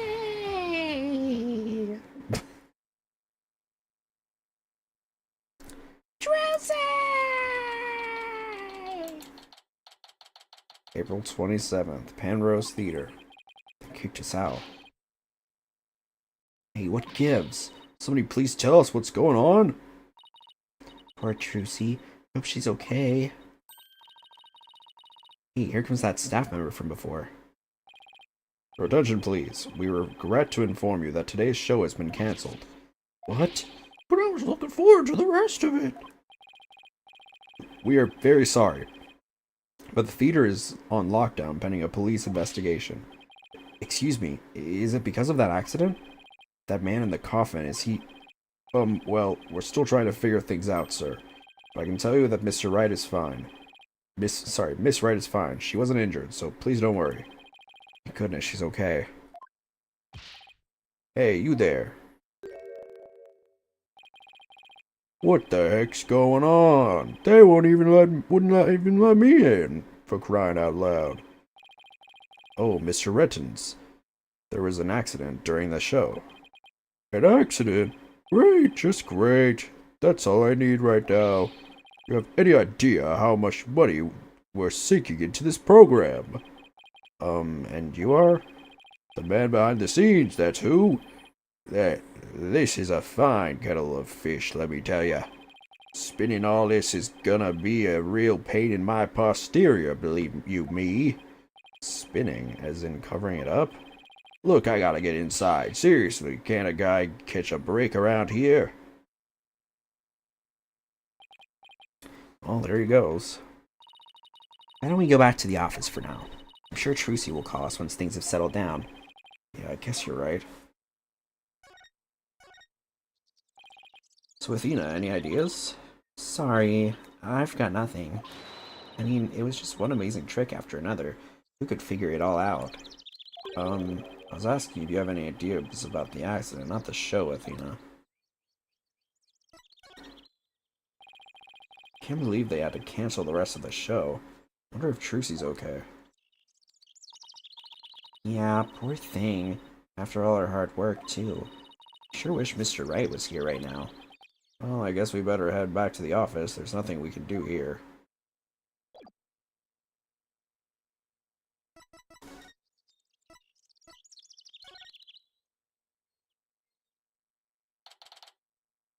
April 27th, Wright Anything Agency. It's no use. Can't get a hold of Mr. Wright. Wonder if something happened to him in Crane. He got caught up in some kind of trouble again, as always? Yeah, trouble's drawn to him like iron filings to a magnet. Hey, Apollo, speaking of Crane, they're showing something about it on TV right now. There's been some surprising news coming out of the Kingdom of Crane. The country recently saw defense attorney Phoenix Wright win a not guilty verdict, the first verdict of its kind in 23 years. Huh? Mr. Wright won a trial in Crane?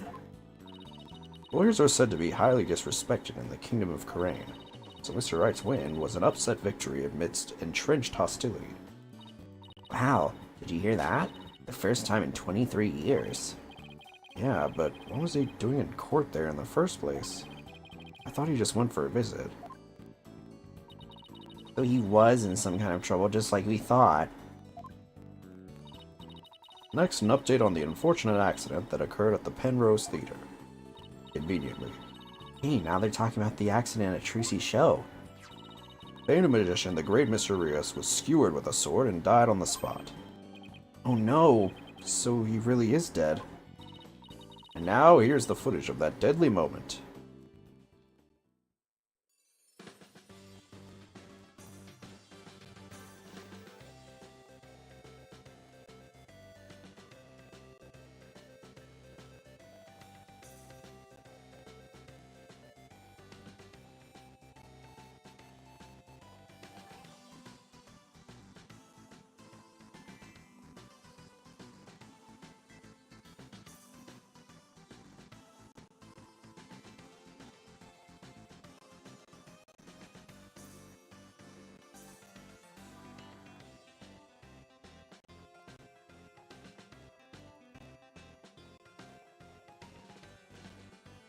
Okay.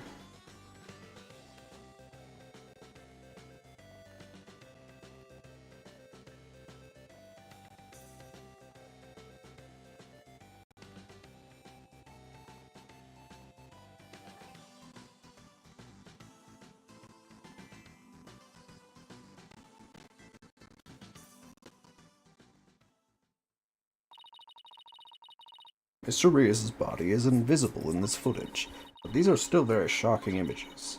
The magician, Trucy Wright, is reportedly still only a high school student. Could it be that this unfortunate accident happened due to a lack of proper training? Did the young magician have enough experience, preparation, and knowledge? Some might say that Troop Gramarye should be held accountable for this incident. Hey, what kind of biased reporting is this? Yeah, they're making it sound like it's all Trucy's fault. Oh, we just received more breaking news. Oh my. The young magician in question, Trucy Wright, is now under arrest on the charge of involuntary manslaughter. What? We'll keep you updated as this unfortunate tale unfolds. Stay tuned. Trucy's under arrest? She can't be. Apollo, you've gotta do something. Yeah. Let's get down to the detention center right away. Before I forget, I think I'll jot a few things down about the case. Just open this court record with R, and flip to the bottommost tab here with L or R to make a few notes. Use it like a kind of to-do list. If I ever get stuck, I can just refer to these notes. How dare they cover it like that? They're putting everything on Trucy. I'm going to stage a huge protest, you'll see. Yikes. Tina's scary when she's mad. Okay, so what's the plan? I'm gonna stop watching TV completely starting today. That's your huge protest? Ah, but there's this show I want to watch this week. Already tell us it's going to be a hard uphill battle. Yeah, good luck with that, Sisyphus. I'll race you to the detention center. Loser buys the winner juice. Deal? A race? You mean I have to run?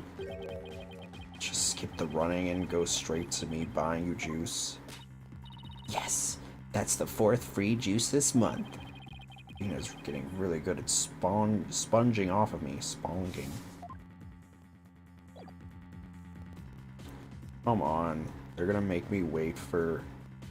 They're gonna make me wait for Maya, dude. So I wonder who's gonna be the lawyer in this case.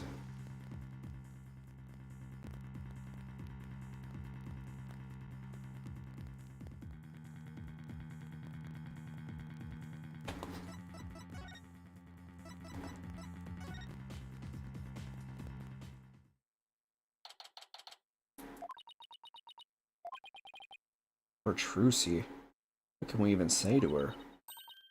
Oh, Polly, Tina. Trucy, are you okay? I'm fine. Don't worry about me. Saw the news about the accident on TV. Guess I couldn't Houdini my way out of this one. I got arrested and everything. They say I'm the one who caused the accident. But that's not true, right? To be honest, I don't really know. I mean, I have no idea how an accident like that could have happened. The trick went off without a hitch. I'm sure of that much. Still, the police just won't listen to me. They've already decided that it was all my fault. Exhausted after all their questions. Looks like she's been unable. It looks like she's been able to hang in there at least. Yeah, she really is one tough cookie. I know you're tired, but can you tell us a little bit about the accident? Yes, of course. Go ahead and ask me anything. I'll be fine.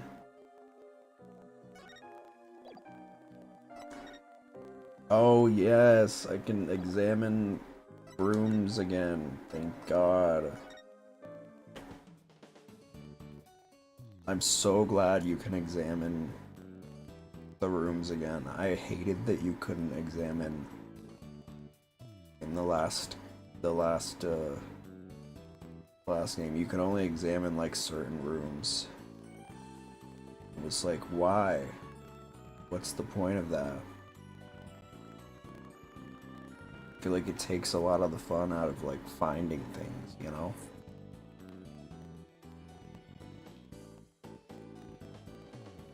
Alright, so let's do some examination. I wonder what kind of tricks Trucy uses these things for. Like this little guillotine, for example? Well, a human head definitely wouldn't fit. So maybe something small and fuzzy? Ew, that's disgusting. Not to mention cruel. Trucy would never do anything like that. You don't get mad that... You didn't get mad that time Trucy put my head in a guillotine. That's because you performed your role with such gusto. I mean, your screams were so realistic, I couldn't stop laughing. That's because they were 100% real.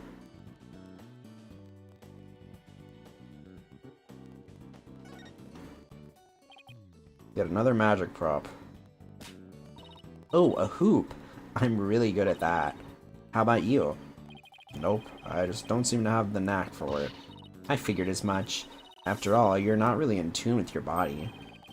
You do realize this hoop is used for the levitating woman trick, right? What? It's not for hula dancing? And since you're really good at that... No, what I meant was, I think I'll recommend you to Trucy for the assistant role then. You can take over from me. What did I hula myself into?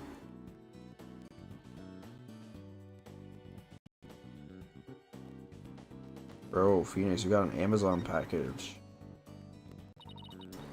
I've always thought these shells were a little awkward and hard to use. Yeah, the shape doesn't really lend itself well to the concept of shelves. I mean, there's a hole in the top part and everything. Did you ever notice that every now and then, things disappear when you put them inside? It's like the shells remember that they used to be a magic pop or something. Not the most useful piece of furniture in the world, to say the least.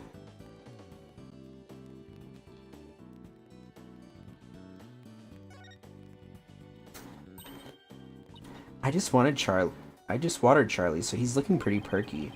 For a guy whose desk is always a big jumbled mess, Mr. Wright never forgets to water Charlie. Sometimes I catch him staring at that plant and smiling. Must hold some special meaning for him. Oh, do they not know? Could be.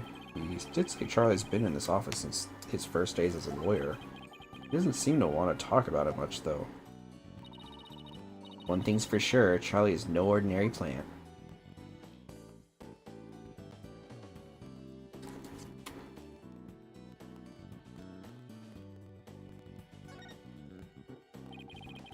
Everyone's personal items littering the place. This place is as messy as the office. This place is as messy as ever. Yeah, take this loud jacket of yours, for example. It's been sitting here forever. Loud? What do you mean loud? I love that jacket. Oh yeah? Why don't you ever wear it then? Well, the last time I wore that jacket... Oh, Polly. I'm so happy for you. You finally decided to take the plunge. Now you're ready for your stand-up comedy debut. You, Daddy, and Athena should form a group. I can see it now. Primary color punchlines. Let's just say that jacket brings back painful memories. Hmm?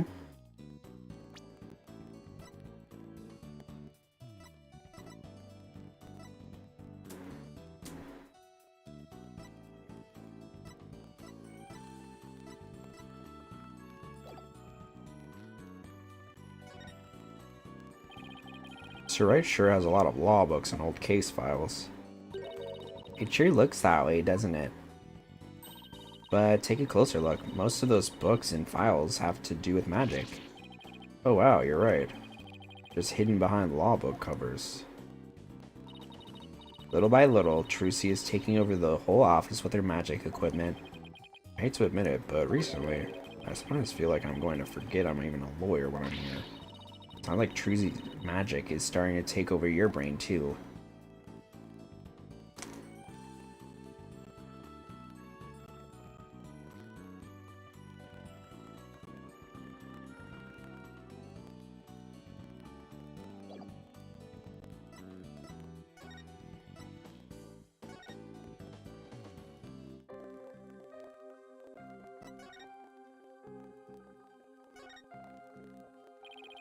It's a microphone for speaking with people on the other side of the glass. Athena is trying to stump the guard with trivia questions. Ooh, this guy's good. He answers in the blink of an eye without batting an eyelash or moving a muscle. Is he that bored?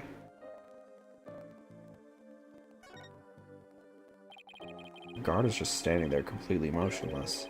Athena keeps making faces at him, trying to make him crack at least a smile. Ooh, I think I made him smirk a little. Come on, leave the poor guy alone, Athena.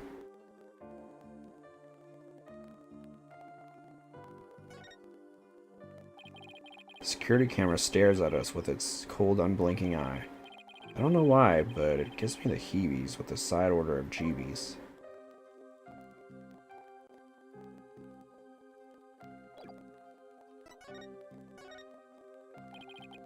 For starters, can you help us understand what happened? In today's show, there was a dead body in the coffin. How did that happen? Was there some kind of accident? I don't really know. The coffin was supposed to be empty when I opened it, but instead Mr. Reyes's body was... Mr. Reyes.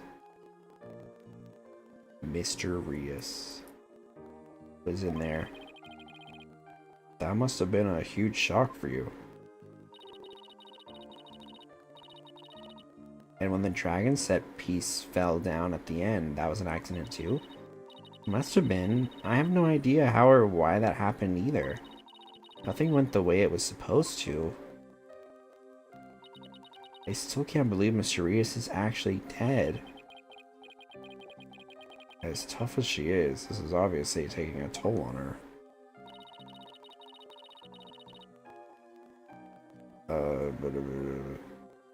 But how did Mr. Reyes' body get into the coffin in the first place?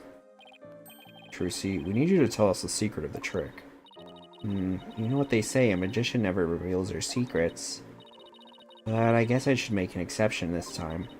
But if you ever tell anybody, I'll make you my guinea pig for every single new magic trick from now on. Don't worry, I'm a lawyer, remember? Client confidentiality is part of the job.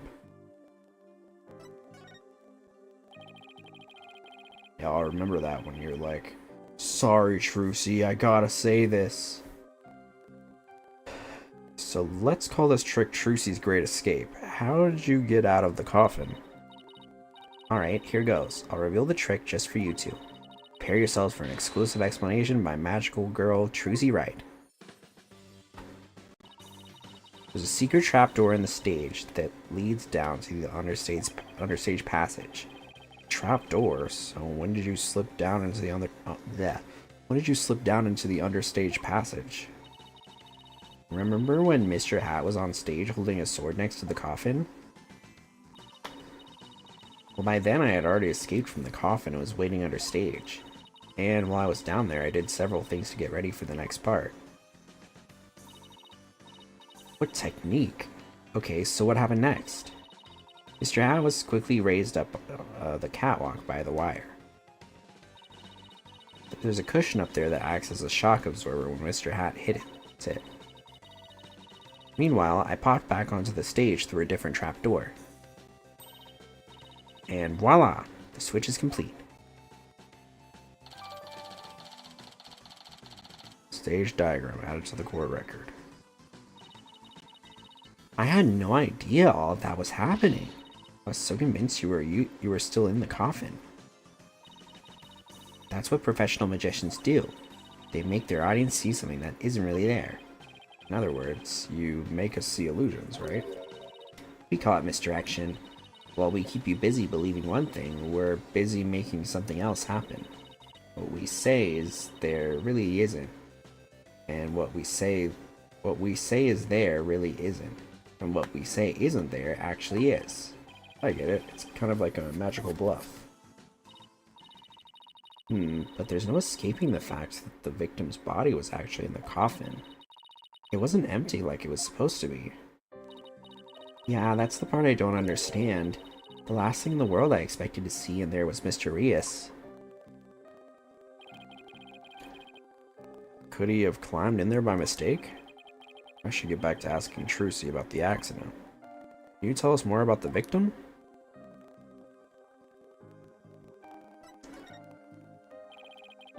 Who exactly is this Mr. Rias? You said he used to belong to Troop Grammary, right? Wait, you don't know who the great Mr. Rias is, Apollo? He's super famous. He's all people talk about on TV. Really? I just assumed he was one of Trucy's assistants. Way to diss the dead, Apollo. So how did the two of you come to perform together, Trucy? Well, like I said, he used to be a member of Troop Grammary. He was a protege of my granddaddy, Magnifi Grammary. So the TV station arranged for us to perform together this time because of that connection. Did he continue performing as a magician after he left Troop Grammary? No, he got injured while practicing for a show about 13 years ago. That's why he left the troupe. After that, he took a break from magic for a while.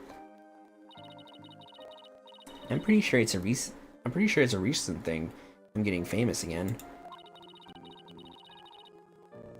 I only started seeing him on TV again after maybe last year. I had nothing but respect for Rias as a magician. I can't tell you how sad I am this happened. I can imagine how traumatic it must be to have someone die during the big show. Oh, but hey. Don't worry, I'm fine. I have to stay strong for my fans. Huh? The bracelet is reacting. People tend to unconsciously tense up when they're trying to hide something. When I pick up on their distress, the bracelet around my wrist starts to feel tight. I guess this means that Trucy's trying to hide something from me. Well, I guess I should give my bracelet a tap with X.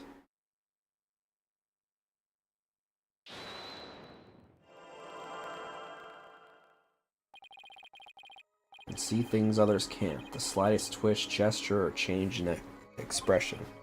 Yes, I can see it all when I'm concentrating intensely like this. And when people are feeling nervous, they sometimes reveal a certain habit or tell. I'll just shift my viewpoint around until I find Trucy's tell.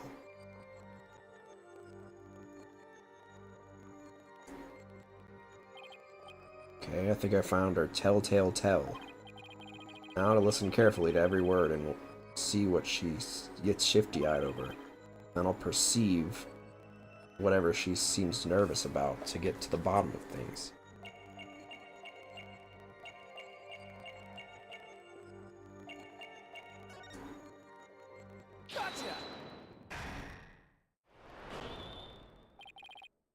Come on, Trucy. You should know by now that you can't hide anything from me.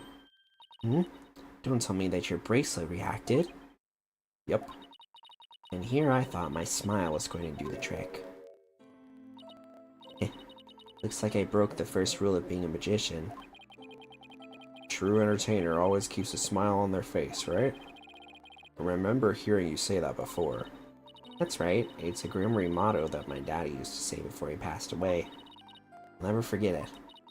It's one of the few precious memories I have of him. But you can't keep everything inside, Trucy. You'll burst. Why don't you tell me what's bothering you? Can't. If I did, you wouldn't believe in me anymore. That's not true.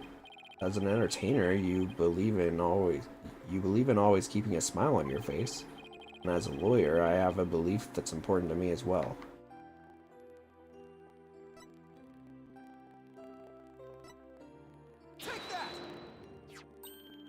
Huh? Your attorney's badge. I swore on this badge that I would always believe in my client to the bitter end.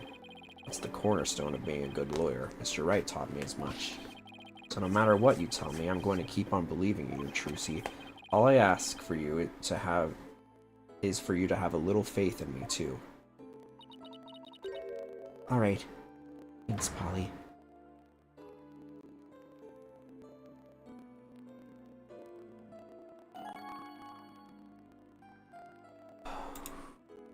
Alright. Been going for almost 5 hours now. I'm gonna call it quits. But thanks so much for watching. We'll be back tomorrow. I believe we're playing Minecraft. Yeah. Thank you, love you, and as always, see you around the cosmos. Ciao. Bye.